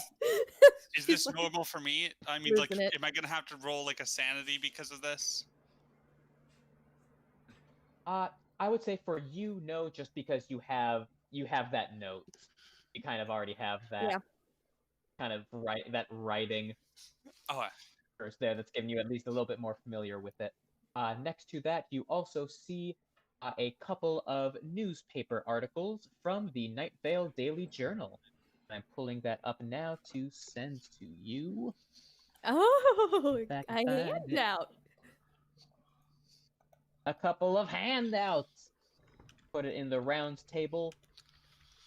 There's one. So King City is totally fine and basically not that interesting. That's all I need to know from this article. Should we read it in character? And I'll read one in. A Sure, if city you in want. The central two of you, there's two California of with them, no apparent so you can each connections read to one. a Yeah. town, Night Vale. I'll do the first. You're not there. one. You're bleeding. What am I? What am I doing? I'll do the Yeah. second one. I'll do the first one. Sorry, I'll go back to just reading Okay. author names. Lewis Carroll. Emily King Dickinson. City, totally fine and basically not that interesting. January 23rd, 2003, by Leanne Hart. A city in central California with no apparent connections to our town of Night Vale or the vast flat desert in which we reside is totally fine. It has a population of about a brown smudge and an unemployment rate of scribbled out with pencil. I'm saying like, oh, this is scribbled out because these are parenthetical notes. The sun shines there much as it does here. Sometimes the sun does not shine, and people there refer to this as night. In this respect, and in all others, it is totally normal. We at the Daily Journal are not clear why we are reporting on this story, as the fact that King City exists is not in it and of itself an interesting fact. If truth be told, and it often shouldn't be, the town itself is not that interesting. Good mayor. Citizens of King City, when asked via phone, wanted first to know who was calling. Oh, I'm a reporter, I said. I was just checking to see if you have anything to say. Huh, said the citizen. Okay, like, are you asking about something specific? No. I don't even know what the story is here. Maybe if you just start talking, we'll both be able to figure this out. Most people don't ask to talk about anything, said the citizens. Well, I guess my job isn't fulfilling, but I'm not unhappy about it. I never expected my job to be fulfilling. We're told so often that employment won't be fulfilling that the surprise would be if it suddenly turned out to be. I'm not happy about it, but I'm okay with it. That wasn't interesting at all, I said. I'm sorry. Me too. The citizens of King City may have commented further. I hung up, so I don't know. I'm not sure what this information does for you exactly, but just know that King City, a city in Monterey County, north of Mexico, south of Oregon, underneath the sky, over a lot of dirt, and then over a different part of the sky, is doing totally fine. Nothing more to report. It's been a slow day. As always, this article contains additional reporting by agents of various unnamed government agencies who have murdered an innocent man they did not know, just so that one of their fellow agents, out of contact but with the access to the newspaper, will read the man's name and realize that the name of the murdered man was itself the message. Fuck. Dang. Wow. That was interesting. I think I did a good job reading it, all things considered. It's pretty fucking wild. Okay, it's Adam's turn now. Well, King City reports serious trouble with concepts of existence loss. It's from the same time, January 23rd, 2003, by Leon Hart. Senior life and style reporter. A city in central California with no apparent connection to our town of Night Vale or the vast, flat desert in which we reside is reporting trouble with ideas like existing and loss. They are reporting that really isn't what it used to be, and that life seems somehow empty, or that it always was, and they just never really noticed. In a press release sent only to Night Vale for reasons we do not understand, King City indicated that it feels out of sync with cities only a few miles away, and that perhaps everyone they know are just variations of the same single person. Right. Everyone is one person, says King City. There are a lot of that person. Also, they need to elect a mayor. They haven't had a mayor in so long. It's time to elect a mayor, they said. They're probably in... I don't know. Their local paper, the King City Rustler, has been printing large glossy photos of some man in a tan jacket holding a deerskin suitcase. Ooh.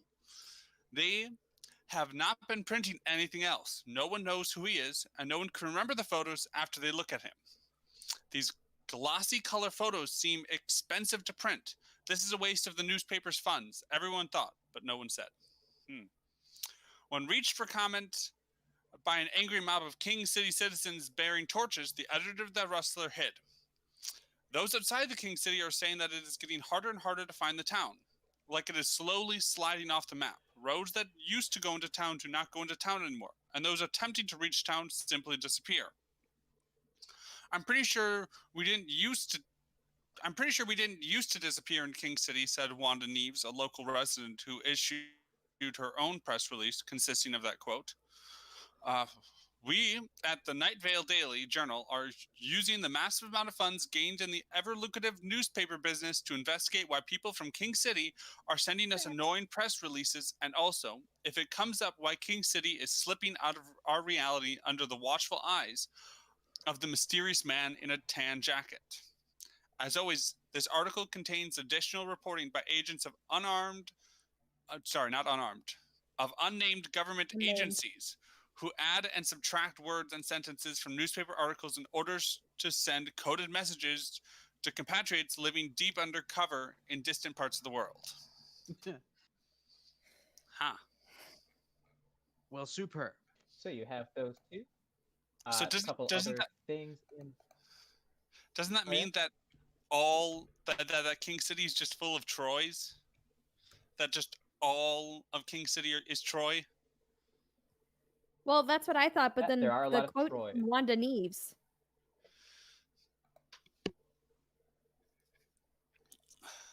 What else do we find in the box? Yeah. Okay. You probably see a few notes saying King City, but these are not magically adhered to anyone's hands. They are just scribbled on notes of paper. You probably see a few of those, but you are able to read those. And you also see another flyer for Lenny's Bargain House with that lawn flamingo on the back saying Time Bending Project Codename Bird and other information redacted. I think we have to go to Lenny's. I agree. I mean, but what are we going to do about the two people who got bludgeoned half to death and the one with the missing arm? They're not going to be of much use in our investigation, I don't think.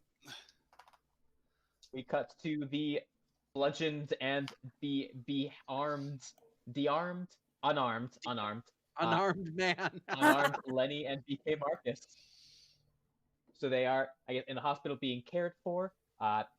These doctors are actually competent doctors, treating you, trying to treat the wounds. I guess they would roll medicine, so that would be a D3. I think medicine's a D3. Ooh, sick. All right. So that is 3 points. You each heal. As the doctors rolled max on medicine, so they're actually treating you very well. Just some real primo drugs that you're on right now. Primo. Like Lenny's very soothing and kind of relaxed state, Oxycontin state, for. I feel wonderful. I guess, Duncan, I guess it's up to you how much you think that these like hard drugs would help alleviate your insanity. Oh no, my insanity's that over. No one's really treated. My insanity's over. Because there's two temporary. Yeah, it's probably by this point. Well, because there's two types of insanity in Call of Cthulhu. There's insanity that happens outside of combat, which lasts for fucking ever, right? And then there's insanity that happens in combat. And I think technically this was the kind of insanity that took place in combat, so it's cleared by this point. So I don't think I'm insane anymore, but I do think I will be like in surgery for probably the rest of the day. So I don't think there's much BK can like logistically contribute. Right. To the doctors would tell you we do need to keep you here overnight. After this night, you will still be injured. I'm sorry, but we cannot recover your arm from the library. But it is up to you after tonight whether you would want to leave or stay. We can provide you medical care for as long as you want. We don't charge for something like health care. That would just be immoral, wouldn't it? Wow, charging for healthcare sure seems like something we'd never do in Night Vale, because we're good people with a secret police. Care about our citizens. Wait, I actually haven't seen you before. Sorry, I'm Dr. What's his name, and I'm Hello Nurse. What's your name? Hello, Nurse.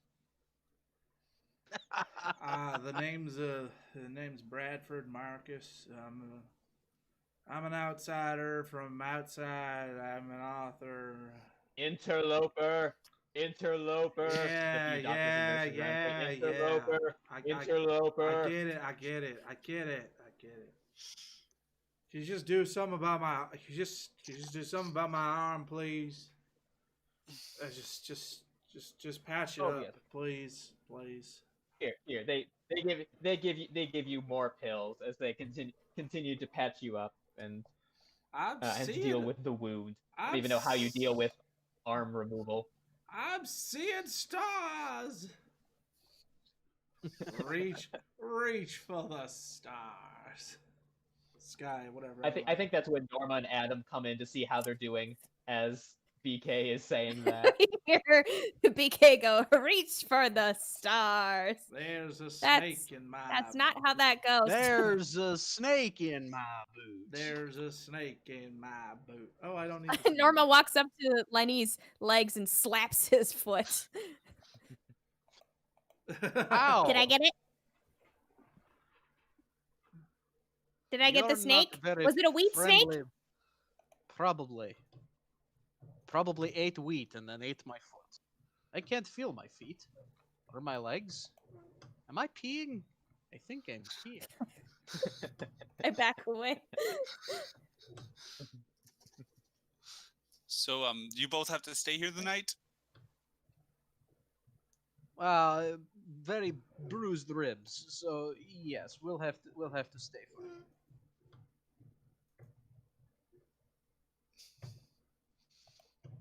Right, we can get you a cane or wheelchair if you need be.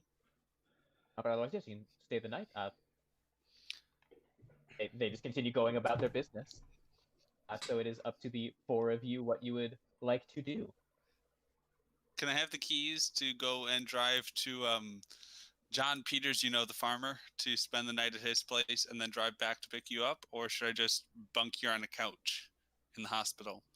Sure. Take car. And I throw the keys to you. Okay. I catch. Norma, do you have a house, right? No. I live in a foxhole. Okay. My name is what it is. I live in the trenches behind the Arby's. Would you like me to drop you off there, or do you want to come and spend I'm the kidding. night? I have a house, you moron. I give you instructions to my neighborhood. Okay. Wait, how did you get to Diane's house, Norma? Because I know you went in like their car with them after they went to Diane's. Did you drive there? I just ran really fast. Nope, I just run. Okay. That's why I'm in wicked good okay. shape. Okay. My size is 45, my strength is 65, and my dex is 70. So I'm like a jacked, tiny lady.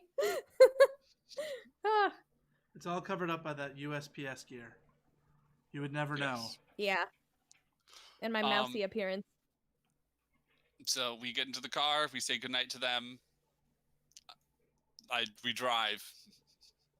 And the comparison of you going of Connor saying like, Norma, will you be able to drive the vehicle as that? She's really tiny. Well, I'm really tall, so like I'm scrunched up trying to sit in his vehicle. I do. No, I do have a 70. You get in. I do have a 70 drive auto. You get in this big Russian limousine and you put the seat all the way back, and you yourself can't reach the pedals. That is how big it is. Got it. For Norma, it's just like my mom. How she just has like 3 pillows that she has to sit on. Yeah, I think I tie the brass knuckles lengthwise on the bottom of my feet so that I just tip it. Like I'm just touching with the edge of this brass knuckle. The USPS does the driving for me. Okay. I drive and I drop Nora off at her house. She gives me directions. I look at the map. We drive to John Peters, the farmer. Then we sleep. Does anything happen at night?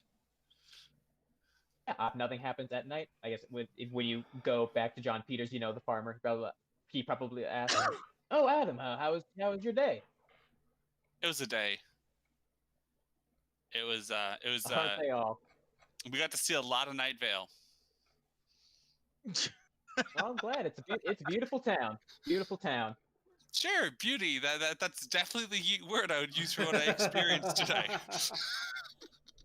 Oh, well, what happened to your friends? There's 2 more of you, I think, right? They're both at the hospital. Oh no, what happened? Librarian. Oh, librarian. Did no one tell you about the library? Nah. No, we weren't really told what was in the library. Out in the real world, librarians are nice, and they just tell you to be quiet. Oh, that's funny. What I can't even imagine what that is like.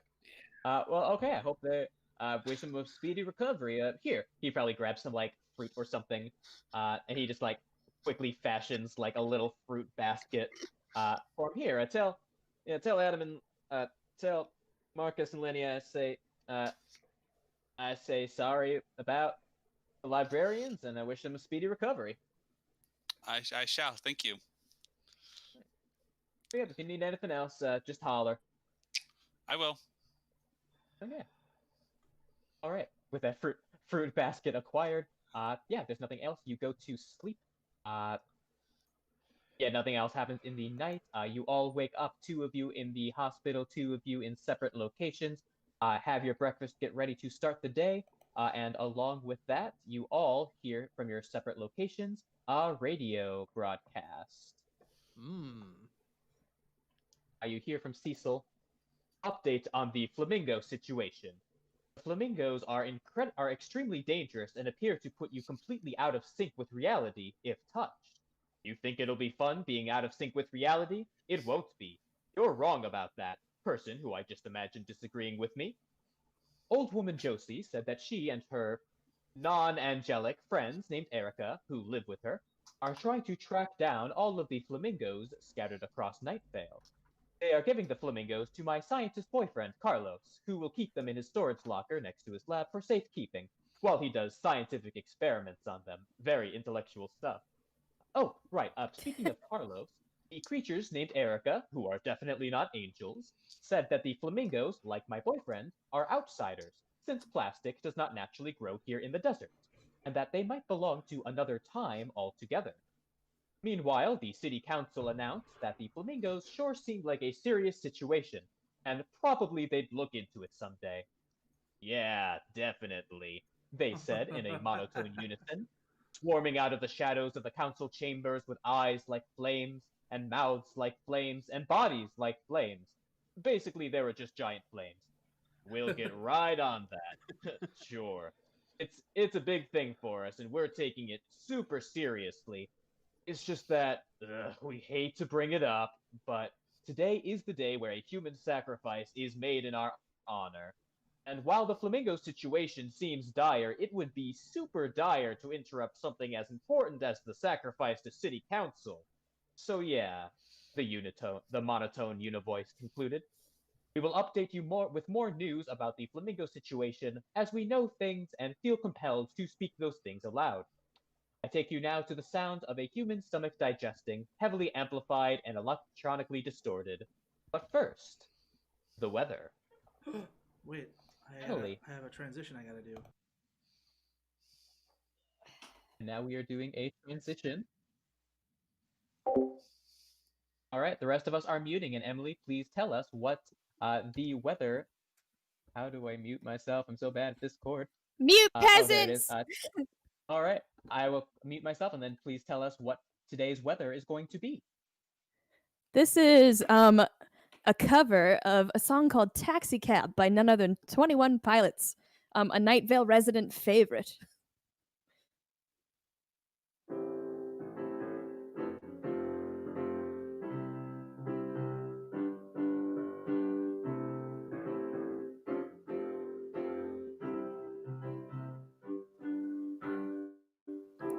I wanna strip myself of breath, a breathless piece of death I made for you. A moral writing piece of song that helped me carry on, but this you heard Sometimes we will die and sometimes we will fly away. Either way, you're by my side until my dying days. And if I'm not there and I'm far away, I said, don't be afraid. I said, don't be afraid. We're coming home.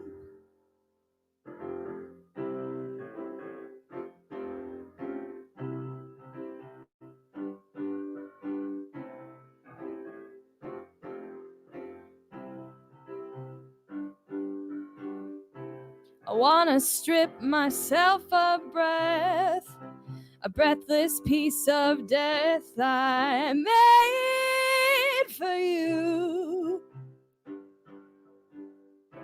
A moral writing piece of song to help me carry on, but this you heard. Sometimes we will die and sometimes we will fly away. Either way, you're by my side until my dying days. And if I'm not there and I'm far away, I said, don't be afraid. I said, don't be afraid. We're going home.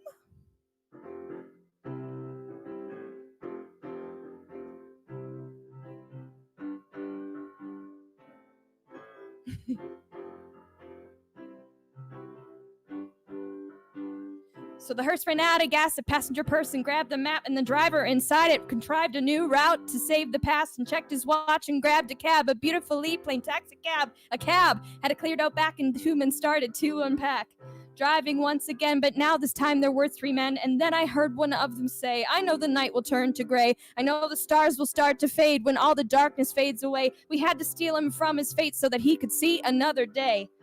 Then I cracked open my box. Someone must have picked the lock. A little right revealed the spot where my fingernails had fought. Then I pushed open the door, pushed it up against the floor. Then I sat up on the floor and found the breath I was searching for. Then there were three men up front. All I saw were backs of heads. And I asked, am I alive and well, or am I dreaming dead? Then one turned around to say, we're driving towards the morning sun, where all your blood is washed away and all you did will be undone.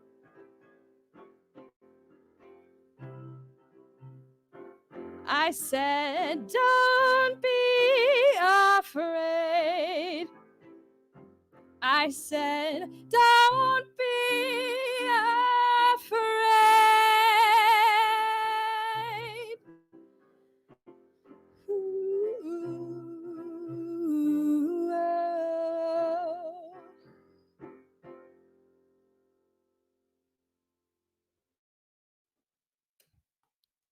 That was the weather. Yay! Nurse, I think these drugs. It's just the radio said there would be weather report, and there was no hot, no humid, no. I'm confused.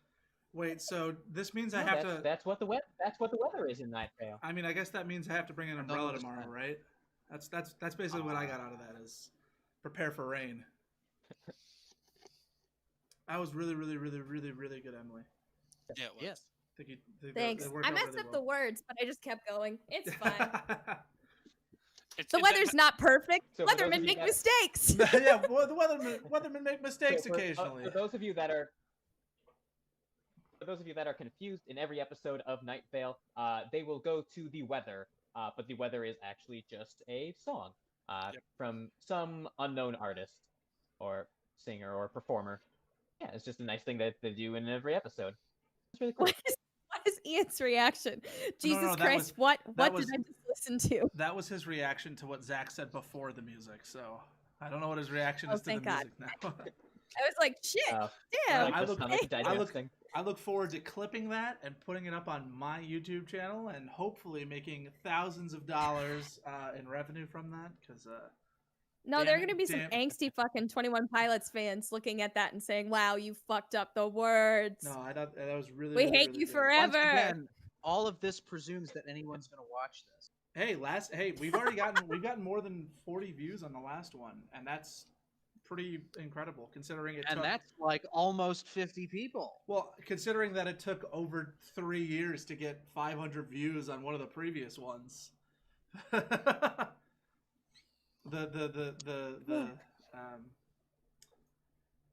yeah, I thought that was really good. So, alrighty, Thanks. let's get back into it. I keep trying to put my arm back through my sleeve, and then I keep going. I keep going that wait, no, I'm supposed to. I gotta keep pretending I'm missing an arm. I mean, I am missing an arm. John Peters. The farmer. It's alright that I call you that, right? You know, the farmer. You know, Okay, the farmer, yeah. You know the farmer. Okay, I'm just letting people know that, like, I don't call people their first name and then their last name. Like, I'm just Drake, so like his name is just John Peters, right? Like that's his first name. Yeah, but we had a friend named Alex Cronmiller, and you always called him Alex Cronmiller. Yeah. But remember, you did see his file in the library, and I did say that it was the farmer, because it was last name first name. It was the farmer, comma John Peters. Yeah. So and that's why I'm going. Like I originally thought his whole name was John Peters, the farmer, but now I just learned that it's John Peters, his first name, last name, the farmer. Yeah, his whole name is John Peters, his first name. the farmer. Yes. John Peters. Do they already have a human sacrifice planned for the council? Or are they gonna go? Oh, I'm sure. I'm sure they do. I know the mayor Dana's not really too keen on the whole human sacrifice thing, but they usually have something prepared. It's not even always a human. Sometimes it's a pig. Sometimes it's someone giving up their favorite hobby. Just some kind of sacrifice. Got it.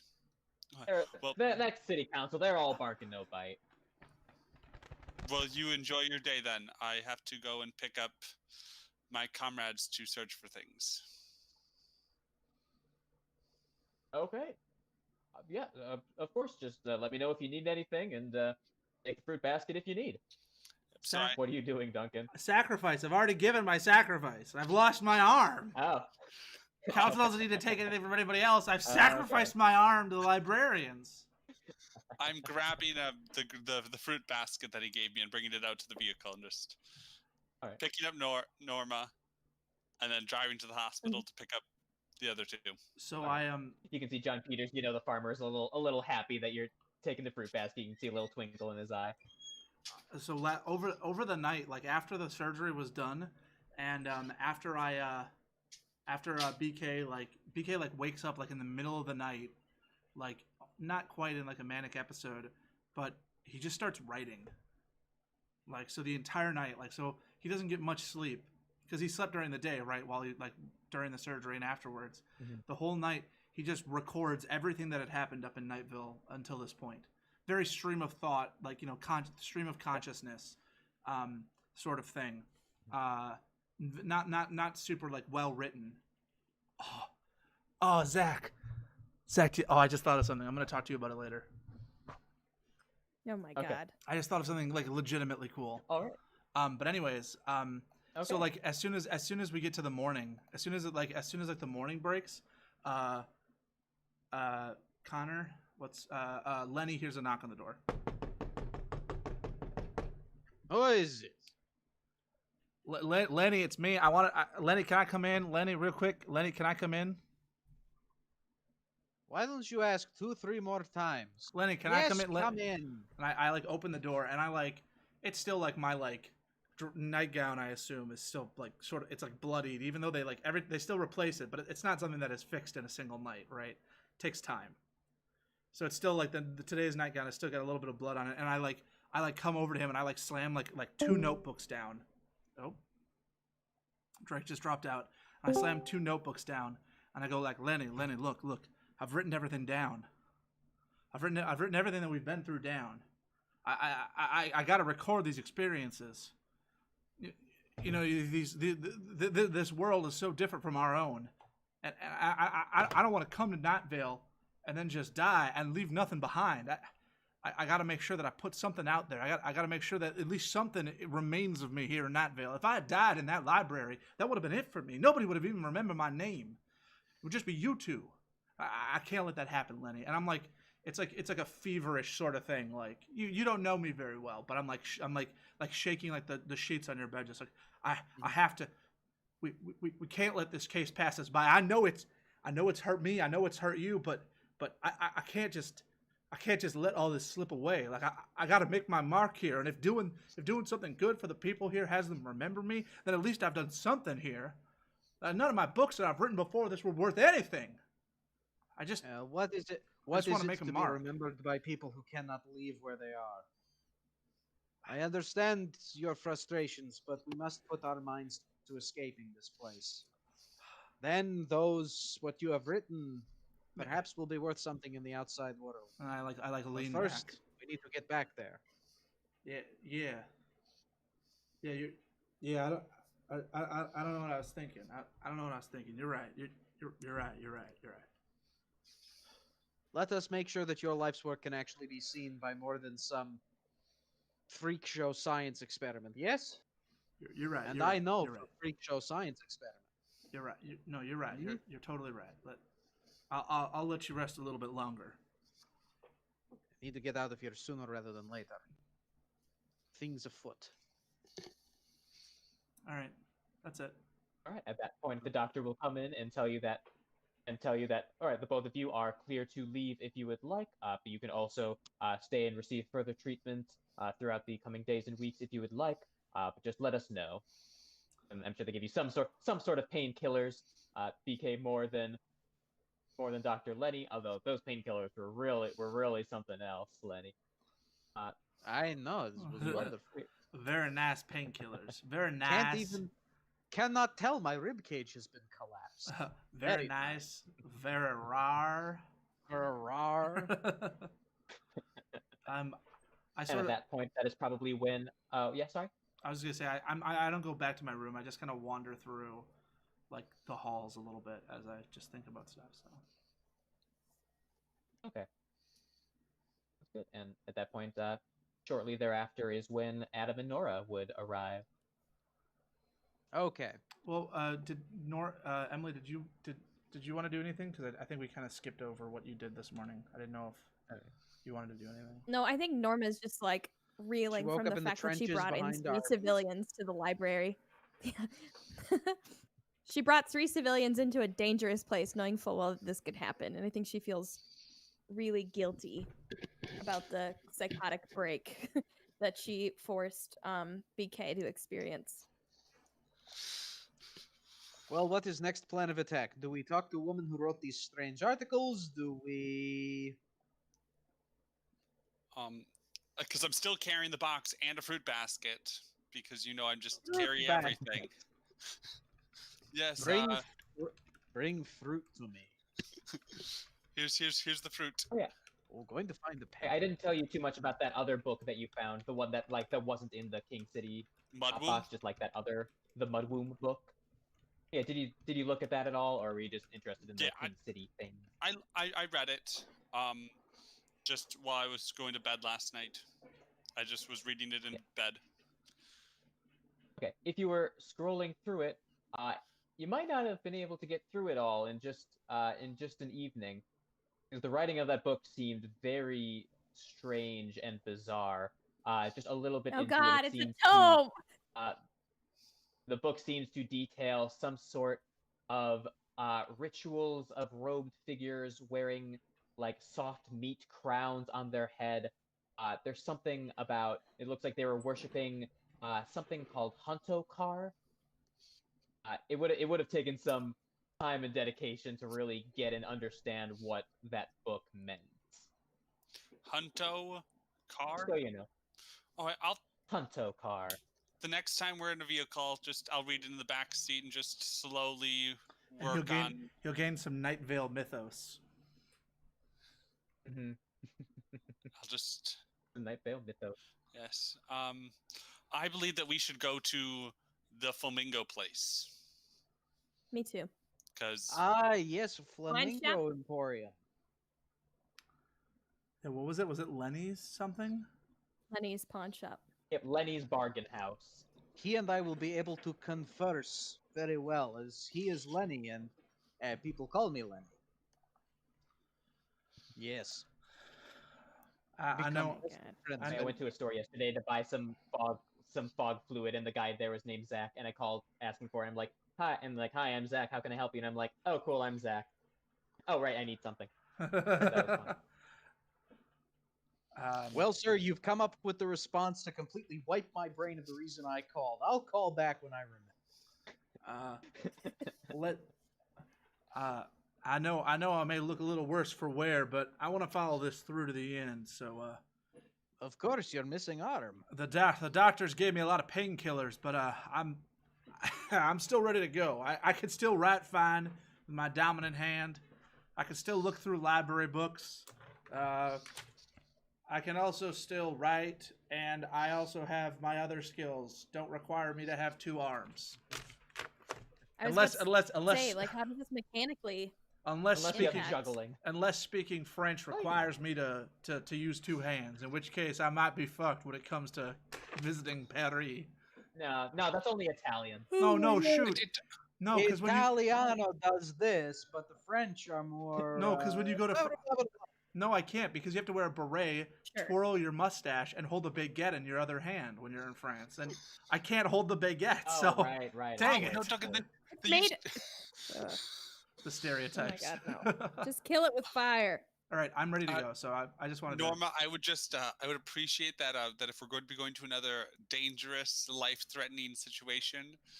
Told you guys you didn't listen to me. I warned you. Yeah, You did warn us. Yeah, Adam, we multiple heard it on, times. We also heard it on the radio, Adam. So I don't know why you're thinking like we went into that with like no information. I think you just gotta. I'm not blaming her. I'm just saying, like, if we're going to be like, if I need to know anything about Lenny's, please let me know. If anytime that we're going to be going to a dangerous location, just give us the heads up like you did beforehand with the library. I just don't want these 2 friends of ours to be going into a dangerous situation without knowledge. That's more my thing, as you as the resident would know. Need knowledge. They need to freaking listen. Just don't mention. Who rabbits. didn't listen? Who didn't listen? Aha, you see? You see, we BK. always listening. Touche. Touchy. No, she looks at BK. Yeah, Touch. BK didn't listen.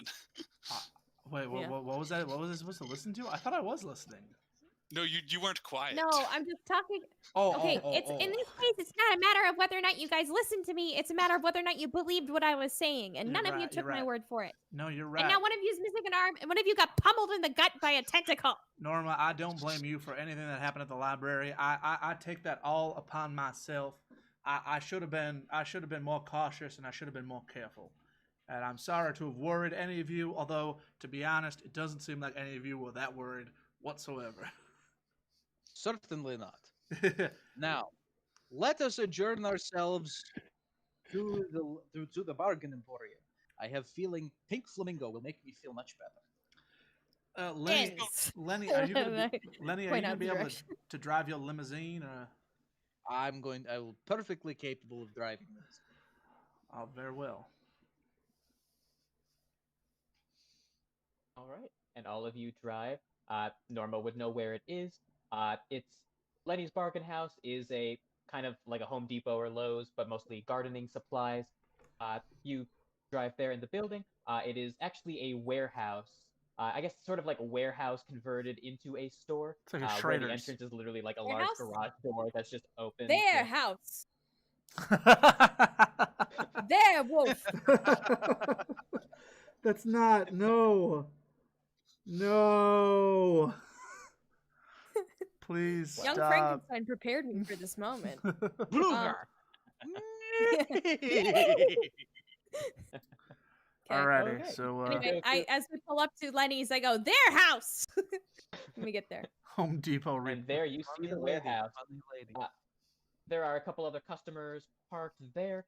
There are also some black vans that would otherwise be undescript or unremarkable if it wasn't for a label on the side of them saying, "We're not government agencies."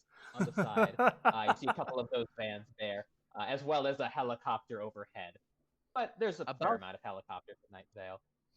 About as subtle as KGB. I mean, it certainly seems like there's some sort of investigation going on here. If I had to take a wild guess as to what is happening, they're probably doing that search that we heard on the radio for the pink flamingos. No, I'm sure. Searching. Let us. They don't really care. Shop the plan. You go inside. You see plenty of gardening supplies. Nothing looks out of the ordinary there. At the front counter, you see a burly-looking man. He has a plaid jacket. He has like gardening gloves on. It's not some, like, Troy. Kind of no, It's a not farmer. a Troy. It is a man named Lenny. You can tell because he has a name tag saying Lenny.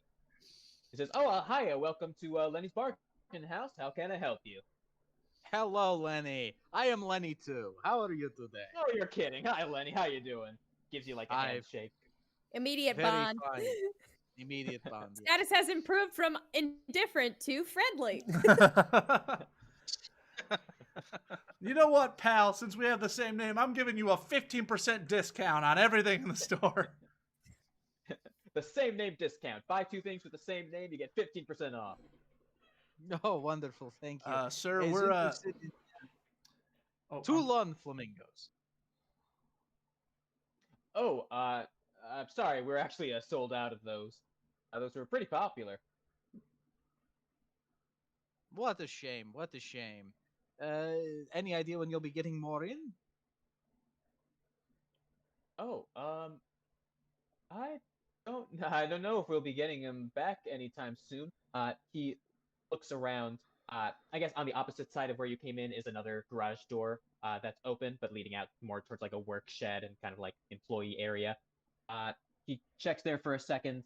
There are a couple men in black suits and sunglasses who look, and they just kind of look over. No. And he's like, "Oh, nope. Sorry. It doesn't look like we're gonna get those back in stock. Sorry about that."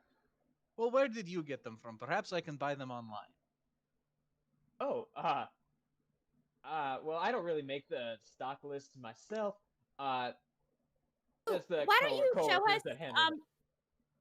Why don't you show us something in that aisle over there? And I point to like a location that's obscured from the people in the garage. Oh, sure, okay.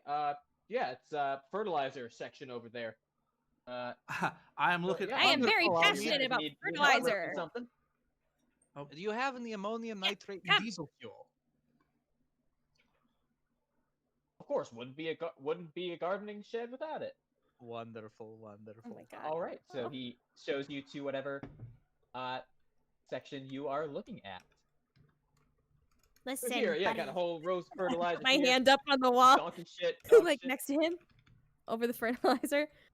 Listen, buddy. We're here for one thing and one thing only. We both know that the big man in the government isn't going to do it for you. So instead, we're going to do it. We're going to solve this flamingo crisis. We're here. It's safe. You're safe. I want to roll a fast talk just to get him to start talking to us about whatever the hell is going on. Okay. 29 under 55. Nice. Yes. Christ, okay, I know people were complaining about the quality of the plastic. I will admit it's not usually up to Lenny's Bargain House standards, but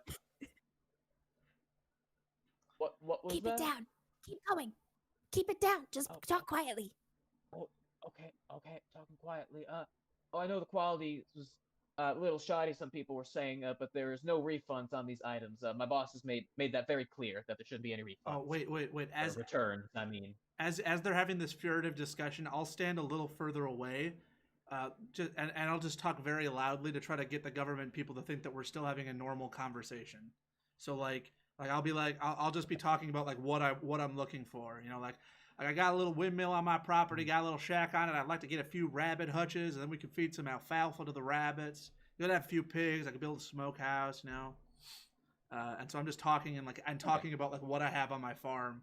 and like asking for advice as you guys are One of them furtively fu- discussing. One of them walks over and slaps you in the face with a paperback copy of Mice and Men. Got a little shack on it and a chicken run. Got a kitchen, orchard, cherries, apples, peaches, cots, nuts. Got a few berries. There's a place for alfalfa and plenty of water to flood it. Yeah. Okay. Anyways, so that's what I stand a little ways off to try to make it seem like we're still having a discussion. So Lenny's bargain hut is not Lenny's bargain hut. Oh, you're also with Norma and Lenny? Yes. No, I run. The building is in my name. I'm just not in charge of all of the like all the comings and goings and all the stock lists and things like that. So what do you do here, Lenny? Oh, I sell the products. I move shit, he says, motioning to the fertilizer.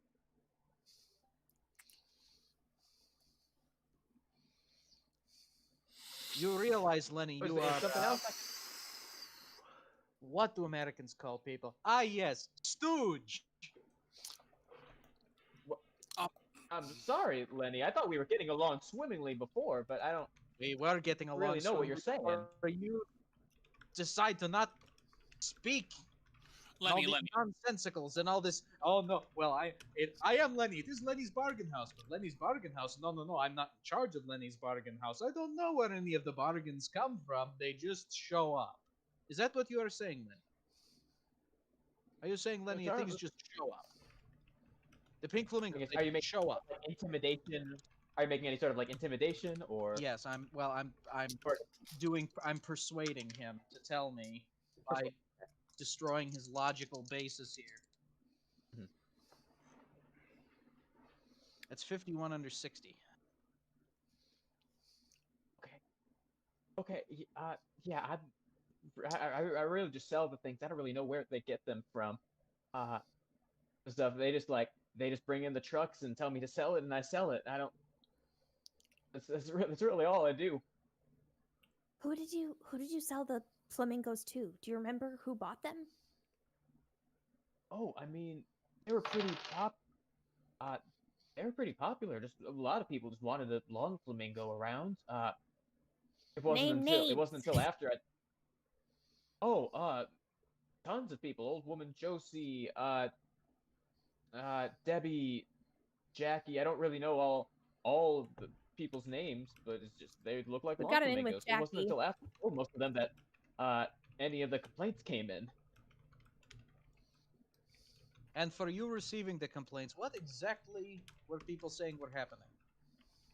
I want your... I gotta go use the bathroom. I'll be back. Sure. Mm-hmm. Okay. Sure, you might have heard it on the news. My boss has told me to deny those claims, but that stuff on the radio is true. People would they touch those flamingos, they would suddenly vanish for a second and come back. Some of them would have aged many years after touching it, almost like just years went by in a second. I don't really know. It didn't happen to me, but I pull out the flyer with the thing about the birds and flamingos and time and shit on the back, and I go, "Does this mean anything to you?" Code name? No. I'm sorry. They don't really show me their info. Looks like secret government work, but I haven't seen that before. I haven't seen the words codename bird or anything. And why is it on the back of your store's flyer? And I flip it back around to show the Lenny thing. I guess you can make. Is there insight in this, or something to tell it, or just psychology to see what he's thinking, or if you're doing an intimidate or persuade? The only thing I'm really good at is fast talking.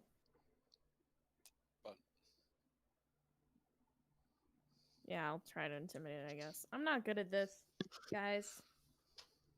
So if the doc wants to help or do something, that would be greatly appreciated. Again, this is the difference in this character. I don't have psychology, and I don't have intimidate or anything. I don't have anything in any of those. 34.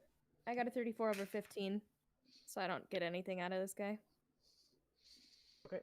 But no, I'm honest. I have not seen that before. The flyers I hand out don't have anything on the back. There's probably like a stack on the counter. So he goes back to the counter, grabs like a couple of the old flyers. Like there's nothing on the back of these. I really honestly haven't seen that before. I think at that point when he I got goes my to the counter, Yeah. I think what now that he's happens? gone to the counter, the couple of the men in like black suits and sunglasses probably peer around and just kind of look at Lenny, and Lenny looks at them and like almost like immediate sweats a little bit. But yeah, if there's any shears, if you need any fertilizer or gardening, you said you had. Do you sell seeds here that aren't invisible? Oh yeah, we have a variety of seeds. Leads you to another kind of far off section of the warehouse and tells you about the seeds. They're all like normal seeds. Okay. Now, are you whispering? Which Lenny are you whispering to? Lenny. Dr. The Lenny one or that's just Lenny? like my friend. Oh, sorry, Dr. I'm not Lenny. here. I'm not here. Okay.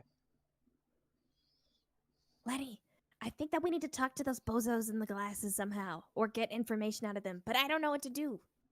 I'm not good with secret governments. I try to avoid them. I have idea. Throw me in there. I put down my secret Soviet government sunglasses in my plain gray suit, and I walk over kind of to the door where they're standing, and I just stare at them through my sunglasses. I just stare at them. Okay. Is this? They look at you. Is it intimidation, or are you just looking at them? They're standing there in their sunglasses and their generic government suits. I'm standing here in my sunglasses and my generic government suit, and I'm just gonna stare. I'm just gonna stare at them. Nothing else. Just stare. It might be fun to persuade. Watch them. All right, you lock eyes with them. You stand there for a moment. They look at each other. They look back at you. Give a nod, as if they think you are part of, as if you are part of them. Just give you an acknowledging nod. You're here working too, and then they go about their business. They see Lenny's helping customer grab some seeds, so they just go back. If you peer behind, there's like another van, kind of in the back. So they go inside the van and they're just sitting there looking over some files. I believe I have persuaded them that I am one of them, or at least from adjacent, not a government agency. Now, I'm looking at seeds, so I can't really help. I'm making sure that Lenny doesn't get in trouble, not Dr. Lenny. Yeah, you're distracting Lenny. Yeah. Now, in spirit of not being part of government agency, we go and we speak to them and we tell them we are not part of any government agency, just as they are, and we will see if we can get from them any additional information that would not be useful to someone not from any particular government agency. I'll let you do the talking. Very good. I don't think I can even go over there. They know who I am. They've been trying to pin down old Norma for at least 5 months now. You'll never take me alive. Okay. So Duncan, Adam is talking to Lenny while the doctor is going to talk to a couple of the government agents who think that he is either part of them or from some other secret government or not a government agency. Not a government agency. I will be right back. So I walk up to the van and I say to them, "Good afternoon, gentlemen. Am I to presume that afternoon? Am I to presume that you are also not from any secret government agency?" Oh yeah, of course not. You can read that right on the side of the van. Of course. I have the magnetic sign for my car that says same thing. Of course, not part of any secret government agency. We all share a laugh. We all laugh. I guess roll persuasion for that. I don't know if I can give advantage since they already kind of assumed you were government type. So I don't know if you can. I'll do D&D 5e advantage. You can roll twice and take the better result. Or if that's, I can't see what that is. But it's a 1. Oh right, they don't just think you're part of like another like government agency. Like they think you're their boss or something. Oh yeah, no, I imagine you're definitely not in charge of of that government agency, right? Huh? Oh, certainly not. No, no, no, no. But just for sake of argument, of course, if someone in that position was to ask you for update on situation regarding the collection and congregation of the flamingos, what sort of status report would you give? Oh, right. Well, we're trying to confiscate, or get rid of those. Lenny did successfully sell all of them, although people are starting to catch wise as to their time-bending effects. The second one says, I think I heard on the radio that the Ericas were bringing them to Carlos. I don't know how many they have or what they're able to find. But they're not able to pin that on us. This is all on Lenny. Of course. We are working at higher levels as far as rounding up the ones which have been stored at the laboratory. But okay. And how are the investigations going into the man in the tan jacket and the deerskin suitcase? See. I know that's right. I know Sheriff has been working on that. I don't think he's made any progress on that yet. No one here is able to recognize. No one here is still able to recognize him or remember anything about the conversations. I believe the sheriff said he came here a few months ago, 6 months ago, something around there. But we still haven't made any leeway on that. Is as much as I've heard from other places. Trying to think of what else I want to ask them. Yeah, they say. I guess while you're thinking, they'll say. But yes, we have gotten rid of all of the flamingos. They are out of our hands. So as far as things are concerned, we have done our job. Mission success. It is all Lenny. It's all on Lenny now. And should they come after Lenny? Oh, we got the next Lenny right here. Second one waves. He pulls out a second name tag that says Lenny on and puts it back in his pocket. I'll be covering as the new storekeep in case when Lenny gets thrown in the slammer. Of course. Well, gentlemen, you keep doing yourselves a very good job here.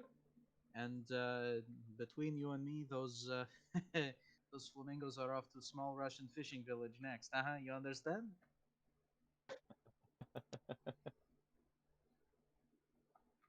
Oh yeah, of course, sir. Thank you, sir. Okay, so I walk off and go back into the...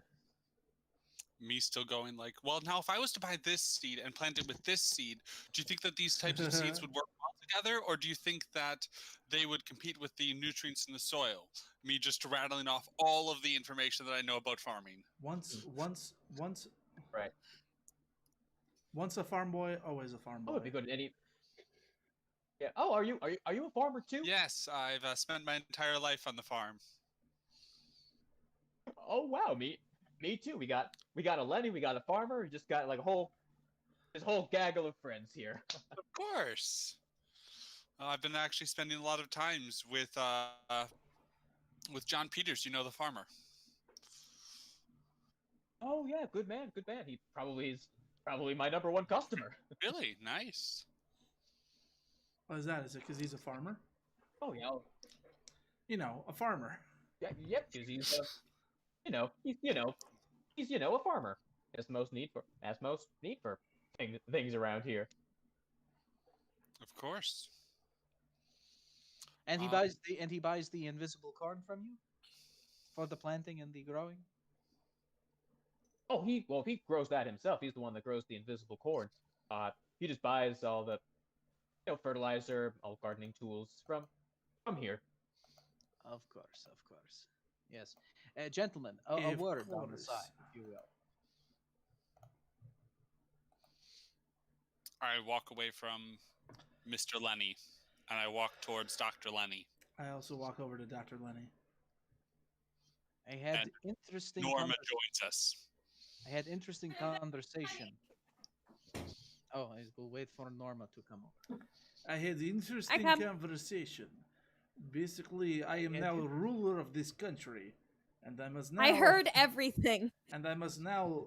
I'm surprised you didn't say allegedly as many times as you could have thrown in there during that conversation. Allegedly. Reportedly. Allegedly. Now, if I was to hypothetically say, so the Lenny is just the most recent Lenny. Lenny is construct. Lenny is not real person. Don't worry about Lenny. Apparently, is government agency over here who brings in strange things and tells Lenny in charge to sell them to people, including these flamingos. And somebody knew about their time-altering properties before they were sold. Told Lenny to sell them to people. Huh. So perhaps there was some method of activation after they were sold. Unknown. We're currently in the process of rounding them up, so I suggest if we're going to get our hands on any of them, we should go to the lab and see if we can get some from, what's his name? Carlos. Perfect teeth. With his perfect teeth and his perfect hair and his perfect skin. Yes, and the science experiments. Yes, the science experiments. Yeah, we know. All right, so if we've discovered all the information we need to gather here, then I suggest we skedaddly doodly out of here. My stump's starting to get that weird feeling. Like the arm is still there? No, like you know how old people always say, like, I feel like syndrome. I feel, you know how old people sometimes say, like, I feel like it's gonna rain. I'm getting this bad feeling. I think we should get out of here. Or maybe that's just the painkillers wearing off. Honestly, I couldn't tell you. Does this store have candy at the register? Yeah, probably a little something. What? Only Mounds bars. Only mounds. You don't know what the mounds are of, but they're mounds. I'm good. Okay. Okay, let's go and drive to Carlos. All right. Yeah, all right. You go on the way to Carlos. You know where it is. You've been there before in the science district. You go inside. It is pretty busy. Again, doctors and scientists are going back and forth with clipboards. Beakers are bubbling over, which shouldn't happen. It's like unmonitored, but it's like beakers are bubbling over. Some are like pouring mixtures back and forth. All sorts of things written on the chalkboard. And in the near all the rows of machines that you saw before is Carlos. He is surrounded by a couple of 10-foot tall beings with wings who are probably named Erica. And there is a flamingo there. He's using that machine when he hooked Adam up and that magic piece of paper in his hand. That hasn't really come up this session. That magic piece of he like had the machine that kind of told like what it's made out of, what the properties are, things like that. He has that flamingo hooked up to this machine, and it looks like it is in there like he's like furiously like taking down notes on this flamingo. But he looks up and notices you. Oh hi, Dr. Lenny. Adam, BK, Norma. How can I help? Well, naturally, we are as interested in the flamingos as anyone. He does a double take. He's like, "Oh, BK, are you okay?" And Lenny, you too. What happened? Librarians. Librarians. Let's just say that our investigation has taken some rather negative turns, but we need to speak to you about other matters. The arm can wait. Well, it's gone, so it's nothing more to be said. Nonsense! You know all the stuff that goes on around here. Perhaps they've gotten farther with stem cells than even I have.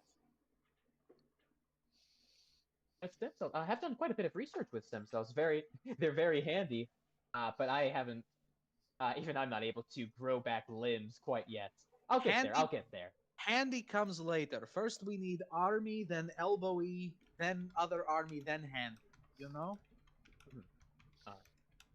Oh, I thought that was funny. You all suck. I'm sure that would cost you an arm and a leg. Oh, sorry. That was probably insensitive. Sorry. Sorry, DK. Yeah, other matters? What did you want to talk about?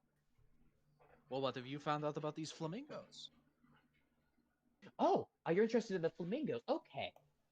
So from what people were saying, if you heard on the news, it looks like people were touching them. Usually, it seems like exposed skin was the trigger for the instance of the things that happened. Like they would appear back, it seems like they have aged rapidly, or some weird time effects have happened with them. But what I found, I haven't touched it, obviously. Erica's made sure to wear gloves and when they were gathering them for me. I think it's not a matter of the flamingos causing a weird time disruption. Do you know how time is weird here at Night Vale, right? Of course. Yeah, Not we've noticed. Experiencing it Okay. firsthand, yes. And last time I think I showed you my watch, how it just looks like a picture of a crow. Mhm. Yeah, I think you've showed us that last time. Okay. Well, take a look at this.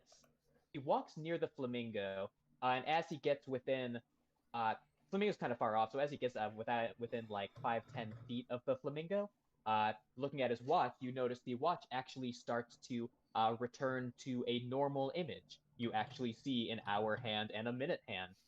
I don't think the flamingo is causing a time disruption. I think these flamingos are counteracting the time disruptions of Night Vale. Ah, so what you're saying So I is think that that- it's changing the time to normal time. Right, it's making it normal. And that's why, for the Night Vale citizens, when time has affected them in such a strange way, this sudden snap to normalcy as they touch it is causing some devastating effects. So That's you would my like current one of hypothesis us- anyway. So you'd like one of us to touch it because we have only been in here for a few days. Right, well, I don't know if it's been a few days. I still wouldn't touch it with your bare skin if I were you. I Norma- certainly haven't myself, and neither have the Norma is Ericas. actually in canon, like eating popcorn or something and just staring at everything that's Like, happening What- with what- wide, the- interested eyes. The scientist who So, brought like- pizza last time brought Norma some popcorn. Oh yeah, Greg. Oh yeah, here's some popcorn. Any of you want some popcorn? I'm Found fine. the house. thank you. No science, just magic. Okay. Right, goes Oh, away. good. No science, just magic. Even better. Oh. Who knows how Well- popcorn? Like scientists don't even know how popcorn works. Like that's beyond science. Yeah, Carlos says. So I think that's what's going on. This is counteracting the strange time effects of Night Vale. I think that is what these flamingos are actually doing. Hang on. I want to take the thing from the King City box that was blurred, that address, or find whatever thing that address was written on. I'm assuming it's an address because I saw it on an envelope. Oh. And I I put want to bring everything it in my towards the backpack, flamingo. so just I open my backpack and I take it out for you. Like while she's munching on popcorn with one hand, she goes up and tries to like walk closer to the flamingo with this object and sees if it changes anything. The popcorn's invisible, right? Yeah. Because the corn's Oh yeah, invisible, popcorn is invisible. yeah. unless the scientist, Yeah. unless the scientist's magic microwave re-added color to it and is a science experiment. Well, you can't see the popcorn, but you can see the butter. All right. So what happens when Ah. she brings the address Oh, yeah. near to the flamingo?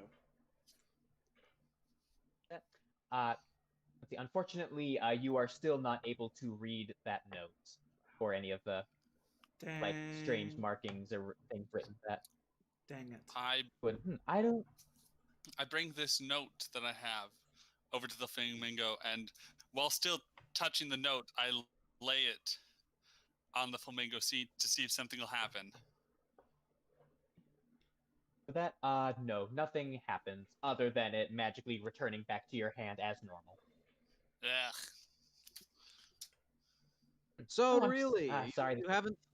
you haven't thought it at all appropriate to just have someone touch it just to see what happens, to see for yourself with your own eyes.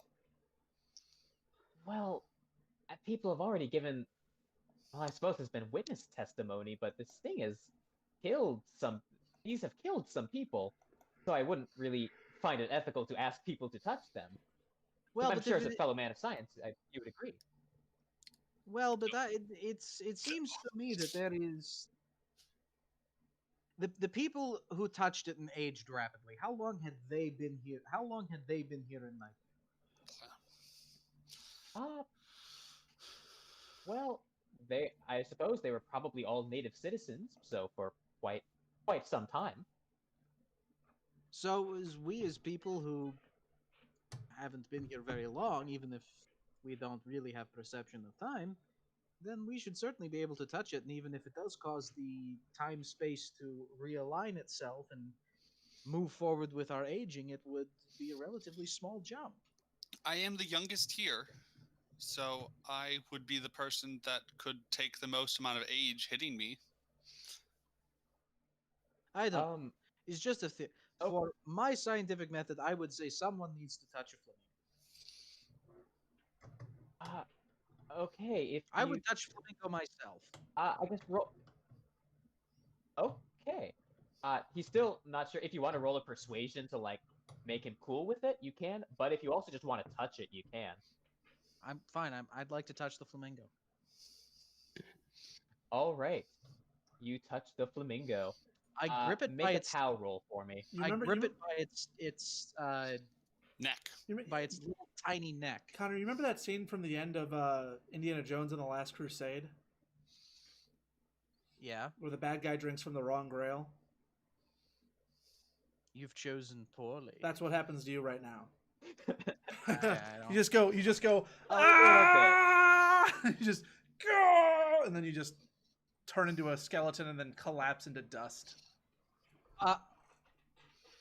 And hope it's good. I can't see it, Connor. We can't see it. A critical 0. one. You rolled a critical 1. No. It's 11. It's a 1. Connor, what the fuck? Again. How? Again. I don't know. How's more like how? He's using weighted dice, guys. Don't believe These Connor. are the same orange dice that I have been using for years that have failed to roll for me. They were just waiting for this very day. Wow. I Okay. guess. You succeed your power roll, so you have surprising You mental. critically surprising touched mental that flamingo. fortitude. Oh yeah, you resistance. critically touched that flamingo. You critically touch that flamingo. So you are surprisingly resilient to the strangeness you are about to undergo. So, like the other witness accounts, you do disappear. For the outside, for everyone else in the room, you're just gone for a second. But for you, you are pretty much gone for a lifetime's worth. You see your existence from as soon as you had a memory, from even before you had a memory, to when you were just a newborn, living all of these moments of your life from childhood to deciding to become a scientist, to leaving to come to America, to the present day, to beyond the present day, to when you are old and when your ribs have fully recovered, to other injuries you have gotten in your life, and then back all the way up to pretty much the end of life. It seems like you can live a pretty long life if it all goes, if things go according to plan. But speaking of plans, you do see other moments start to fragment from your thoughts. Decisions you made. You thought, what should I have for breakfast this morning? You decided on cereal, but you see the memory of yourself as if you had chosen oatmeal instead. You see these thoughts sort of fragment off in alternate realities as all of these thoughts of what could have been come crashing into you in one single moment. And then you appear back in the present day. Make a sanity roll. He basically does that with thing. Even with a 1 on power?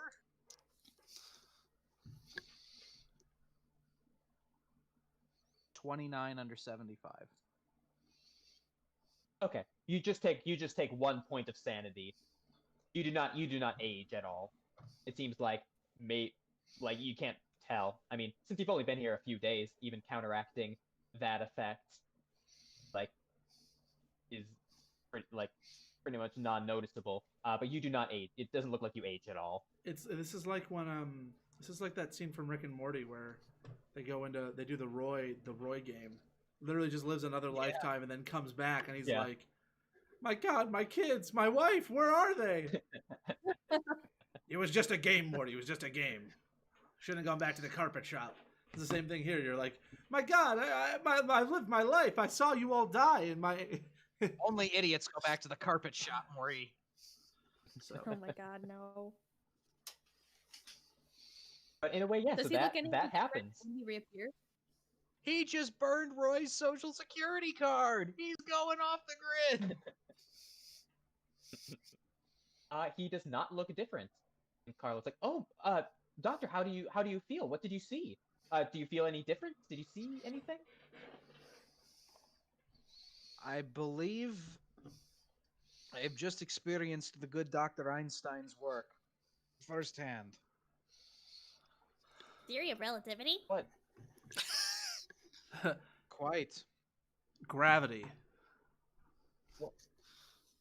I have just seen my entire life flash before my eyes, as well as every life I could have lived, branching off from every decision I have ever made in my life. And I'll take some popcorn. So just a regular Tuesday, huh? Yeah, Greg. It was like, "Oh, here you go." Gives Thank you some you, Greg. popcorn. Wow, fascinating. Carlos is just furiously scribbling all of that down. Okay, so you saw. Okay, so fragments of your life. Okay, so that does match with what other people saw. What is interesting. So it seems like touching the flamingo does result in similar effects to what other people have gone through. Only those people, right, are native Night Vale citizens who have aged rapidly, and several of which died instantly. It looks like you were pretty much unscathed. You look the same. And maybe that's because you're an outsider. Okay, that's Perhaps. interesting. I know. Does your character have a watch? Yes, he does. He has a very nice watch. Yes. Okay. You notice good any of you Say walk. any of you Yes, outsiders or anyone with a watch would notice if you're within like 5-10 feet of the flamingo that the watch is acting normally, or if you have a cell phone that your cell phone time is working normally when you are close to it. It says, okay. Carlos says, okay, right. So if you are close, like within 10 feet of it, it seems like it kind of has that ambient property of restoring, of normalizing time. It's only when you directly touch it. Seems like that note was fine. Maybe it's just organic material, organic or organisms or living beings that touch it, that experience what Dr. Lenny here has experienced. So you're saying that this flamingo breaks down the dimensional holes in Night Vale? Commemorative Stalin watch. I'm thinking if you were to attach this flamingo to a vehicle, or if you were to put it in a vehicle, would it be able to stabilize the vehicle enough to escape out of Night Vale? Oh, I wonder if that's a possibility. It seems like that works with. Right, it's only the non-organic material touching it that has that effect, but it seems like it does. Right, because touching it, organisms, no, objects, okay, you can touch it, nothing happens. But that's only for touching it. Like, looking at my watch, it seems like, yes, its ambient properties surrounding the flamingo does work to restore objects to normalcy as well, or to save them from time. How we get out of Night Vale. So, this is how we find King City. Flamingos. yes. Okay, if you want to, I would just be careful, but if you want to borrow one of the flamingos and see if you are able to leave town, then I suppose I would let you borrow one. Throw it in the backpack. Yes, please. Do you have rubber gloves? I've got my note that I can't get rid of. I keep forgetting that Adam has like a note taped to to like his palm at all times. Yeah, it hasn't come up at all this session. It's there. It's been there for so long that he doesn't realize it's there, and it's not like floating in the middle of his face or something. To me, I folded it up so that way, like I folded it so much, and it's just sitting most of the time between like these two fingers, so I don't really have to think about it. And I haven't had to write anything. Right. Yeah, and Erica Well, puts I on say some rubber let's- gloves and help carry it Let's to put wherever it in you the want trunk. to put it. Throw it in the bag. Let us put it in the trunk and let us go. Actually, let's put it on the top. Okay. Let's tie it to the roof. I don't want to do that because I don't want it to fall off. It's the flamingo mobile. Just Let's lash it. Let's lash it to the hood ornament. Yeah, let's put it on the hood. I was actually thinking of just could you just cut off the head? Could you just cut off the head of the flamingo and just carry around a head? we don't know if damaging it will ruin its properties. Yeah. I would be nervous about doing that. I mean, they have I extras. don't know if cutting the head off is really the best option here. It could potentially damage whatever properties these flamingos have that allow them to have these time, space, and reality bending properties. Have you noticed anything that happens when you put multiple of them together, Carlos? Multiple together? They honestly no, they are. Have you made the flamingos kiss? I have not made the flamingos kiss. Oh, wait, I only have one hand. They are. Honey. They are stored. Well, my storage locker isn't too big. They are stored pretty close to each other. Erica, how many of them are there? Like around. They've gathered around 10 so far. So there's 10 of them in a storage locker over there, and seems like nothing has happened. I do not know if I trust this. Well, let's see what happens with one. We'll take one in the car and see what happens if we It drive should, towards the outskirts of town. yeah, it shouldn't take us too long to get to the outskirts of town, so I don't think it would be too much of an issue to just give this little test, see what happens. I mean, if it works, it works, and all of a sudden we're on our way out of here. But if it doesn't work, it's all right. I borrow rubber gloves from Carlos, and I if they bring a flamingo out, I very carefully handle it and look to the others and say, "I'm used to handling dangerous cargo." United States That Postal would Service. probably get you a whole carton of rubber gloves. United States Postal Service Thank coming you. through once again. Oh yeah, of course, rubber gloves, complimentary for any science visit. Norma, you've been. Erica puts the flamingo in your trunk, and Carlos goes, "All right. I hope this works and that you're able to return home safely. Right. I suppose if it does work, you would need to keep the flamingo with you, since you wouldn't be able to return it. But yeah, if you don't return it, I'm going to trust you and assume that that means you've gotten to where you need to go, and just make sure no one outside Night Vale knows about anything. Okay." Thank you, Perfect Teeth. Thank you, Large, not Angel Lady. Thank you very much. Thank you very much, Carlos. It's been very helpful. Everything you've done for us. Carlos. Yeah.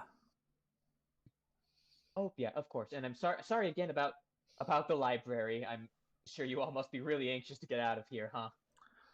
Well, it was a very Well, enlightening I'm experience. I'm a citizen, and I technically live here, so I was whatever we do, I do need to get Right, back. of And course. we do need to rescue someone's child. I mean, my character's liking this place, so like he might come back with Norma. Let's not forget the plot here. I mean, the flamingos and the King City, but let's not forget that we're trying to save a child. No, I thought our goal was just to get shape-shifting out wonder. of I'm town. just kidding. I just thought it was funny that it was like Emily brought up the kid, and I'm like, oh yeah, that's right. He's part of this too. All right, yeah. He's the whole point. Everything's connected. Everything's. Oh, Norma, if you're able to bring back the flamingo, that would be great. If that's possible. Yep. Let me know if he gives you his cell phone number. If he didn't already, I forget if he gave it to you or not. But yes, call me if you need anything. Will do, Carlos. Thank you so much. Okay. You've been a So great are help the to four us. of you doing anything else before trying to drive out of Night Vale? Let's do it to it. I honestly think we're just going to try to do it right away. I think that's our main objective, is to test if it works. Personally, I don't think this is going to work, but if it does, we got a whole world ahead of us. I'm just going to be reading the mud womb in the back. Okay. So as we get back into the so car, the- does the clock in the dashboard start ticking again? It does. It looks like the clock is functional. Huh. Good news. Promising Looking signs. pretty good. Hey, Putting the oh. flamingo's in the trunk, right? We're probably Yes. putting it somewhere Right. where we're still within the radius of its effect, but it's not able to touch anything. Yeah. Yes. I thought you said that it I had think it's like a 10-foot radius. yeah. So a car's not much Thereabouts, bigger yeah. than. It covers the car. When we turn on the I turn on the radio. Does the radio play Night Vale music still? Or does it still play the Night Vale channels, or has it like changed to play American radio stations? Let's see. It is probably default set to Night Vale, but I think you would be able to like actually change the radio channel and My hear God! hear other actual radio channels. Oh my God! We Britney switched this. Spears. Oh my God! I'm so glad I'm finally able to hear her voice again. I wonder what Jay-Z and Kim Kardashian are up to. All right, We switch it to the old radio station. Norma, who has no clue what this is, has to take sanity. Just completely mind blown that there's other radio stations out there. I'm willing. I'm ready. I'm we, willing. We go into the real world, and Norma just has to take Sure, sanity roll every time she sanity. sees something weird. Like, no, Cecil's broadcast is the only broadcast. That and the stomach one and the static. Bye, Ian. Thanks for watching. I rolled a 90. All right. So instead of 1, you'll take a D2 of sanity. That's a 1. You take 1 point of sanity. It's a as D100 of sanity. tones that cannot compare to Cecil's baritone dulcet voice emanates from the Nonsense. radio. You take a D100 of sanity. Oh my God. You do take a D100 of sanity. He's just still rolled 1, so you still only take 1 I haven't- damage. I haven't used this stat yet, but guys, I honest to fucking God rolled a 90 for my luck. So I've got a lot of luck to burn, and I could have literally used that to I don't think make this- my sanity. Yeah, that's true. That's true. I think this would not because luck doesn't regenerate very quickly at all. It's the slowest regenerating. It doesn't regenerate at all. It's a finite because it could- resource. Well, it's at the end of adventures.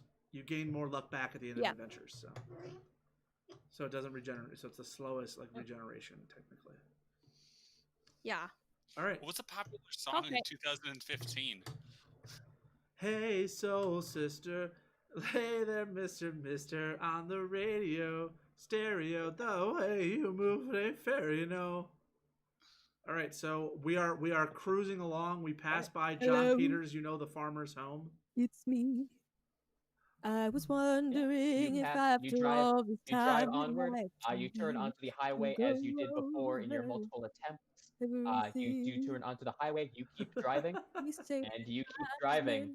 You keep driving onward, and it does not look like you are looping back around. It seems like you've driven out much farther, and like a longer amount of time has passed since looping back. So it seems like you are out of Night Vale. I really was not expecting that to work. So this is coming as a big shock to me. Really? They're actually all the groundwork for us to believe that this was a Yeah. viable option. I know, but I just didn't like Duncan Schneider didn't think it would be that easy. Yeah, you just needed a lawn flamingo. Just needed a lawn flamingo. So yes, all that right, is good D&D job, check. guys. We did the adventure. All right. Well, thank you everybody so much for watching. We solved it. We got out of Night Vale. I am actually shocked. I literally turn and I say like I thought they said nobody had ever actually left Night Vale before. So the fact that we just put a flamingo in our trunk. Oh, God. jeez. Duncan, Duncan. I didn't notice my dad. I saw somebody walked into Drake's room, but I didn't realize that it was my dad and he was going to come up and look into the camera. He's still there too. I know where the door is in that room, and he hasn't left. He's just chilling in the corner. No, he left. Oh wait. Oh, you're in. Oh, I see. I thought the door was behind you. No. Gotcha. Can we please go to a library? Like a real library. I really want to show A real Norma library. what a No, it's real like- library so- is and what a librarian is to us, and Like like why locked it's up. so weird. Yeah. I had never expected that we were going to get out through that. That surprised me to no end. Well, I mean, First do we things start? first. When do we start seeing have to road find- signs? I mean, where? We have to find King City. Right, Sorry, Norma. I was saying Norma. something. Sorry. Yeah, sorry. King City. It's in California. You're in the Southwest. They never say what state Night Vale's in. But it is about like a 4 or 5 hour drive.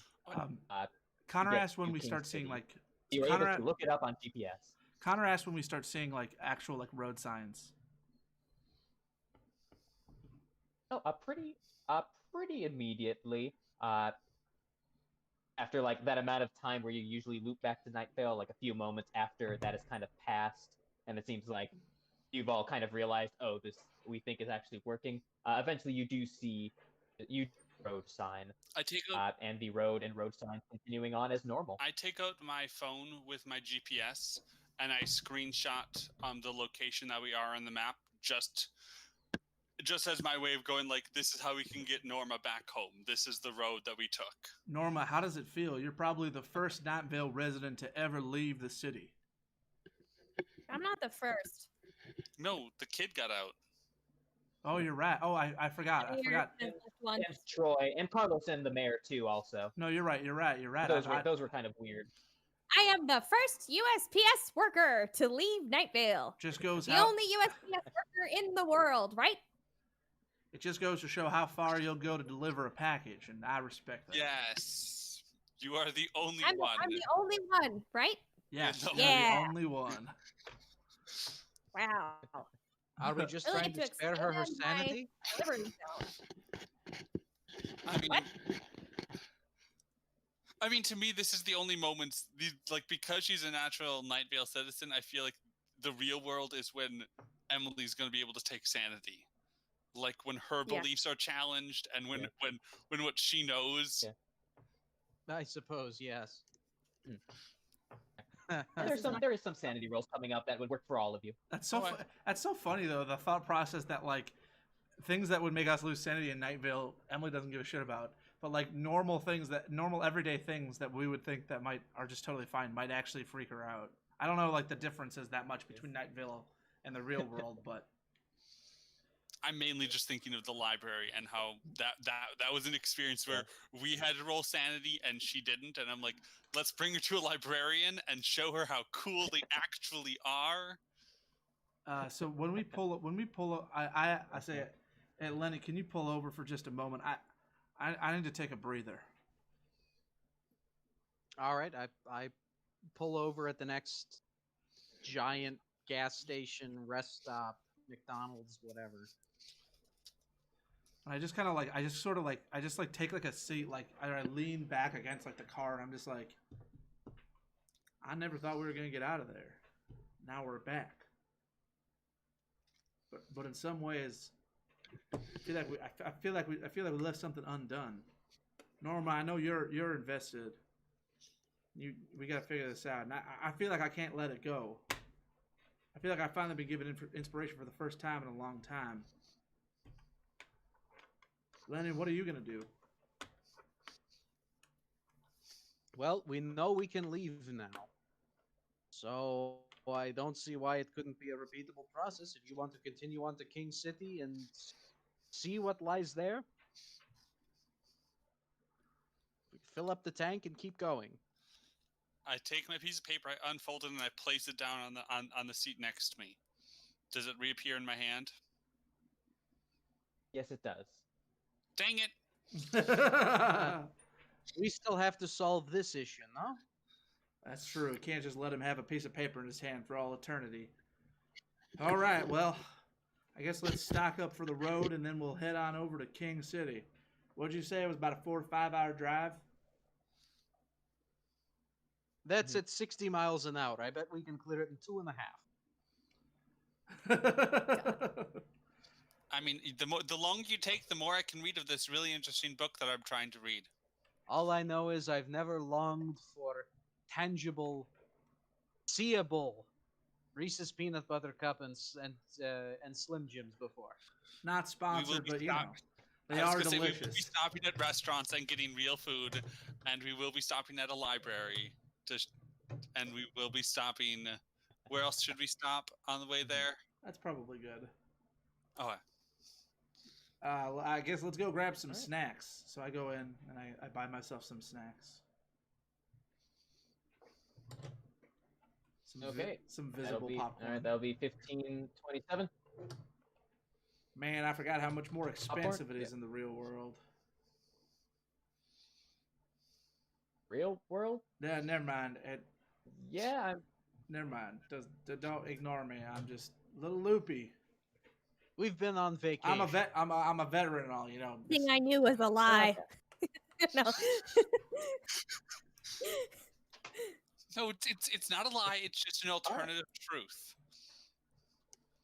It's not a lie if you believe it. Is this what they mean when it's they say alt 2015. rock? Alternative facts aren't a thing yet, okay? What did you Yeah. say, Emily? Is this what they mean when they say alt rock? A fake rock?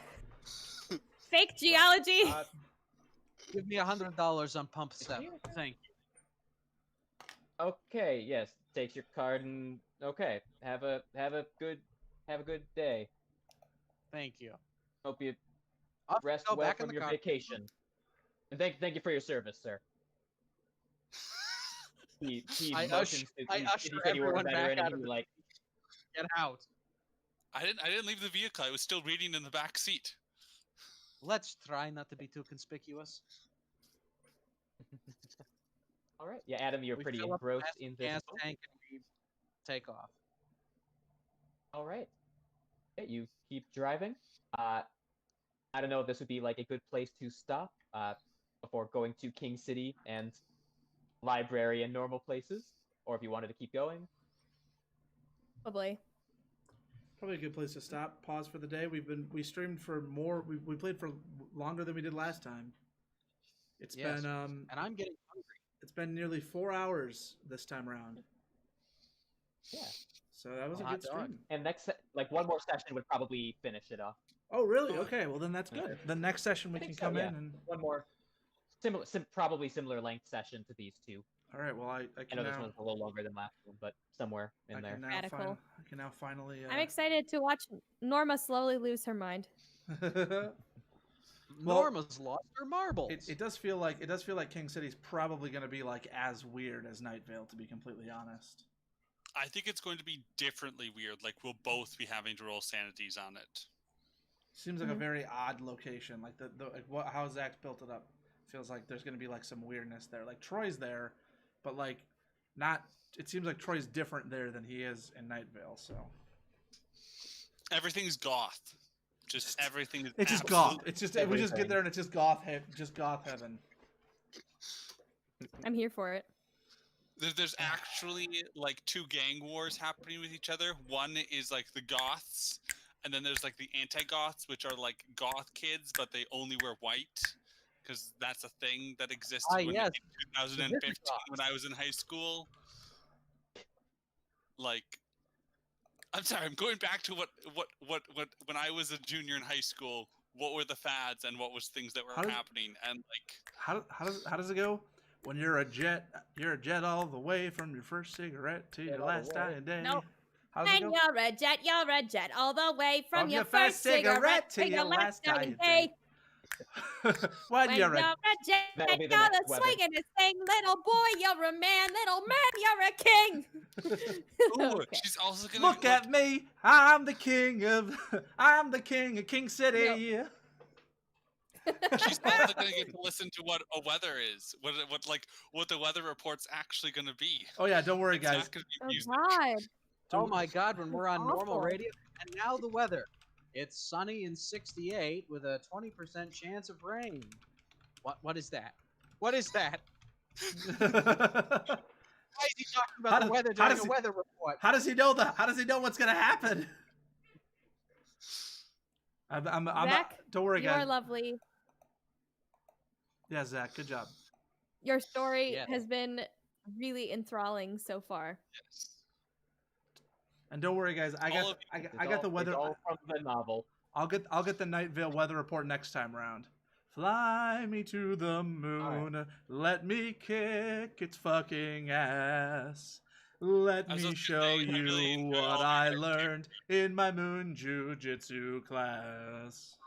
Bum bum bum bum bum bum bum bum, I Mr. just listened to an episode of Night Sandman. Vale from earlier this year where they're like, Happy space sand. travel was created because everyone just wanted to kick the moon. Like, apparently that's the Night Vale, like, story. Like, two aristocrats, like, Amazing. arguing, like, oh, I hate that moon. How- Stupid orb. And then How space does- travel is just so that they can go kick it. Mr. So that is canon in Night Vale, Sandman. apparently. Man me a Yes? sand. Make him the cutest man Cardor Hook hand. Give him 2 sands like Sands and Hanses. Then tell him Sand- that his sands and mans are Hanses. Sandman. Let's just keep going. Sanso a Alright. man. Yeah, it's a great Is song. the You should stream listen to done? it. No, the stream's still going because I haven't done like an outro yet. I just figured we could have like a cool down period of just relaxing, all cool. I do need to eat dinner. I had popcorn as my lunch. Yeah, I haven't I'm actually had hungry. anything to eat today at all, so I gotta go I eat ate something. trail mix for my lunch. Yeah, it's almost 5 Yeah. o'clock or 7 o'clock my time, and I need to get something. Yep. All right. Well, thank you everybody so much for watching. If you're at the end of this video, which I know some of you are, because some of you responded last time. Thank you so much for watching the whole stream or for skimming through it. We're having a lot of fun with this Night Vale stuff. We're having a lot of fun with Call of Cthulhu. This is now our second Call of Cthulhu adventure that we've been doing in the last couple weeks.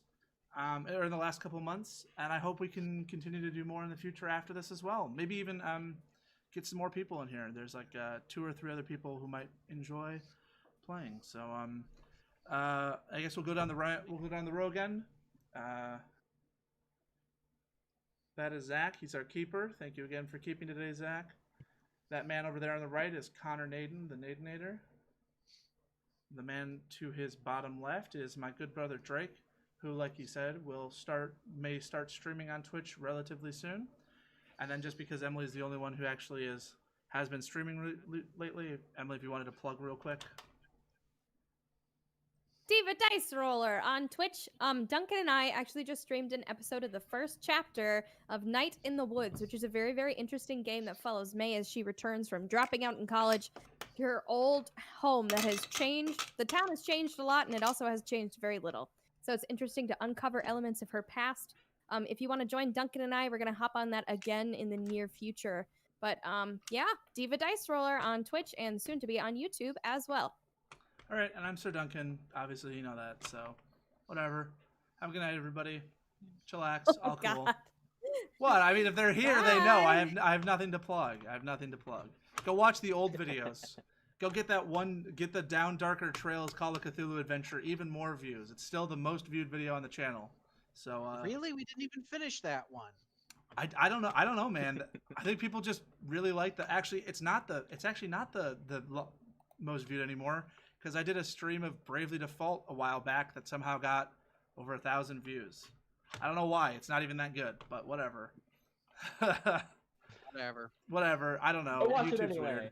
Anyways, have a good night. Thank you.